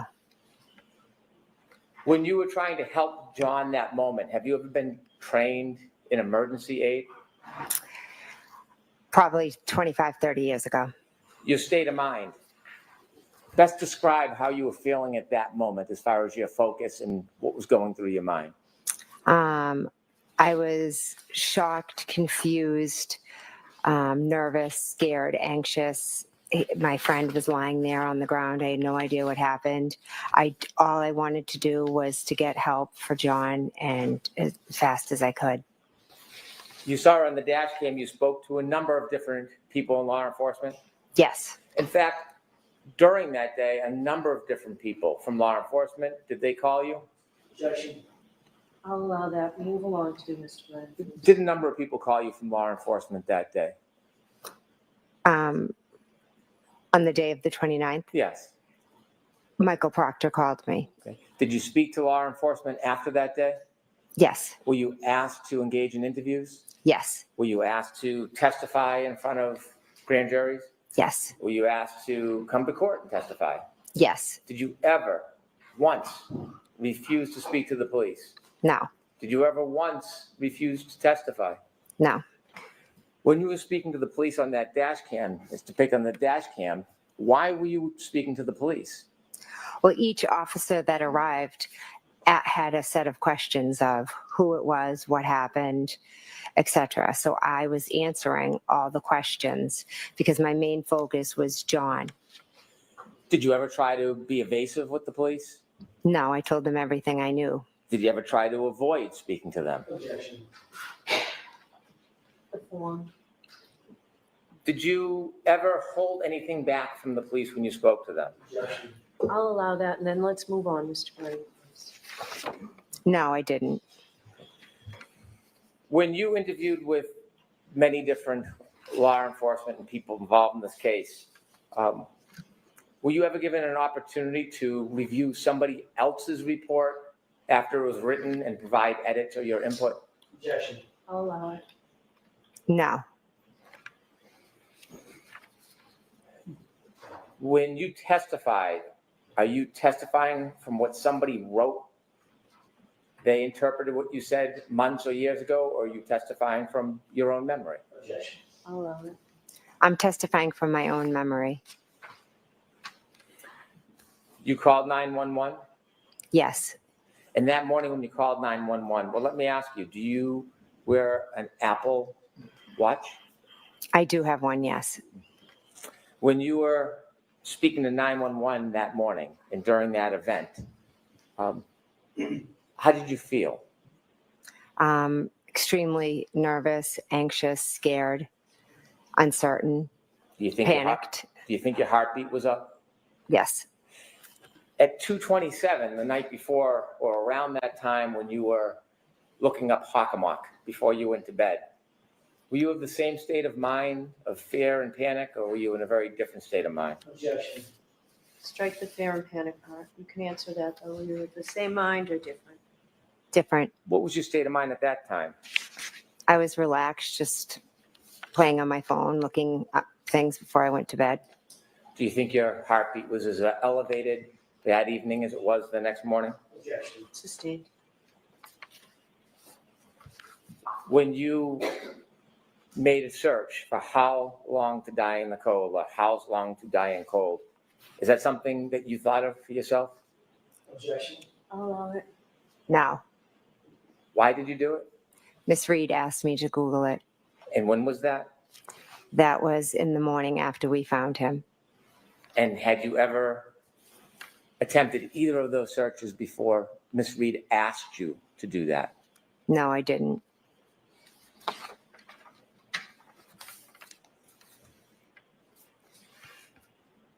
You were asked questions about the next day when you visited the O'Keefe home. And you read some records. Do you remember those questions? Yes. Do you remember going to the O'Keefe home? I do, yes. You went with who? With Carrie and our 2 daughters. Do you remember how many hours you spent with the O'Keefe family? I don't remember how many hours, say a few. Was it over 3 or 4? Could have been, I'm not sure. What is the reason that you spent so much time at the O'Keefe home the next day? We went over to offer support, love, comfort, to be with them. You weren't avoiding them, were you? No. Sustained. After you left the O'Keefe home and reading the records, I don't know if this is your memory, it was suggested it was 5:12.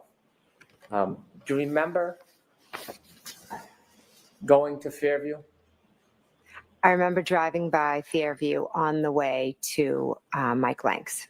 When you went to Fairview, you asked questions about when you stopped by, whether that meant you went in or were outside. Do you remember whether you went in or were outside? We never went in. Have you seen your phone records that there are no calls to your sister when you went by Fairview at that time? Objection. I'll allow it. I haven't, no. And when you went by, you were asked about that. In fact, you had been asked about that before, hadn't you? Whether Yeah. you stopped by? Yes. And Attorney Jackson showed you part of that statement? Yes. Did you, when you were saying that's part of the statement, did you read the whole statement to yourself? I did. And to put that in completeness, had you, under oath, talked about the fact that you went by that day? I'm confused by your question. Okay, may I approach? Yes.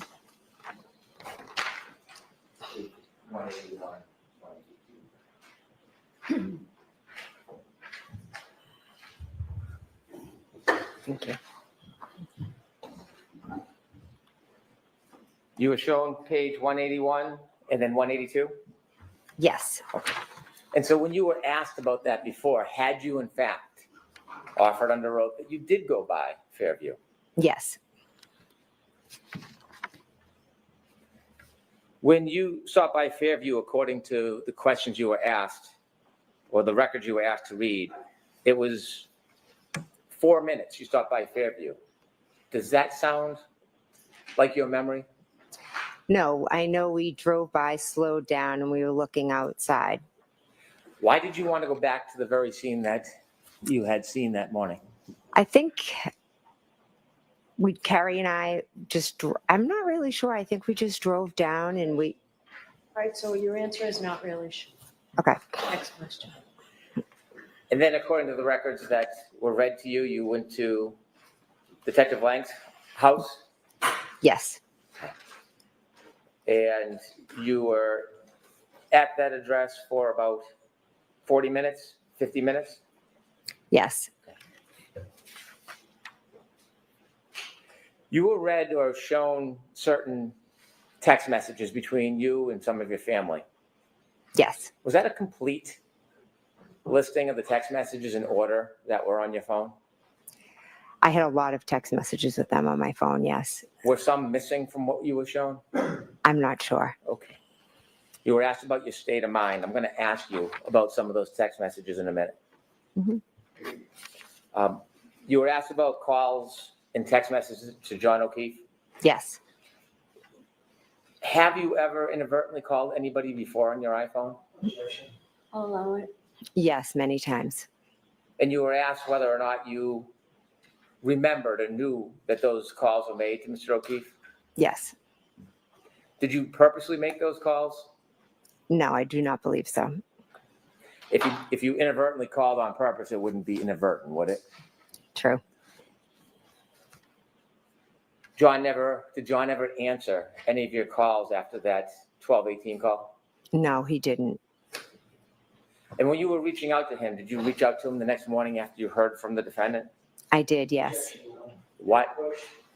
No, next question, Mr. Bowman. Why were you reaching out to him? Because I was trying to get in touch with him because Miss Reed said he didn't come home.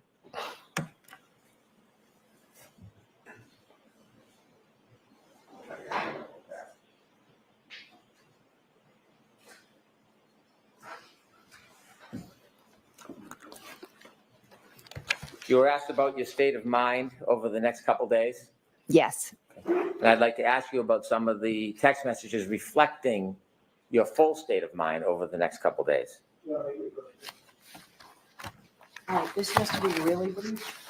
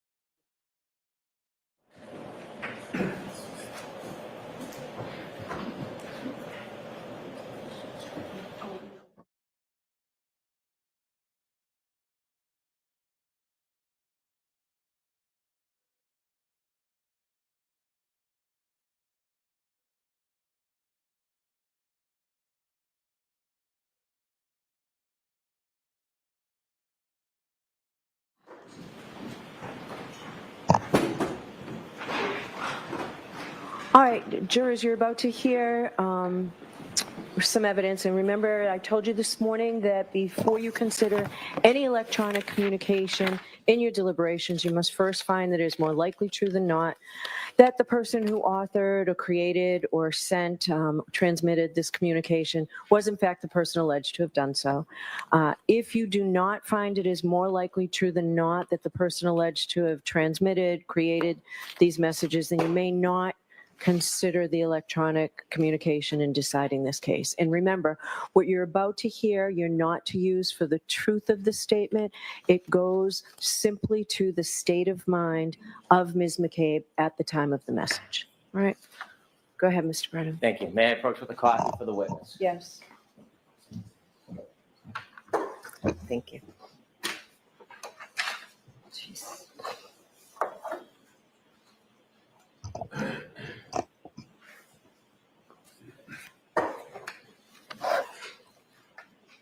When law enforcement asks for your phone, was there any requirement you give that to them? Objection. Sustained. Did you voluntarily consent to give your entire phone to law enforcement? Objection. I'll allow that. Yes, I did. I handed you a document that reflects your text messages from that morning and the next day.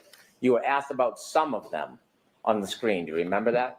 Yes. Okay, and you were asked how that affected your state of mind and the decisions that you were making, correct? Yes. I want to read along, and I'll indicate if you look at the number on the left, and then I'll read it, and you can let me know if I read it accurately. Okay.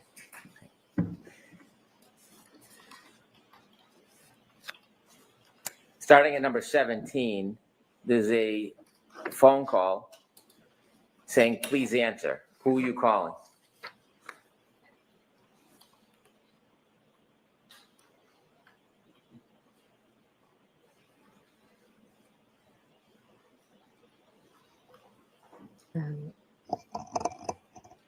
I'm sorry, where does it May I say? approach? Yes. Oh, that's the number right This there. would be the number. This would be the calling. This would Okay. be- Okay, so it's John O'Keefe. Okay. Thanks, sorry.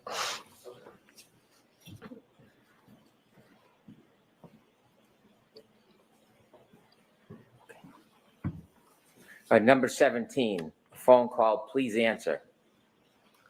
Who are you calling? John O'Keefe. Do you know at that point where he is?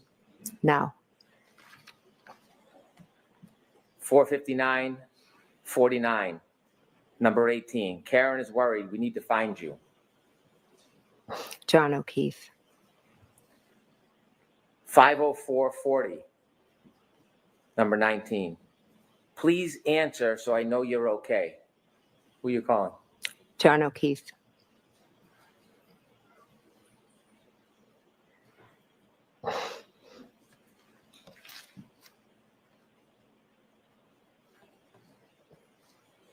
Number 26, 515-41, 129. Okay, I'm trying to call people. I will be in touch soon. Do you know who you're calling? Don't recognize the number. What are you thinking at this point? I'm trying to find people. I'm trying to call people so that I can try to find John.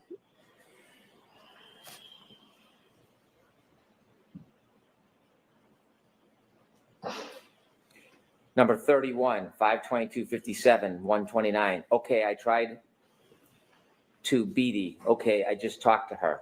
What are you referring to?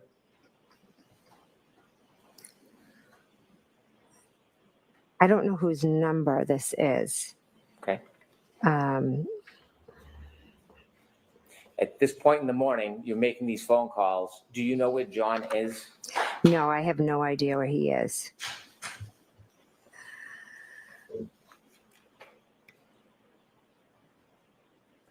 Turn to number 48, 129-22 at 844. You're texting any update. What is your state of mind? Which number is this? Number 48. 48.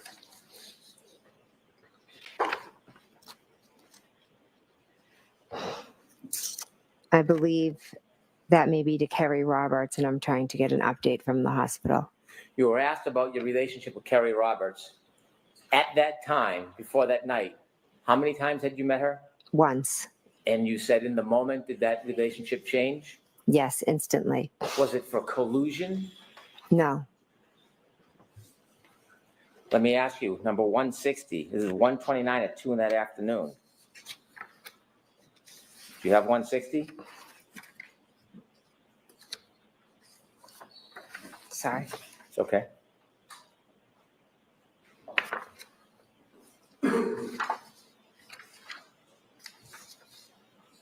Okay, I'm here. 160. Do you see that? Mm-hmm. Okay. I can't stop seeing him in the snow. Jen, this is awful. Who's that from? Kerry. Is your state of mind collusion? No. Objection.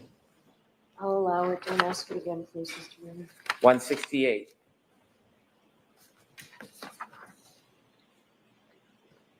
$129.22 at 2:04:32. You're calling Miss Roberts. Every time I close my eyes, it's all I see. I feel like I'm going to vomit. I just can't even. I know how close you two were. Can't imagine how hard the situation is for you. Does this reflect your state of mind that day? Yeah. I'll allow it. Objections noted. Next question. We need to approach on this particular text. Come to sidebar. Oh, sorry.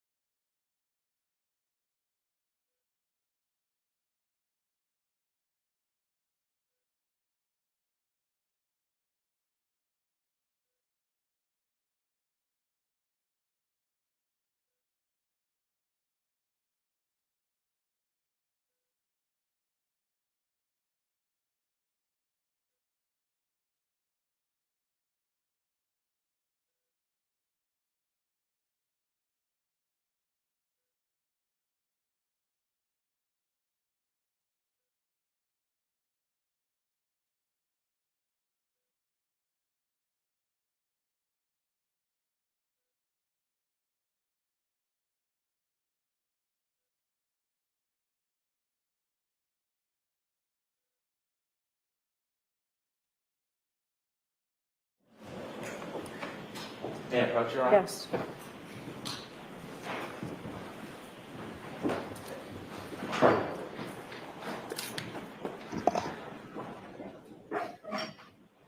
This number's, I won't read it. This number on top, whose number is that?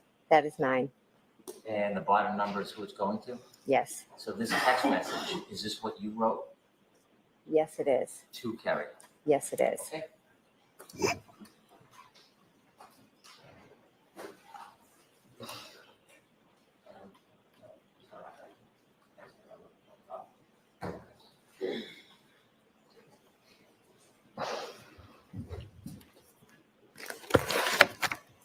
I won't read that last text message again. However, it is correct that text message was from you to Ms. Roberts, number 168. Yes, it was.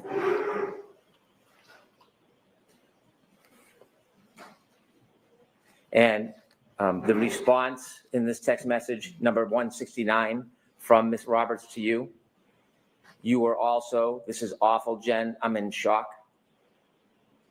Yes. Number 170.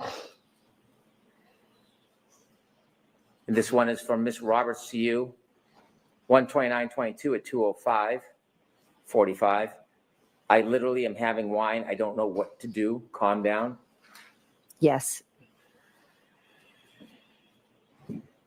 171 at 2:06:35 on 129.22. From you to Ms. Roberts, I know I am definitely in shock and it keeps hitting me. I just feel so sick. Is that accurate? Yes. I'm going to read one more. 172.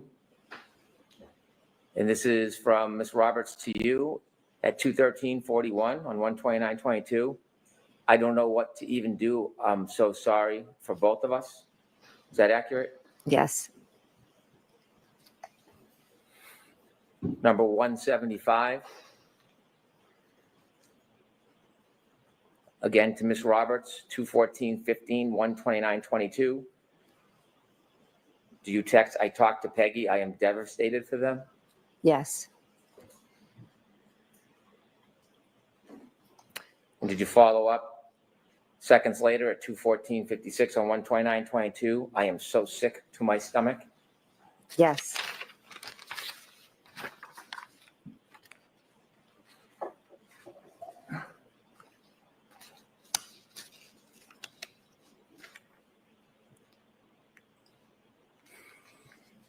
That day, did you have to speak to your children about what happened? I did, yes. Was that part of your state of mind that day? Yes. I'll allow that. Number 208 or 207. You receive a text from this number. I don't want to say it out loud, but if you could read it, 207, do you know who that's from? I don't. Okay, we'll move to the next one then. 208, 129/22, 342:06. I've never felt so sick. Is that accurate? Yes.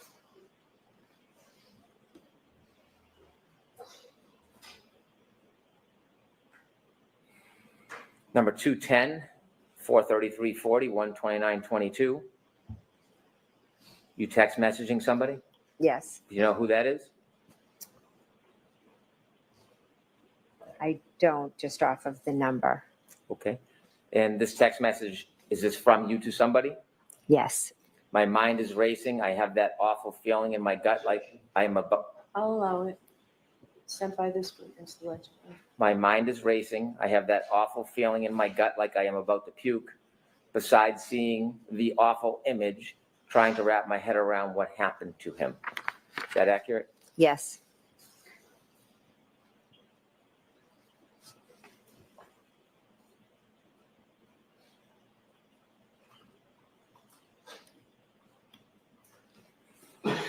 $213.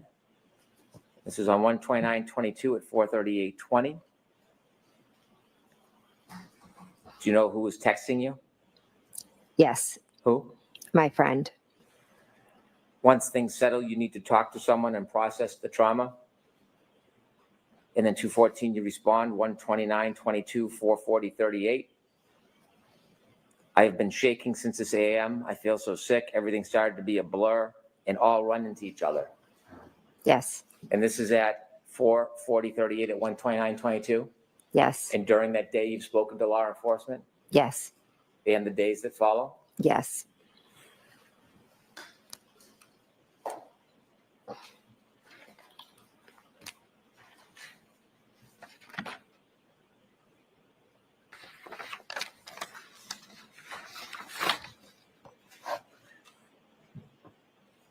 I'm going to move to 129/22, 752. If you look at number 289, please.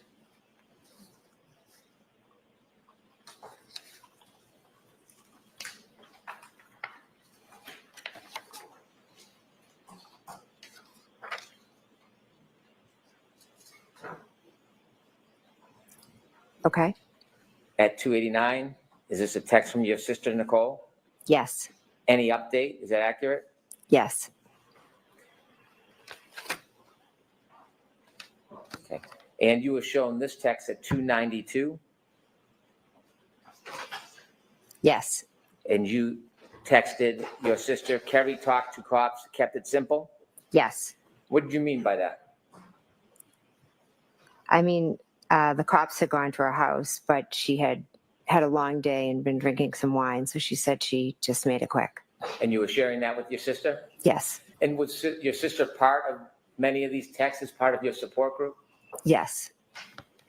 Did anybody tell you that you shouldn't rely on your family and have a conversation about what you went through? Objection. I'll allow that. No, no one did.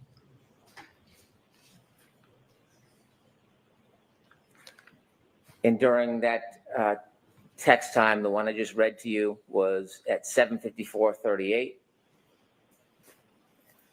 If you turn to 296, 129:22 at 7:56:50. Did your sister text you, okay, try get some sleep, talk tomorrow? Yes. And did you text back at 7:57? Yes, but don't feel pressure? Yes. And the next one, 298 at 7:57:07. Was your sister asking you for any updates? Yes. And at 7:57:13, did she text you, I love you, don't beat yourself up, you did the best you could? Yes.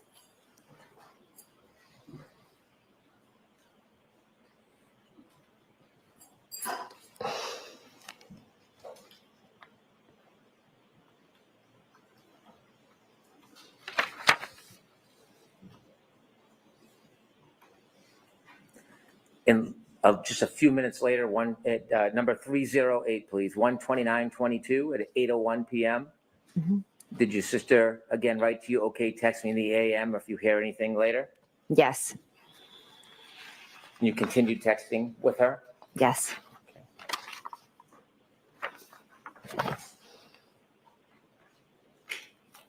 You were asked about timeline? Yes. If you turn to number 761, please.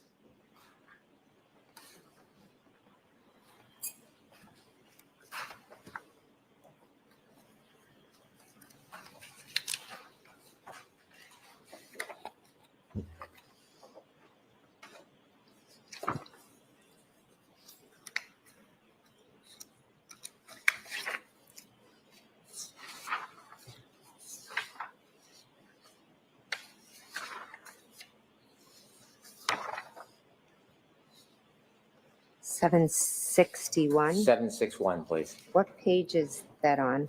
248. I'm missing page 248. You don't have a two-page 48?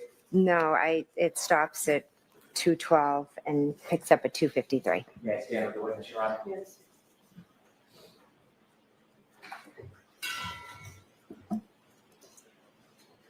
Could you remind us who asked you to put together a timeline? Peggy. Peggy Mhm. O'Keefe. Yes.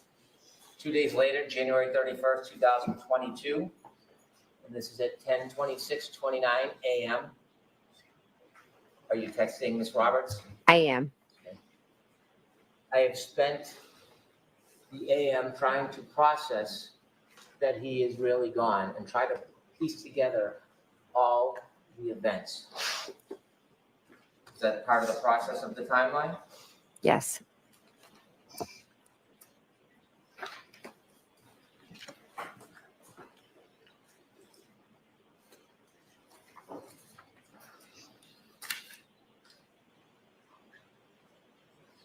At some point on the 31st, was something happening around Fairview Road that you learned?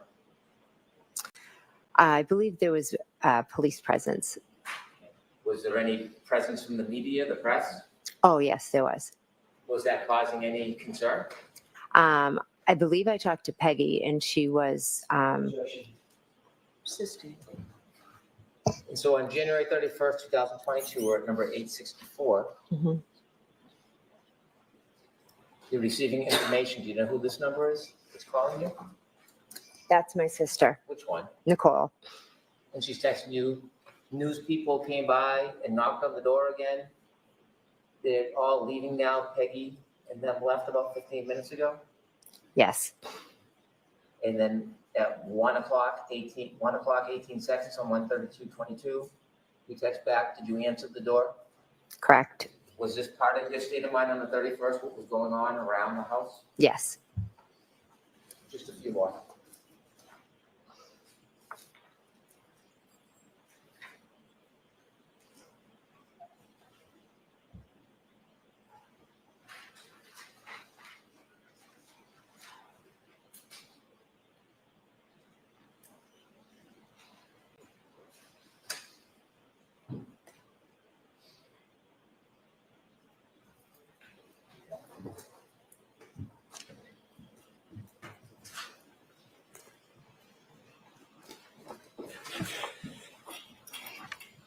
in trying to recount for people who asked you that morning and over the next couple days, some of what's reflected in those text messages, was that part of your state of mind? Yes. Was it in any way affecting the way you were remembering and thinking about what had happened? Objection. I'll allow it. Yes. Your Honor, subject to redactions, I would seek to introduce all of Ms. McCabe's text messages. So we'll deal with that later. Is there an objection? There is. We'll deal with that later. Thank you. I have no further questions.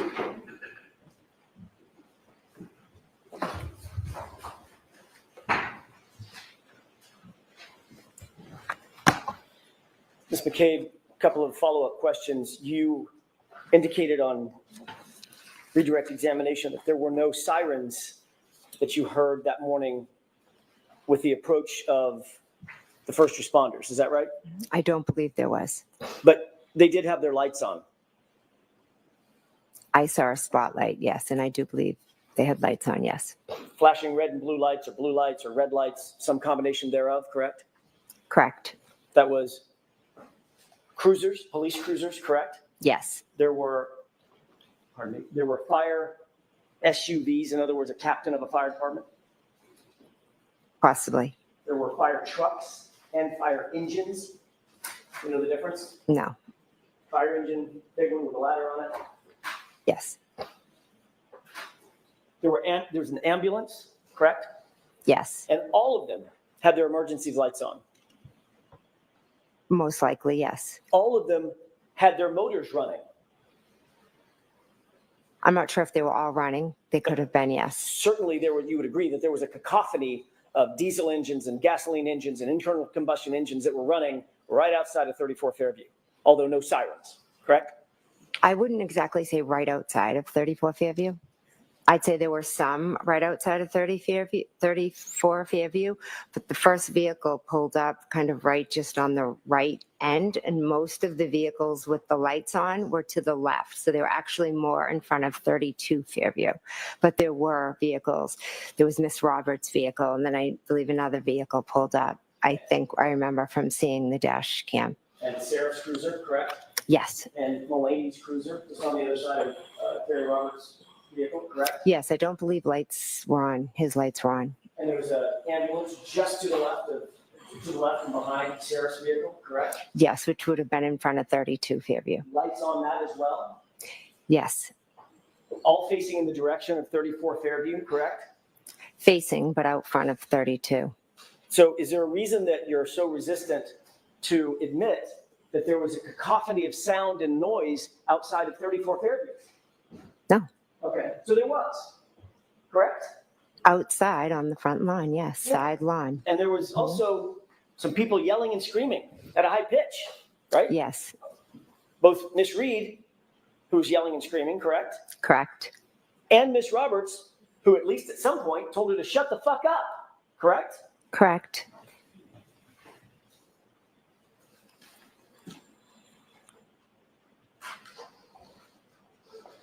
You were asked about the stop at 34 Fairview on the way to Sergeant Lang's house on redirect examination by Mr. Brennan just now, correct? I was, yes. He showed you a couple of pages of your transcript from that question and answer, correct? I believe he showed me a page, yes.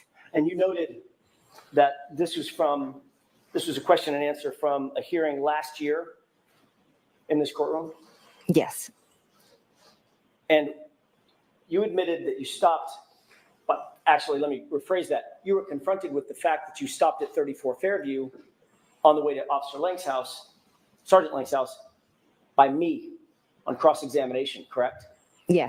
In this case, correct? I've spoken when but asked to, yes. But in point of fact, when you were approached by the two law enforcement agents who were not connected to Massachusetts State Police or to Canton PD, you suspended that interview and refused to answer further questions, correct? I welcomed them in my house, sat with them, and then I stopped, and then I met with them a few times after, and I answered all their questions that they asked. I helped clear up some misconceptions that they had been told. And as you know, I know they're no longer investigating. So I think I helped them well. And you're obviously well aware that in that first interview, you stopped the interview cold and refused to answer further questions, correct? I said, I'm going to stop and I'm going to seek some counsel, yes.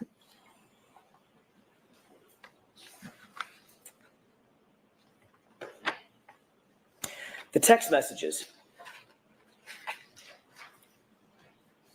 You just read a series of text messages that Mr. Brennan actually read for you and you agreed with, correct? Correct. Were any of the text messages that you just read in the group chat that I showed you in cross-examination? I don't believe so. I don't believe so. And that group chat included you, Brian Albert, Nicole Albert, and Matt McCabe, correct? Correct. And that was a private chat among the four of you. Is that right? That's just a chat with them, yes. You read some text messages to and from Carrie Roberts, correct? Yes. You had just met Carrie Roberts. Isn't that right? Yes. She's not a McCabe. Is that right? Correct. She's not an Albert, correct? Correct. You even read some text messages with your minor children, correct? Just now? Yeah. I don't believe any with my children. Mr. Brennan asked you about a couple of text messages, or at least one text message with your children. Didn't he? No, he didn't. Objection. She can answer that question. Is that what happened? Did I misunderstand? No, I honestly didn't read anything from my children. I think one, I said a friend, another time I didn't know who it was, but I do know my children's phone numbers, and no, it was none of my kids. Obviously, the kids are not on that group chat, that private group chat that we went over, correct? Oh, yes, correct. They're not. Well, let's talk about those unidentified numbers. You said this is a number I don't recognize, and Mr. Brennan read to you a text to that person, correct? Yes. Whoever that is, that person's not a McCabe, correct? They're not correct. And that person's not an Albert. They could be. Again, it could have been Christelle, but Julie, I don't. One of the numbers I didn't recognize because I have everybody in my phone with the name, so I don't recognize every number. And that person certainly was not in that group chat with you, Brian Albert, Nicole Albert, and Matt McCabe, correct? Correct. And then there was a friend. You said this is a friend, and I don't need you to identify the friend. But whoever this unidentified friend is, that friend is not a McCabe and is not an Albert, correct? Correct. And that friend was also not in that group chat that we went over in cross-examination. Is that right? Correct. These are all people outside of that group, among whom you engaged in the chat that we saw, correct? Correct. And that includes Carrie Roberts. She was not included in that group chat where you talked about the case and talked about what she was and wasn't doing with law enforcement, right? Correct. It was just my sister, my brother-in-law, and husband. Yeah, just a moment, Your Honor. Okay.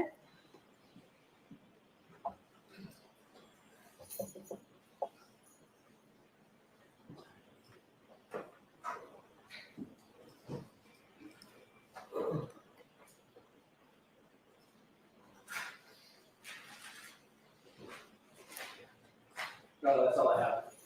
All right. Ms. McCabe, you are all set. Thank you very much. Just give you that. Thank you.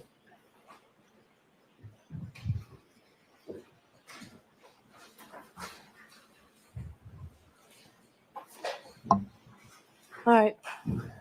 I'd like to play a couple of clips, Your Honor. Yeah, I'd ask you to just wait 10 seconds. I'm sorry. All right, you can play them now.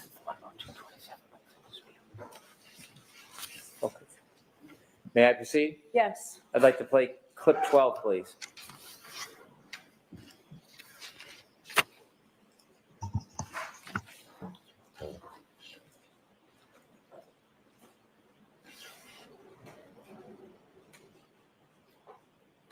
There was a woman who was a mother to kids that were close to John's kids, who lived very close to the Alberts. In fact, when Jen was navigating John to the Alberts when I was driving, she said it's near Ashley's house. Ashley and John were hooked up prior to John and I dating.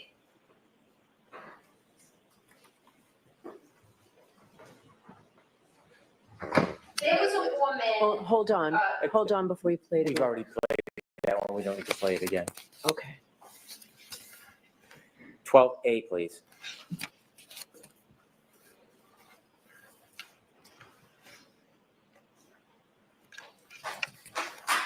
Two things.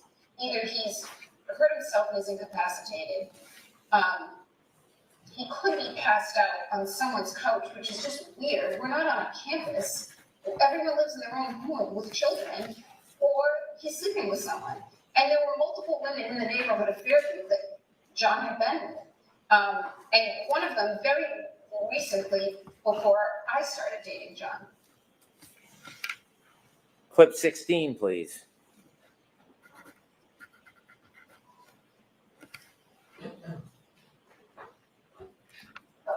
We'll backtrack later to the time for the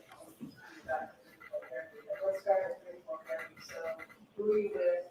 And pull up and let us see. I'm with Jen McCabe and Carrie Roberts, and Carrie Roberts is Ford Explorer. And I'm in the back, leaning over the front two seats. Carrie's driving and Jen's in the passenger seat.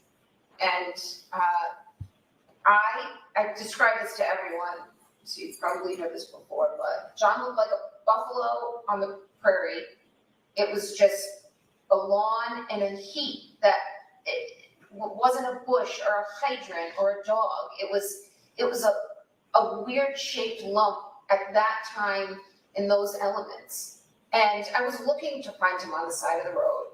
I was expecting I'd find him. And the fear of what I was going to see is the worst feeling I've ever experienced. The anticipation of what is awaiting me was as extreme a feeling. I wouldn't say it was as extreme a feeling as the grief of realizing what happened to him. And finally, clip 17, please.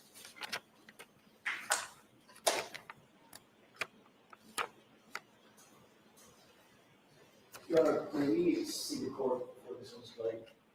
All right, hold that, please.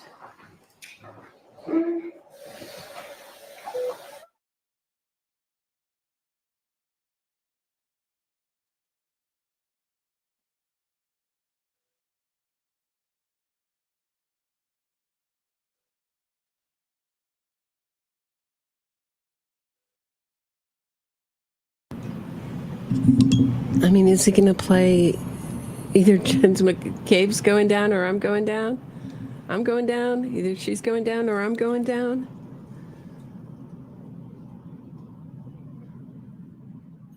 That buffalo on the prairie line is always something I've talked about on my channel. And I'm not so sure she didn't put that Bella's mom in after the fact. I don't know. How did she hear it? It's unclear. She went over everyone's testimony. I'm just not convinced she heard it. She seems to be pushing this narrative that she was so jealous and he was sleeping around. Why?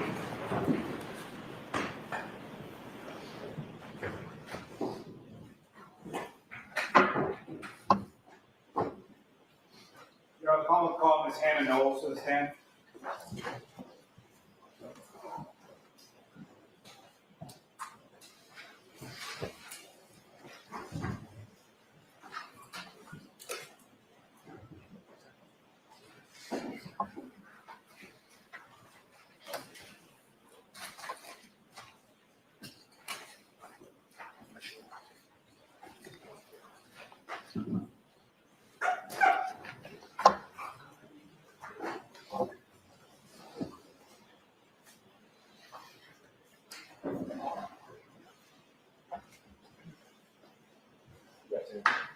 Switches.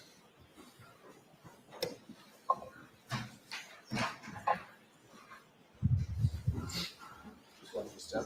remain standing, face the clerk, raise your right hand. Do you solemnly swear that the testimony you shall give to the court and the jury in the matter now pending shall be the truth, the whole truth, and nothing but the truth, so help you God? Yes, I do. Good afternoon. Good afternoon.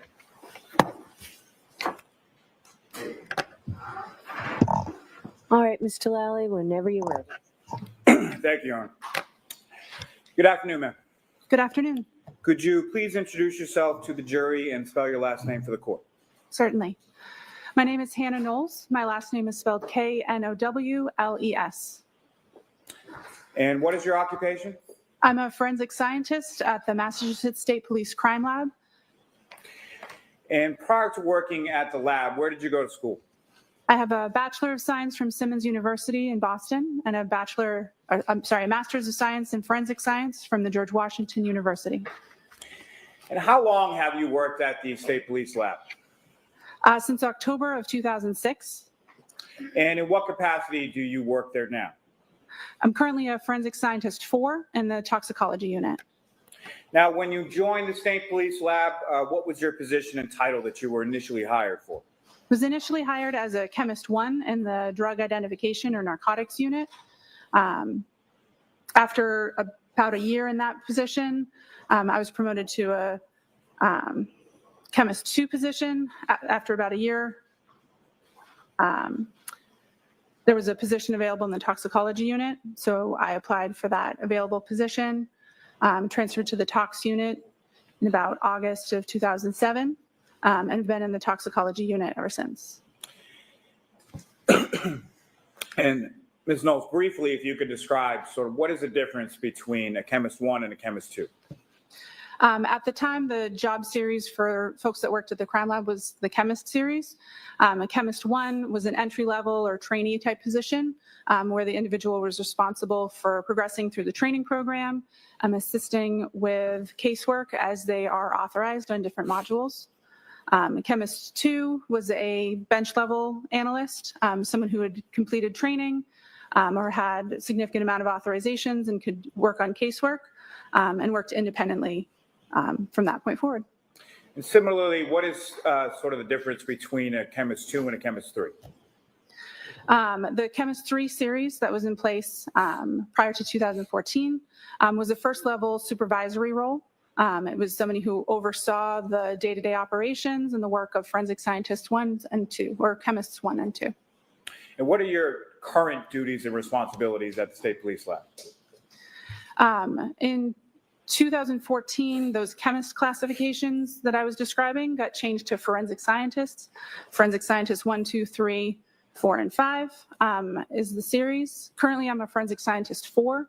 And so my role is overseeing training and validation for the toxicology unit. Is there a continuing educational component to your work at the lab? Yes, there is. And can you describe that for the jury, please? As part of our accreditation, analysts are required to participate in continuing education at least once per year as they continue to work in their role. Continuing education can consist of participating in workshops or webinars, attending conferences or meetings, or documenting ongoing literature review of new journal articles as they're published. What is proficiency testing? Proficiency testing is something that we utilize in the laboratory to assess processes and competencies of an individual, as well as the processes that are in place for a particular unit or department or scope of testing. Proficiency testing is also an accreditation requirement. Individuals are required by our internal processes to participate in proficiency testing at least once per year as sort of an ongoing assessment. And what a proficiency test is materials that are purchased by the laboratory from a third-party vendor. Those materials are analyzed as if they were casework, but there are expected results or known results for those samples. Once the laboratory processes those samples, just like their casework, we submit the results to the external vendor that we purchased the materials from. The results are compared to the expected results, and we have to have our results meet those expected results in order for the proficiency test to be considered successful. Now, over the course of your years at the lab, have you undergone proficiency testing? Yes, I have. And have you passed each of those respective proficiency tests that you've taken?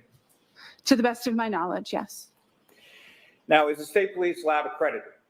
Yes, it is. And by whom? The Massachusetts State Police Crime Lab is currently accredited by the American National Standards Institute National Accreditation Board. And what does that accreditation process consist of? The accreditation process consists of on-site assessments as well as remote or virtual assessments to evaluate our policies and procedures, our personnel, our management, as well as our facilities to ensure that we are meeting established accreditation standards. The standards that we're currently accredited to is an international standard 17025 with additional requirements for forensic testing laboratories. And so there are folks that come from that organization, ANAB, that come to evaluate all of those different aspects of our processes to ensure that we are meeting the standards set out in their requirements. And the State Police Lab, in particular, the toxicology unit within that lab, is that accreditation up to date at this point? Yes, we're currently accredited to that standard. Now, just in general terms, Ms. Knowles, if you could explain to the jury, what is forensic science? Forensic science generally is the application of science to questions of law.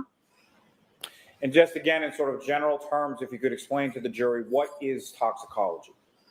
Toxicology generally is the study of chemicals and other substances and how they impact a living organism or a person.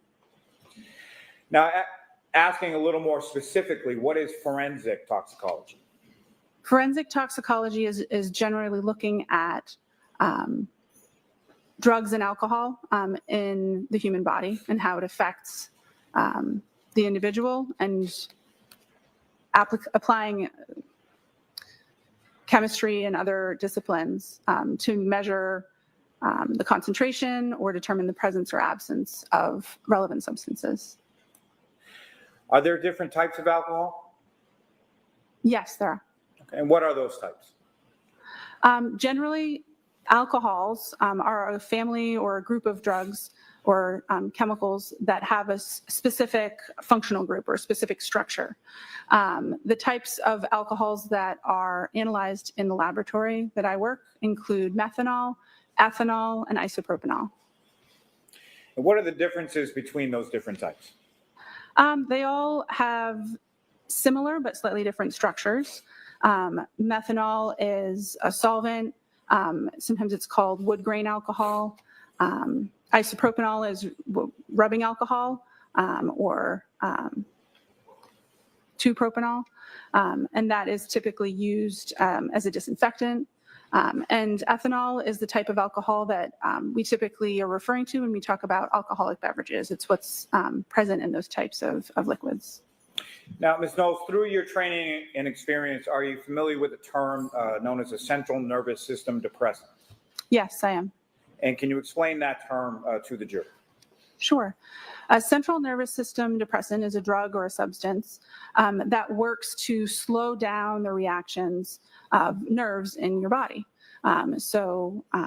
It makes nerve cells slower or less likely to respond to stimulus. Now, is alcohol a central nervous system depressant? Yes, it is. And how would that central nervous system depressant affect the human body? The effects depend on the concentration or the amount that's present in the body. Effects range, depending on that concentration, from slowing reaction time, reducing heart rate or respiration rate in an individual. That slower respiration rate can also result in drowsiness or unconsciousness. Slower reaction time and more limited muscle control can also result in outward appearances like a staggering gait or slurred speech. It can impair balance and motor coordination. Because nerves are responding more slowly. Alcohol can also, or ethanol specifically, can impact your brain's ability to form new memories. It can impact your body's ability to perceive and apply critical thinking. Again, all of those effects that I just described, they can be present depending on the concentration and the individual and how they're responding to that particular concentration of ethanol at any particular time. Now, how was work assigned within the state police lab, specifically within the toxicology unit? Generally, supervisors will come up with a monthly schedule or rotation where the different types of work in the unit are divided amongst authorized analysts. And then casework is assigned according to that rotation. If an individual has previously been assigned work for that case or has previously issued a report for that case, then sometimes we go off rotation and assign a case according to that previous involvement or previous report that was issued for the case. Now, at some point, were you assigned to perform some work on a lab case number 22-06576 pertaining to this defendant, Karen Reed? Yes, I was. And what is it that you were asked to do? I was asked to prepare a serum conversion report and a retrograde extrapolation report relative to this case. Now, how many serum conversions have you conducted during your years at the lab? I've prepared over 100 serum conversion reports since I was authorized in 2008. And how many retrograde analyses have you conducted during your years at the lab? I would say approximately 15. Now, starting with a serum conversion, can you please explain to the jury what a serum conversion is and how it is that it's conducted? Certainly. A serum conversion is a service that the laboratory offers when a or a serum ethanol concentration has been determined, and it would be helpful or relevant for us to approximate what a corresponding whole blood alcohol concentration would be. When we're talking about blood alcohol concentrations or blood ethanol concentrations and serum ethanol concentrations, serum ethanol concentrations are always higher than a blood alcohol concentration. If you had a blood and a serum sample that were collected from the same person at the same time, you would always expect the serum alcohol to be between 13 and 19% higher than the whole blood. So for that reason, that difference between the two, this service that we offer can assist to approximate what a corresponding whole blood ethanol concentration would be based on testing on a serum ethanol concentration. And did you have occasion to perform a serum conversion with respect to this defendant? Yes, I did. And what materials or documents did you receive in order to perform that analysis? For the serum conversion, I referred to medical records that were provided with a request. May I approach and retrieve what's been previously marked as Exhibit 37? Yes. May I approach the witness? Yes.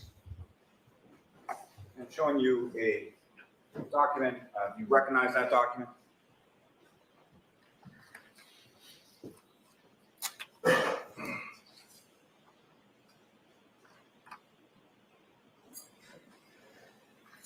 May I approach again, Your Honor? Yes.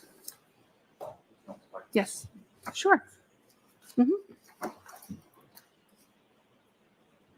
your attention to a previously tabbed portion of those records.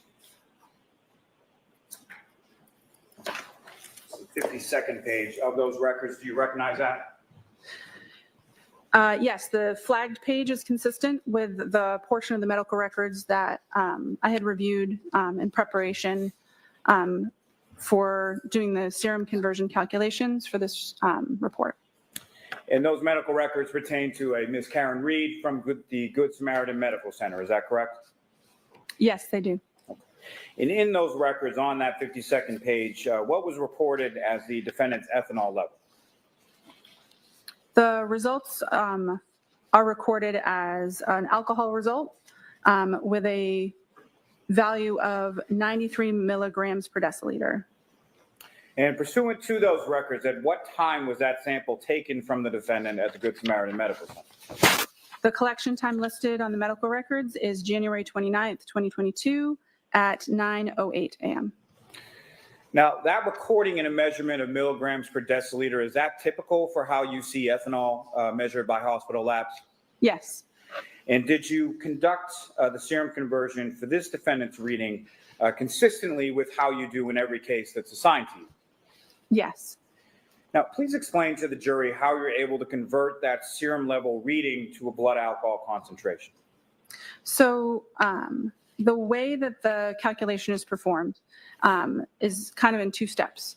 So the results are listed in milligrams per deciliter, which is common in clinical testing. And to convert it to the type of units that are typically used for blood alcohol concentrations, we just divide by 1,000 to get that into the right units. So 93 milligrams per deciliter converts to 0.093 grams per cent. And then to perform the serum conversion, or to get this serum ethanol concentration into what we would estimate to be a blood alcohol concentration, we apply two conversion factors, a low and a high conversion factor, to account for the range that we see in the typical population. I'd mentioned earlier that serum is usually between 13 to 19% higher, so we divide that 0.093 by 1.13 and by 1.19 to get a low and a high blood alcohol concentration for that range. And those conversion factors that you just mentioned, where do those come from? The conversion factors come from literature where they've performed experiments similar to how I described. They have individuals that have ingested ethanol. They collect samples from them and test their whole blood and test their serum alcohol concentrations, and then compare them and see what the ratio is between them. The current ratios that are used by the laboratory, the 13 and 19%, those are also consistent with consensus body documents, or sort of industry standards that we utilize and base our protocols upon. Now, that 13 and 19%, how long have those conversion factors been in place? There was a consensus body document published in 2024, and so we adjusted the serum conversion factors that had previously been in use to those new published, or those new recommendations in September of 2024. Now, does the change in conversion factors recently adopted by your lab, does that benefit the patient or the person for whom you're converting the ethanol to a blood alcohol concentration? Objection. I'll allow it. Does it? Yeah, the previous factors we used between 12 and 18%. And so when you perform that conversion, it typically ends up with a equivalent or lower blood alcohol concentration. And so it could be interpreted as being favorable to a defendant. Now, why are they presented in a range? We don't use just one conversion factor. Because in the studies that we base our procedures on, it demonstrates that the general population does not have one consistent conversion factor or ratio between their whole blood and their serum alcohol concentrations.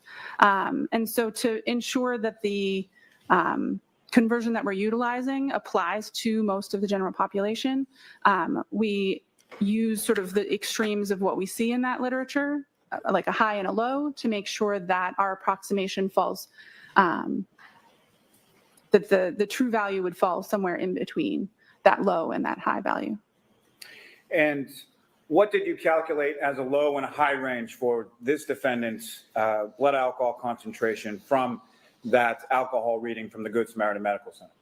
So the 93 milligrams per deciliter serum ethanol concentration would convert to between 0.078 and 0.092% or grams per cent. And again, Ms. Knowles, that's at the time that the blood is drawn at approximately 9:08 a.m. on January 29th. Is that correct?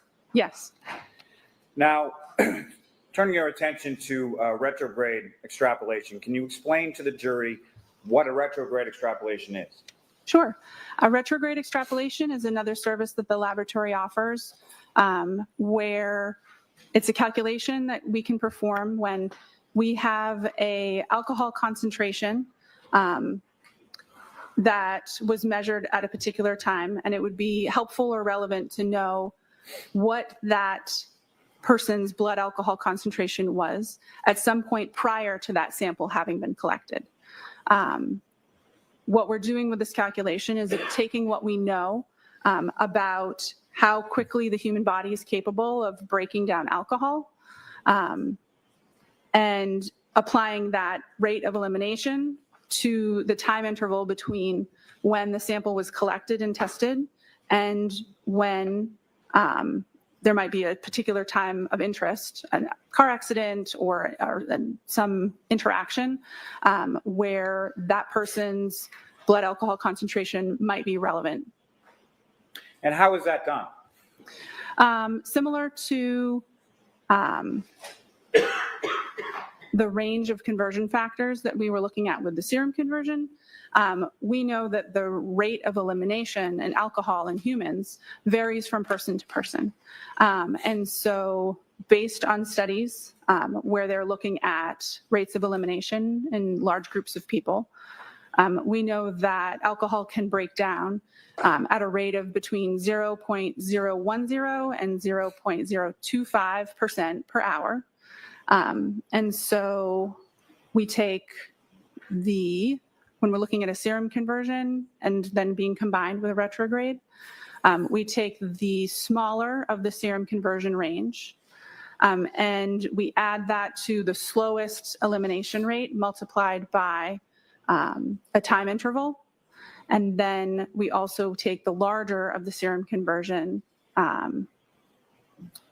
values, and then we add that to the fastest elimination rate multiplied by the time interval. We use a smaller time interval for that sort of minimum calculation to account for the fact that we don't want to overshoot that estimate of blood alcohol concentration. If there was some unabsorbed alcohol, we don't necessarily always know when we perform these calculations, the drinking history or like when the person had stopped drinking that day. And so we usually subtract 2 hours from the time interval when we're doing that minimum calculation to have a more conservative estimate. So we're applying the time interval, the rates of elimination, and looking at what we have for blood alcohol concentrations, all to be considered when we're performing the calculation. Now, what categories of information do you need in order to perform a retrograde analysis? We need to know what the blood alcohol concentration was at the time that the sample was collected. We need to know the time the sample was collected, and we need to know the incident time or the time of interest that we're sort of calculating back to. There's a couple of requirements to be able to perform this calculation that we have to ensure. We have to make sure that there's at least been 2 hours in that time interval between the time of collection and the time of interest that we're looking at. We can't calculate backwards with that very narrow window because we can't be sure that the person is entirely in the elimination phase, that their body has reached a maximum blood alcohol concentration and they're just breaking down alcohol at that point. And we also know that this simple rate of elimination calculation can't be accurately modeled once we get down below between 0.02 and 0.03. So we have to make sure that the starting blood alcohol concentration is at least an 0.03 or higher in order to be able to apply that math. Now, how is it that alcohol is metabolized within the body? Generally, after someone stops drinking alcohol, their body reaches a maximum blood alcohol concentration. And then after that maximum is reached, for most folks, that's between 30 and 90 minutes after they stop drinking. And then the body breaks the alcohol down over time in a very predictable linear fashion, down until it gets down into about 0.02 and 0.03. The mechanism that the body uses to metabolize, some alcohol is excreted in urine, some alcohol is evaporated and removed from the body through your breath, but the vast majority is broken down with enzymes in your body that convert the ethanol structure into water and carbon dioxide. What are the phases of metabolism for alcohol in the body? So alcohol, once it's ingested, moves through the body in a couple of different phases. One, initially, the body is absorbing alcohol. Then the alcohol is distributed throughout the body where it can have its effects. There's the metabolism phase, and then elimination. Most drugs and alcohol all kind of follow that same pattern in these different phases. And so I'd mentioned elimination phase earlier. That's after you've reached a maximum blood alcohol concentration, and your body is no longer absorbing. It's fully distributed in your body, and then you're just breaking it down and your body's removing the alcohol or the ethanol from your system. Now, in a retrograde analysis, are you calculating for a single number or something else? So because we don't know an individual's particular rate of elimination, we use a maximum and a minimum, a fast and a slow elimination rate. And so our results for this calculation are always expressed in a range to ensure that that individual's actual blood alcohol concentration lies somewhere between the range that we provide. And can you please explain sort of that range and the size of it for the jury?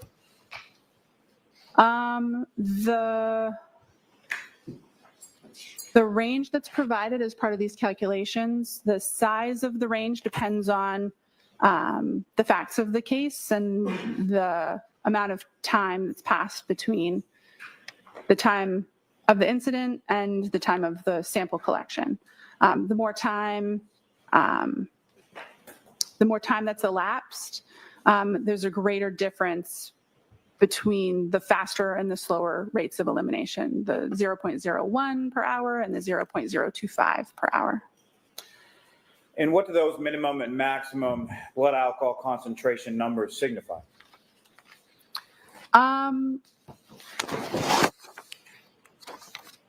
They signify the smallest and the largest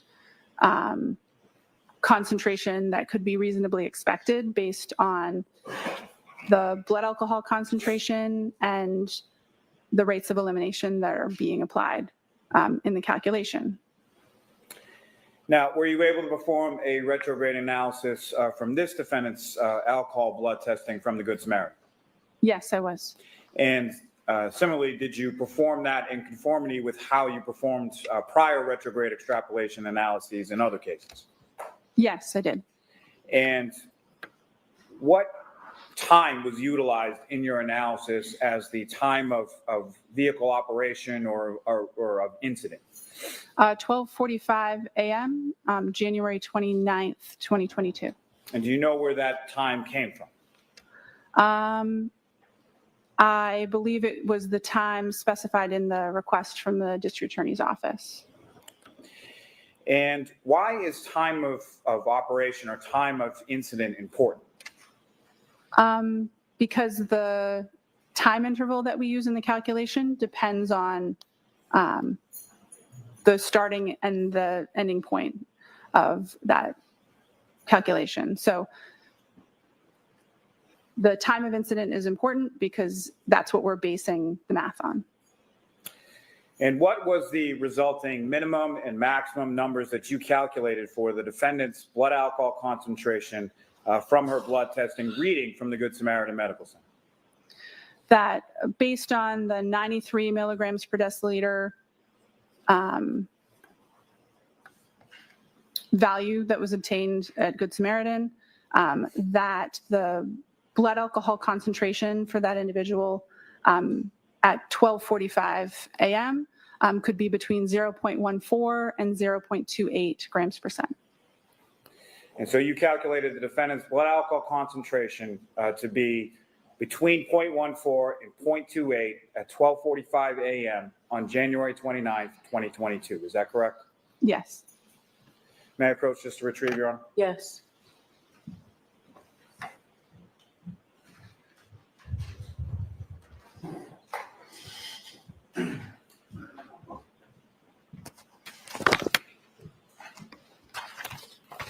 Thank you, ma'am. I have no further questions. All right. Mr. Yannetti? Thank you, Your Honor. And at this point, I'm only going to give you about 5 minutes. I was going to ask the court to cut me off so that Okay. nobody's late today. Thank you.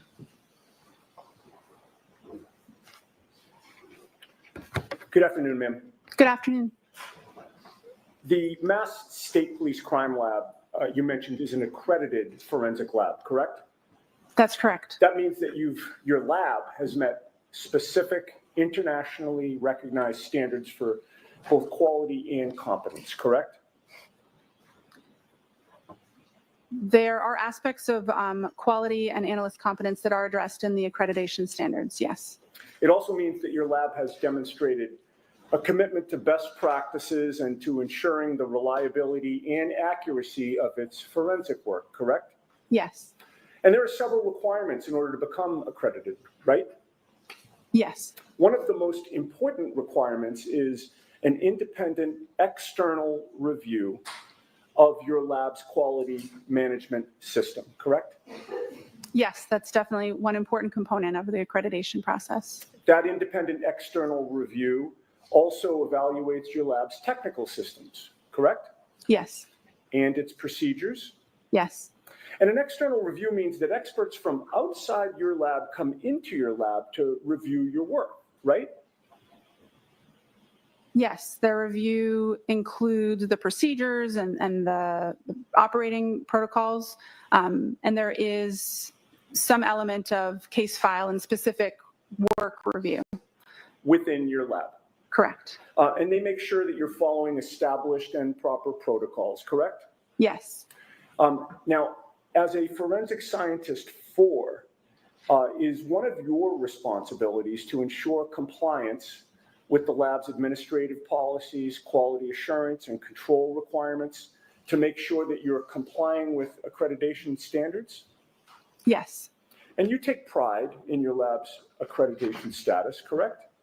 Yes, it's an achievement that's obtained by the hard work of a lot of folks at the lab working together. You make sure, or you do your best to make sure that the lab is in compliance because you don't want to lose that accreditation status, correct? Correct. It's important to ensure confidence in our results, to maintain the quality and maintain the accreditation. Okay. In contrast to the accreditation standards for a forensic lab like yours, the standards for a hospital lab may be different, correct? Correct. Typically, accrediting bodies for clinical chemistry or hospital systems are different accrediting bodies or different standards than forensic standards. Okay. And a forensic lab exists for a different purpose than a hospital lab. Is that right? Correct. They have different customers and sort of different scope or intention for the use of their results. Sure. A hospital lab tests and analyzes blood for its use in diagnosing medical illnesses and for medical purposes, correct? That's consistent with my understanding, yes. Sure. And it's not for meeting court admissibility standards like your lab, right? Not that I'm aware of, no. Your lab follows strict procedures that an expert from your lab can have confidence in the lab results when they come to testify in court like you're doing today, correct? Yes. As you testify here today, you have no information that the lab at Good Samaritan Hospital is an accredited lab, correct? Correct. And in addition, Good Samaritan Hospital is an external party in terms of its relationship to your lab, right? Yes, and for that reason, the type of calculations that we performed based on medical records from Good Samaritan are outside of the scope of accreditation in the crime laboratory system. Right. It has no relationship to your crime lab, the Good Samaritan lab, right? Correct. The same policies and procedures are applied when our laboratory analyzes serum, or if we needed to do a retrograde extrapolation on testing that was performed internally that's covered by the scope of accreditation. But as you're mentioning, the testing was not performed in my laboratory. I don't have any direct knowledge or understanding of their QC procedures, of their accreditation requirements, or their testing procedures at all. You anticipated my next question. So basically, you cannot personally vouch for the ethanol testing that was performed at Good Samaritan, correct? That's accurate. The reliability of the results that my calculations were based on, my calculations are only as good as the numbers that I was provided. And like I said, the same math that I did here, I would do to my own internal standard or my own internal testing, anything that I performed testing on in the lab myself. But the results that I started from, I don't have any direct knowledge on their accuracy or reliability. Right, Ms. Yannetti, we can bring Ms. Knowles back on Monday if you want. I don't want to cut you short. That was the time frame. And I'm perfectly fine with that, Your Honor. Thank you. Okay. All right. And Mr. Lally, you're done? Okay. Ms. Knowles, thank you very much. You're all set. You can step down. Mr. Yannetti, I think everybody appreciates that. So,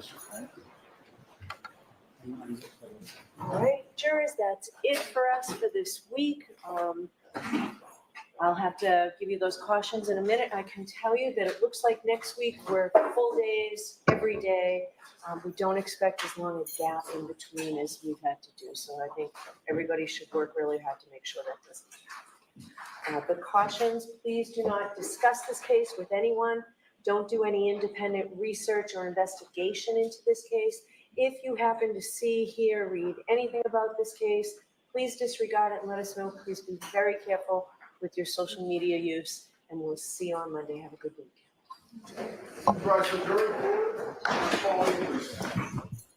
And I will see counsel at sidebar.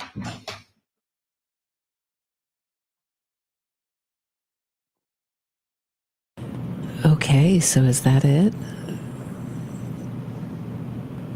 I don't know. I'm going to stick around and find out. I knew they were going to do that hospital accreditation thing. They made such a big deal out of the hospital and their accreditation. I don't think they got far with that either. He was like, why is he complimenting this this lab that nailed Karen? So I thought that was funny. Yeah, you need a drink, little housekeeping. Yeah, I'm wondering if they're going to have some kind of, besides sidebar, some kind of something else.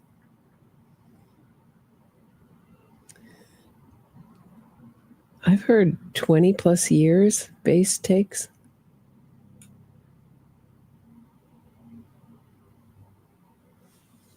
I mean, I think it would be just a first-time offender as far as we know. Certainly, nothing's been leaked out to the press, although there's been rumors of other. All we've seen is Karen Reed, getting into a fight with her neighbor about the dog.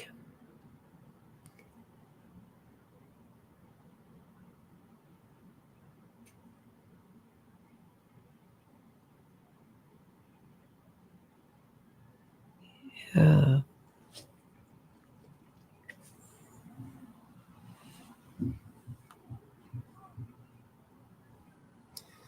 But what a day. I mean, what a day of just, I mean, you could just feel like a temper tantrum from Alan Jackson, just not getting anywhere, pulling out all his tricks, showing her half of her statements. And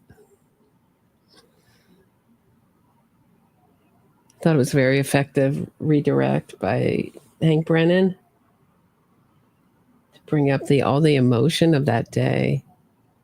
How they, Karen Reed, just to show the ripples of this kind of crime go Go out Hey so there, far. Karen Reed trial watchers. You know what a lot of the trials we cover remind me All of? right. That the world is unfortunately very unpredictable. Let me And I'll tell you switch what, to a having different great thing. lawyer Hold on. matters so much. That is where a great partner and sponsor, Morgan & Morgan, comes in. This is a firm with over 1,000 attorneys. I'm way behind here.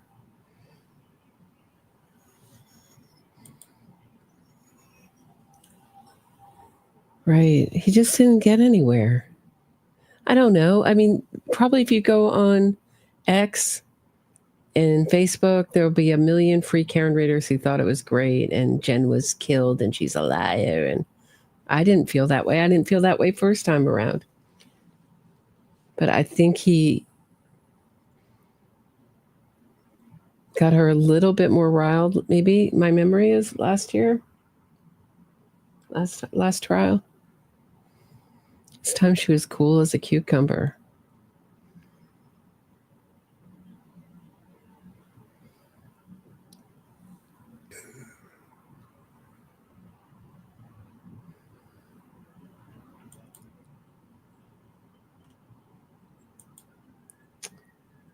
So, not much to say about that or anything right now. So I think, wait, should I end it or should I wait for them to come back?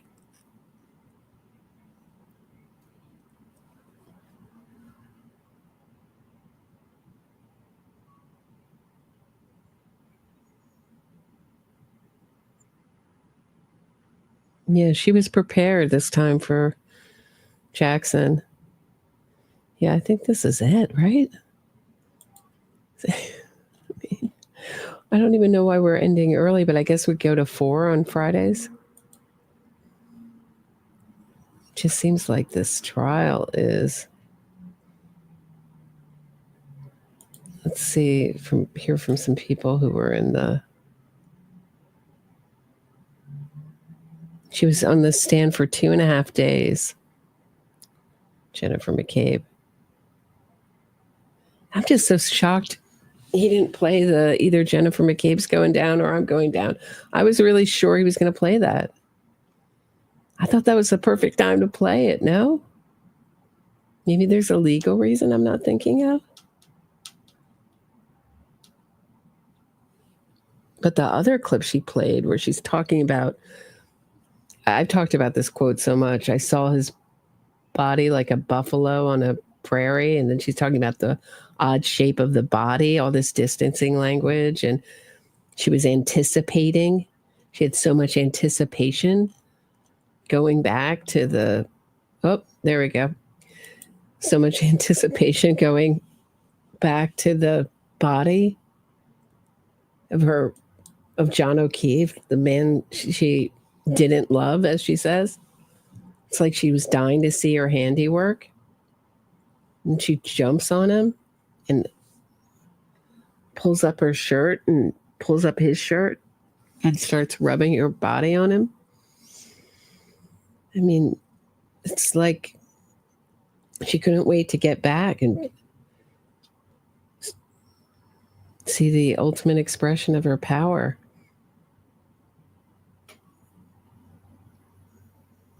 And then I was really confused as to, this is just, I felt like sleazy lawyering tricks, but I heard Carrie Roberts said she did CPR. Other jurors must have heard it. And then Alan Jackson's asking none of you knew CPR, including Carrie Roberts. Yeah. I specifically remember Carrie Roberts saying she learned CPR for her job. She never called 911. She made everyone else do these calls so she wouldn't be recorded. She just involved all these other people so she could do just this, point the finger. And her dad, if that's true about her dad screaming at Alan Jackson to bring Jennifer McCabe to her knees, if that's true, it supports what I've been saying all along, that he's really a criminally minded guy and is going to help get his daughter out of this. no matter what, no matter how many people they hurt. He's happy, jobs, life's ruined. The wake, as long as his daughter. It's the most selfish criminal family. So that's really what I have to say. I don't know. What are your thoughts? Does anyone want to come in and chat about this week? Or here, hold on. Let me throw this out. Throw this out into the. There's the. If you guys want to, if anyone wants to come on, turn off their camera and talk about what they saw today, or. But it's just like a different trial. It's just like the momentum is so not with the defense. That's what I see. I don't know who's on the jury, though. If it's free Karen readers, none of it matters. I've been saying the same thing. But it just looks like it's all fallen apart. And we saw this pretty much at the ARCA when Hank Brennan exposed the ARCA witnesses as hired guns for the defense, that they were in fact paid, even though they lied to the jury. The momentum started changing. It's just not in their favor. Yeah. I thought it was really just looks bad. I don't know. I don't know what the defense, this is all the prosecution's case. The defense may come, they may have new experts, they may put some doubt, be able to crowbar some doubt into this case. But right now, they just haven't been able to get anywhere on these cross-examinations.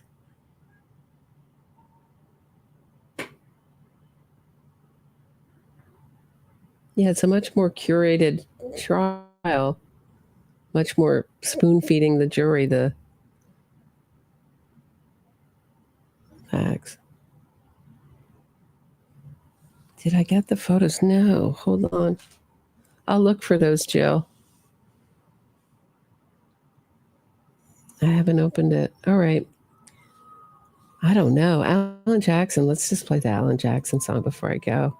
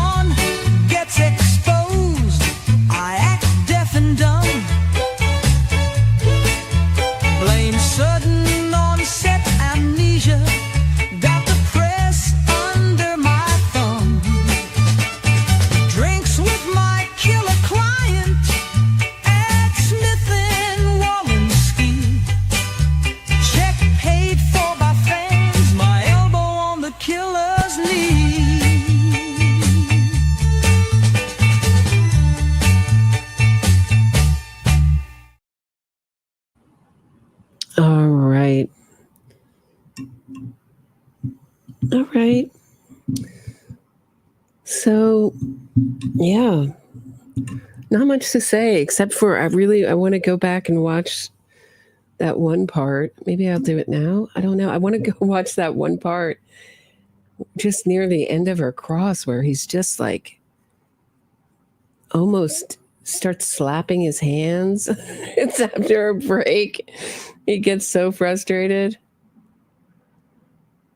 Yeah, Ashley Banfield's an Innocence fraudster. That's like the Innocence Fraud channel. They have on all this stuff about the Menendez brothers. They just can't wait for killers to get off and get out. That channel. I can't even remember the name of it now. Hey, Allison. Nice to see you. Yeah. So I thought it was incredible to watch. I mean, it was like a child tantruming. He's getting nowhere.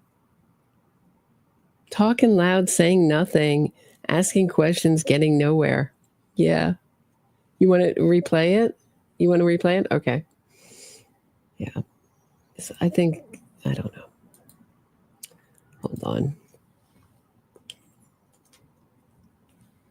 Hold on, guys.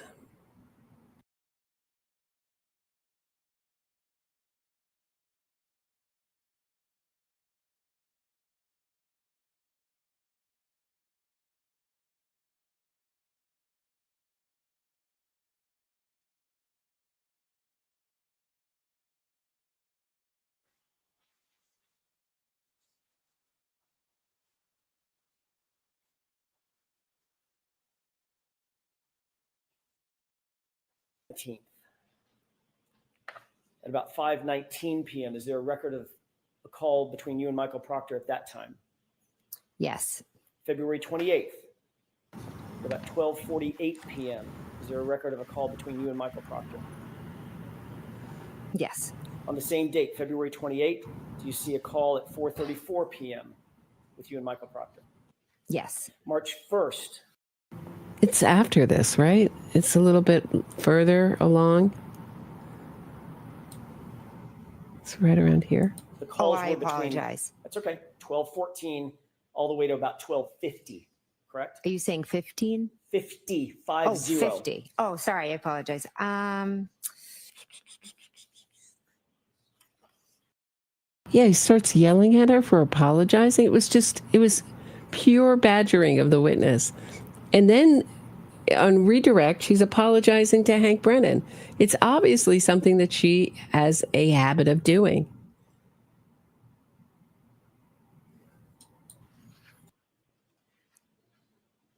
Yes. You called John O'Keefe at 12:14 and 31 seconds, lasting about 49 seconds, and that call was answered, correct? Yes. And you see that reflected in Exhibit 26, is that right? Yes.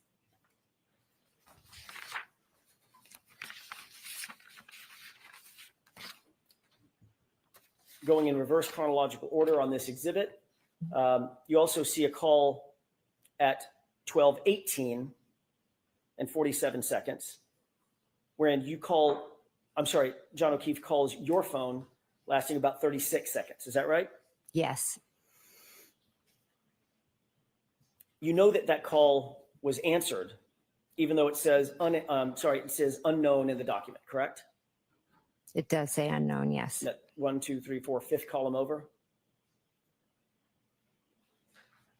That's where it says unknown. Yes. But it also indicates that call lasted 36 seconds, so you know it was answered.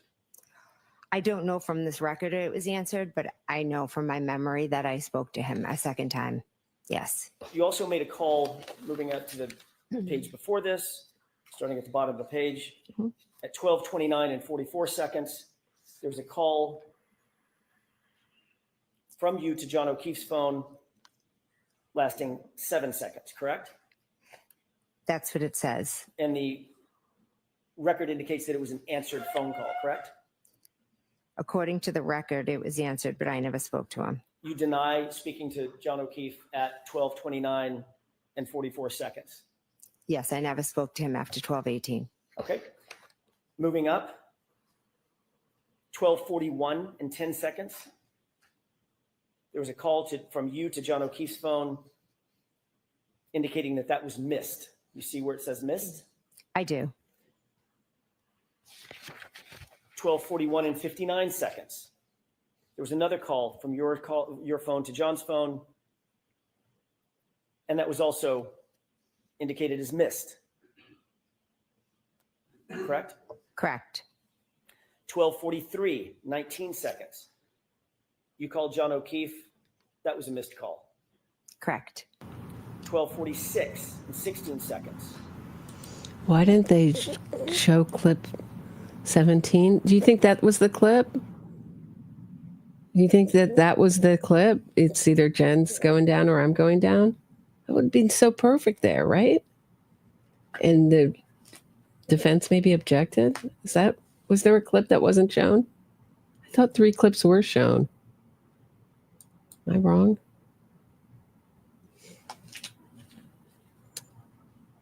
My friend is texting me. Hold on, about Jennifer McCabe.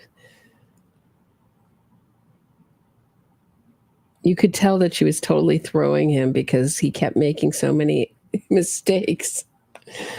Yeah, right? You called John O'Keefe's phone, and that was a missed call. Correct. 12:47 and 52 seconds.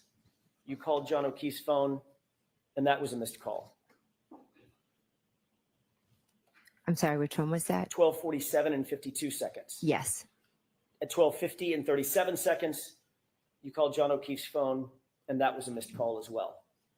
Yes. Ms. McCabe, there's 7 calls.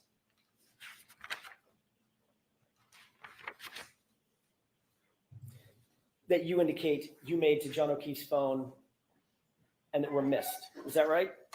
According to this record, yes, they were And calls that missed. comports with your memory, correct? You indicated that you had called him multiple times that morning and there were missed calls, right? I called him, but I also think that some of the calls I might have done inadvertently. Well, we're going to get to that in a second. My question is, that comports with your memory that there were several calls, according to the records, there were several calls made to John O'Keefe's phone, including 2 calls that you say you spoke to him, 12:14 and 12:18. I spoke to him at 12:14 and 12:18, yes. But you indicate every single call after that was missed, and you deny making those calls. I'm not denying it, I just don't remember. You've previously given explanation for what those calls were, these 7 calls that were missed between about 12:29 and about 12:50. That's 19 minutes. You'll agree, correct? Yes. If you divide 19 by 7, that's about every 2.5 minutes or 2.7 minutes, your phone is calling John O'Keefe's phone, correct? Correct. You previously explained what you attribute to those phone calls. Is that right? Yes. What's your explanation? I think I was going back and forth to the door. I was texting him. I think I put my phone in my pocket. I think I inadvertently maybe have called him. What did you call it at the last hearing? I believe I called it a butt dial. And it's not just one butt dial, correct? There could be multiple, yes. 7 butt dials in the course of 19 minutes, less than 20 minutes, correct? That evening, I wasn't paying attention to butt dials or calls. I was going back and forth. Oh, hey, Jill, I got your picture. She's a lot younger than he is. Hard to tell. Thanks, but if you send me something in the future, just let me know what it is, because in the subject line, so I get a lot of spam because my email address is public. But wow, Carl Steinbeck's wife. Wow. Listening to music, being with family. So if I inadvertently called his phone, I did. Not inadvertently called him once, 7 times, correct? According to you. According to the record. And we only know about these calls because you're looking at an extraction of John O'Keefe's phone, correct? Correct, but I also turned over my phone, so you could have gotten all of that off of my phone as well. And you're well aware that an extraction was done on your phone and not one of those butt dials appears on your phone extraction, correct? Objection. Are you aware of that? I am not aware of that. Next question. Weren't you confronted with that at the last hearing, a year ago? Whether or not those phone calls actually exist on your phone logs? Objection. Do you remember that? I remember you asking previously, yes.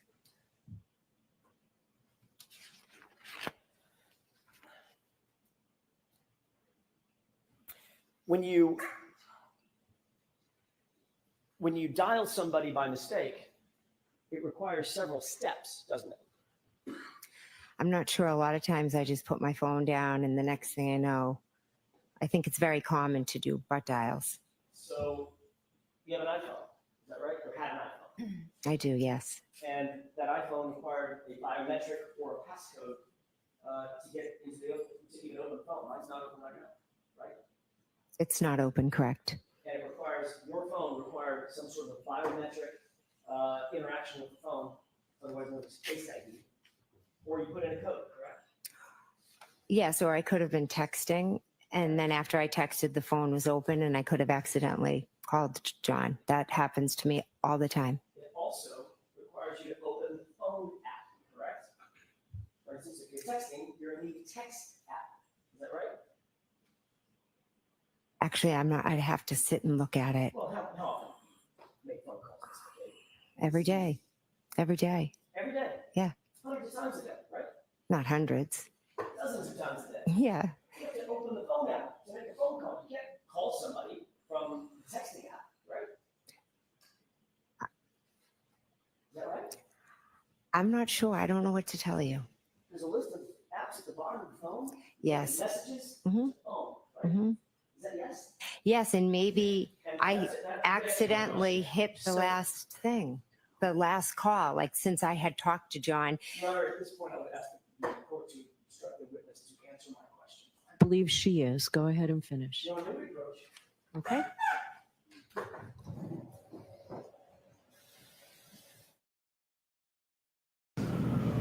Okay, so then we have this.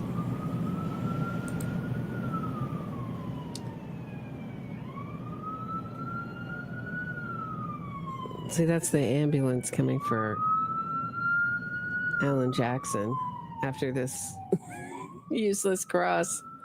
He's had a heart attack. He's worked himself into a heart attack. Jumping the gun.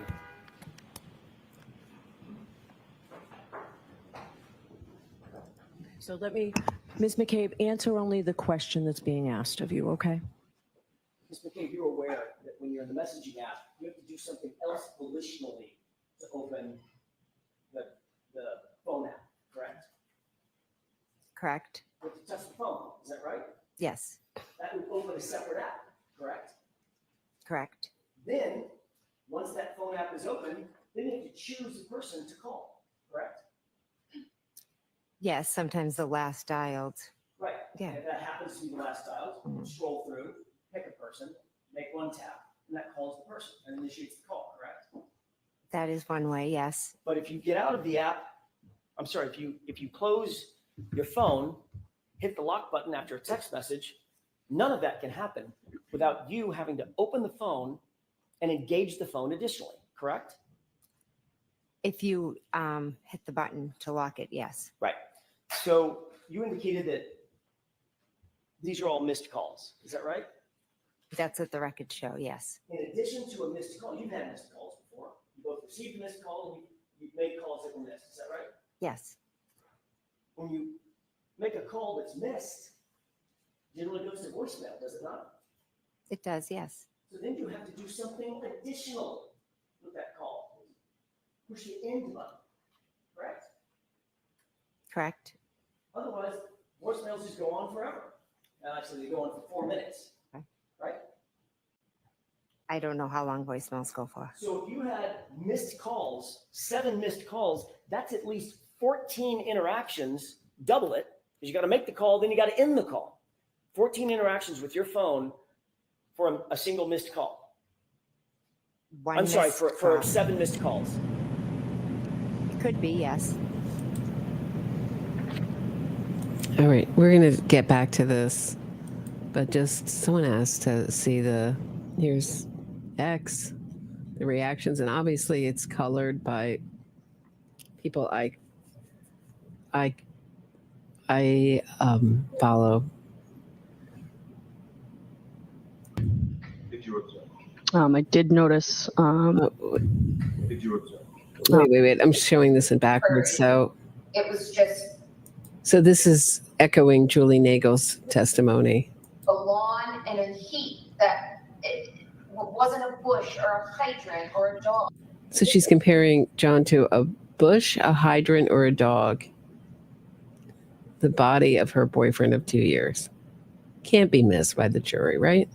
It was a weird shaped lump at that time in those elements. I mean, just dehumanizing him.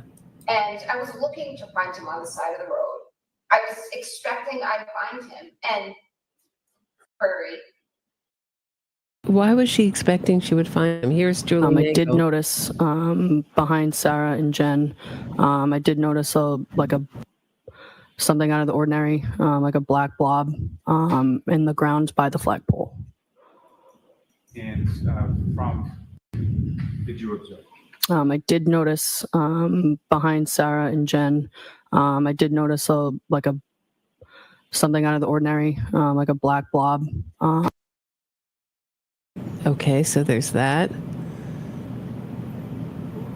In one of the greatest examples of F around and find out these eyes have ever seen, Jen McCabe just reads a text from her husband, Matt, sent to her, her sister, and Brian Albert. If Karen pleads out, it will end. If she fights it, it will be an episode. Yep. If she pleads out, it will end. If she fights it, it will be an episode. Who's she? I'm assuming that would be Miss Reed.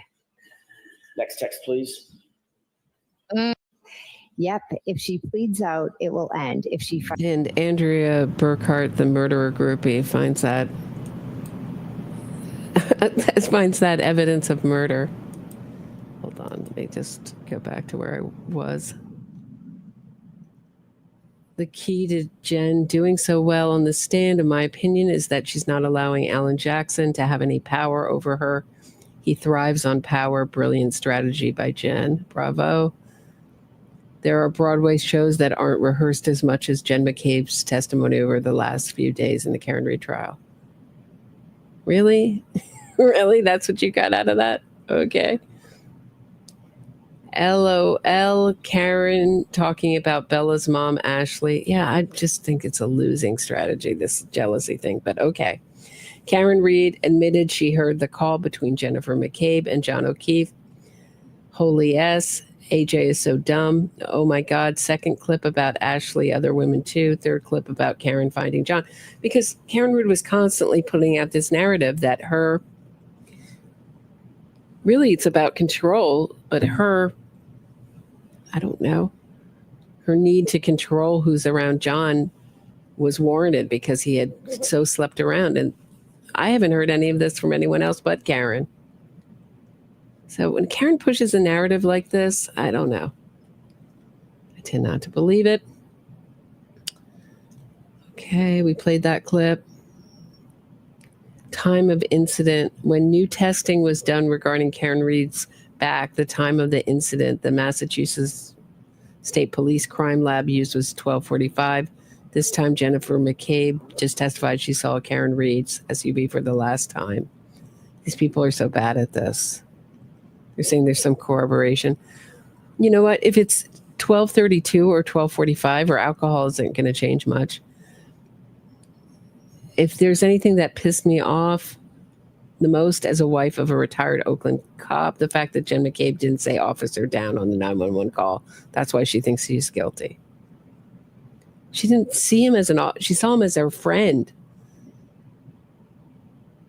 And she's just trying to get help as quickly as possible. Get help there quick. I love how Jen McCabe slipped and it slipped in and there was taillight found near him. I used to only recognize Dolly Parton as an authority in my life. I've replaced her with Jen McCabe. Look at this. All because you knew what really At that moment, I didn't know that he was hit by a vehicle and there was taillight found next to him.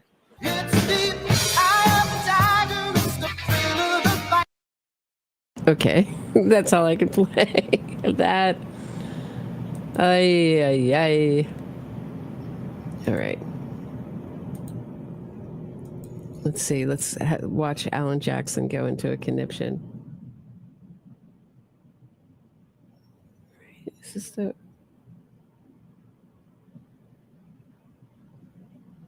Okay. And your testimony is you don't remember making a single one of those calls to John O'Keefe between 12:29 and 12:50, correct? I do not remember making those calls, no. As you sit here, do you deny making those calls between 12:29 and 12:50 to John O'Keefe? Oh, I'm not denying that, no.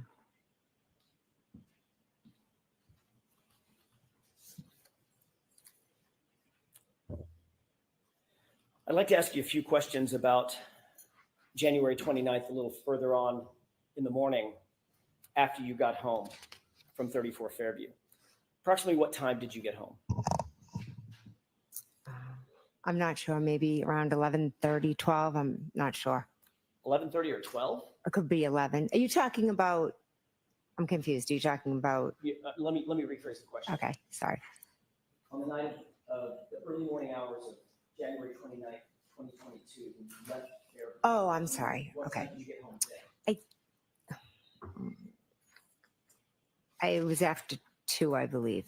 I'm not positive. You went upstairs, is that right? Yes. You began to engage with your phone at Yes. that time. What application did you open up on your phone once you got upstairs? It could have been Hockamuck Sports. I'm sorry, I'm backing up foundationally. What application on the phone? Was it Safari? Oh, okay, yes. I think, yes. You use Safari as your browser? I'm not sure what I used.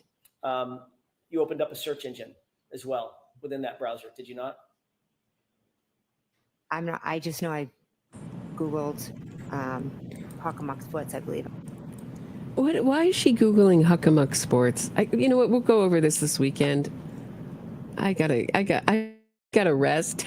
This is enough. This craziness. But wow, I mean, why would she be, if she were part of a conspiracy, just killed someone, she's Googling Huckamuck Sports. And I think we're going to see her Apple health data that got sort of snuck in. Mention and redirect by Hank Brennan of that, showing her being very relaxed.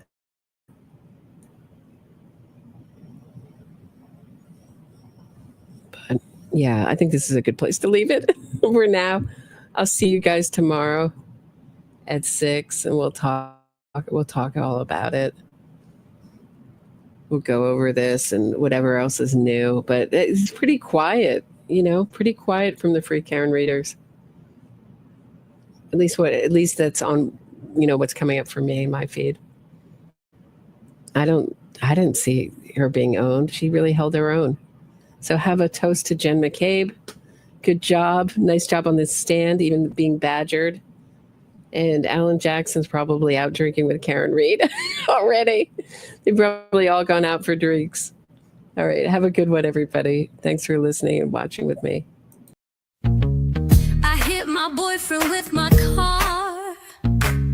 It wasn't an accident, but with lying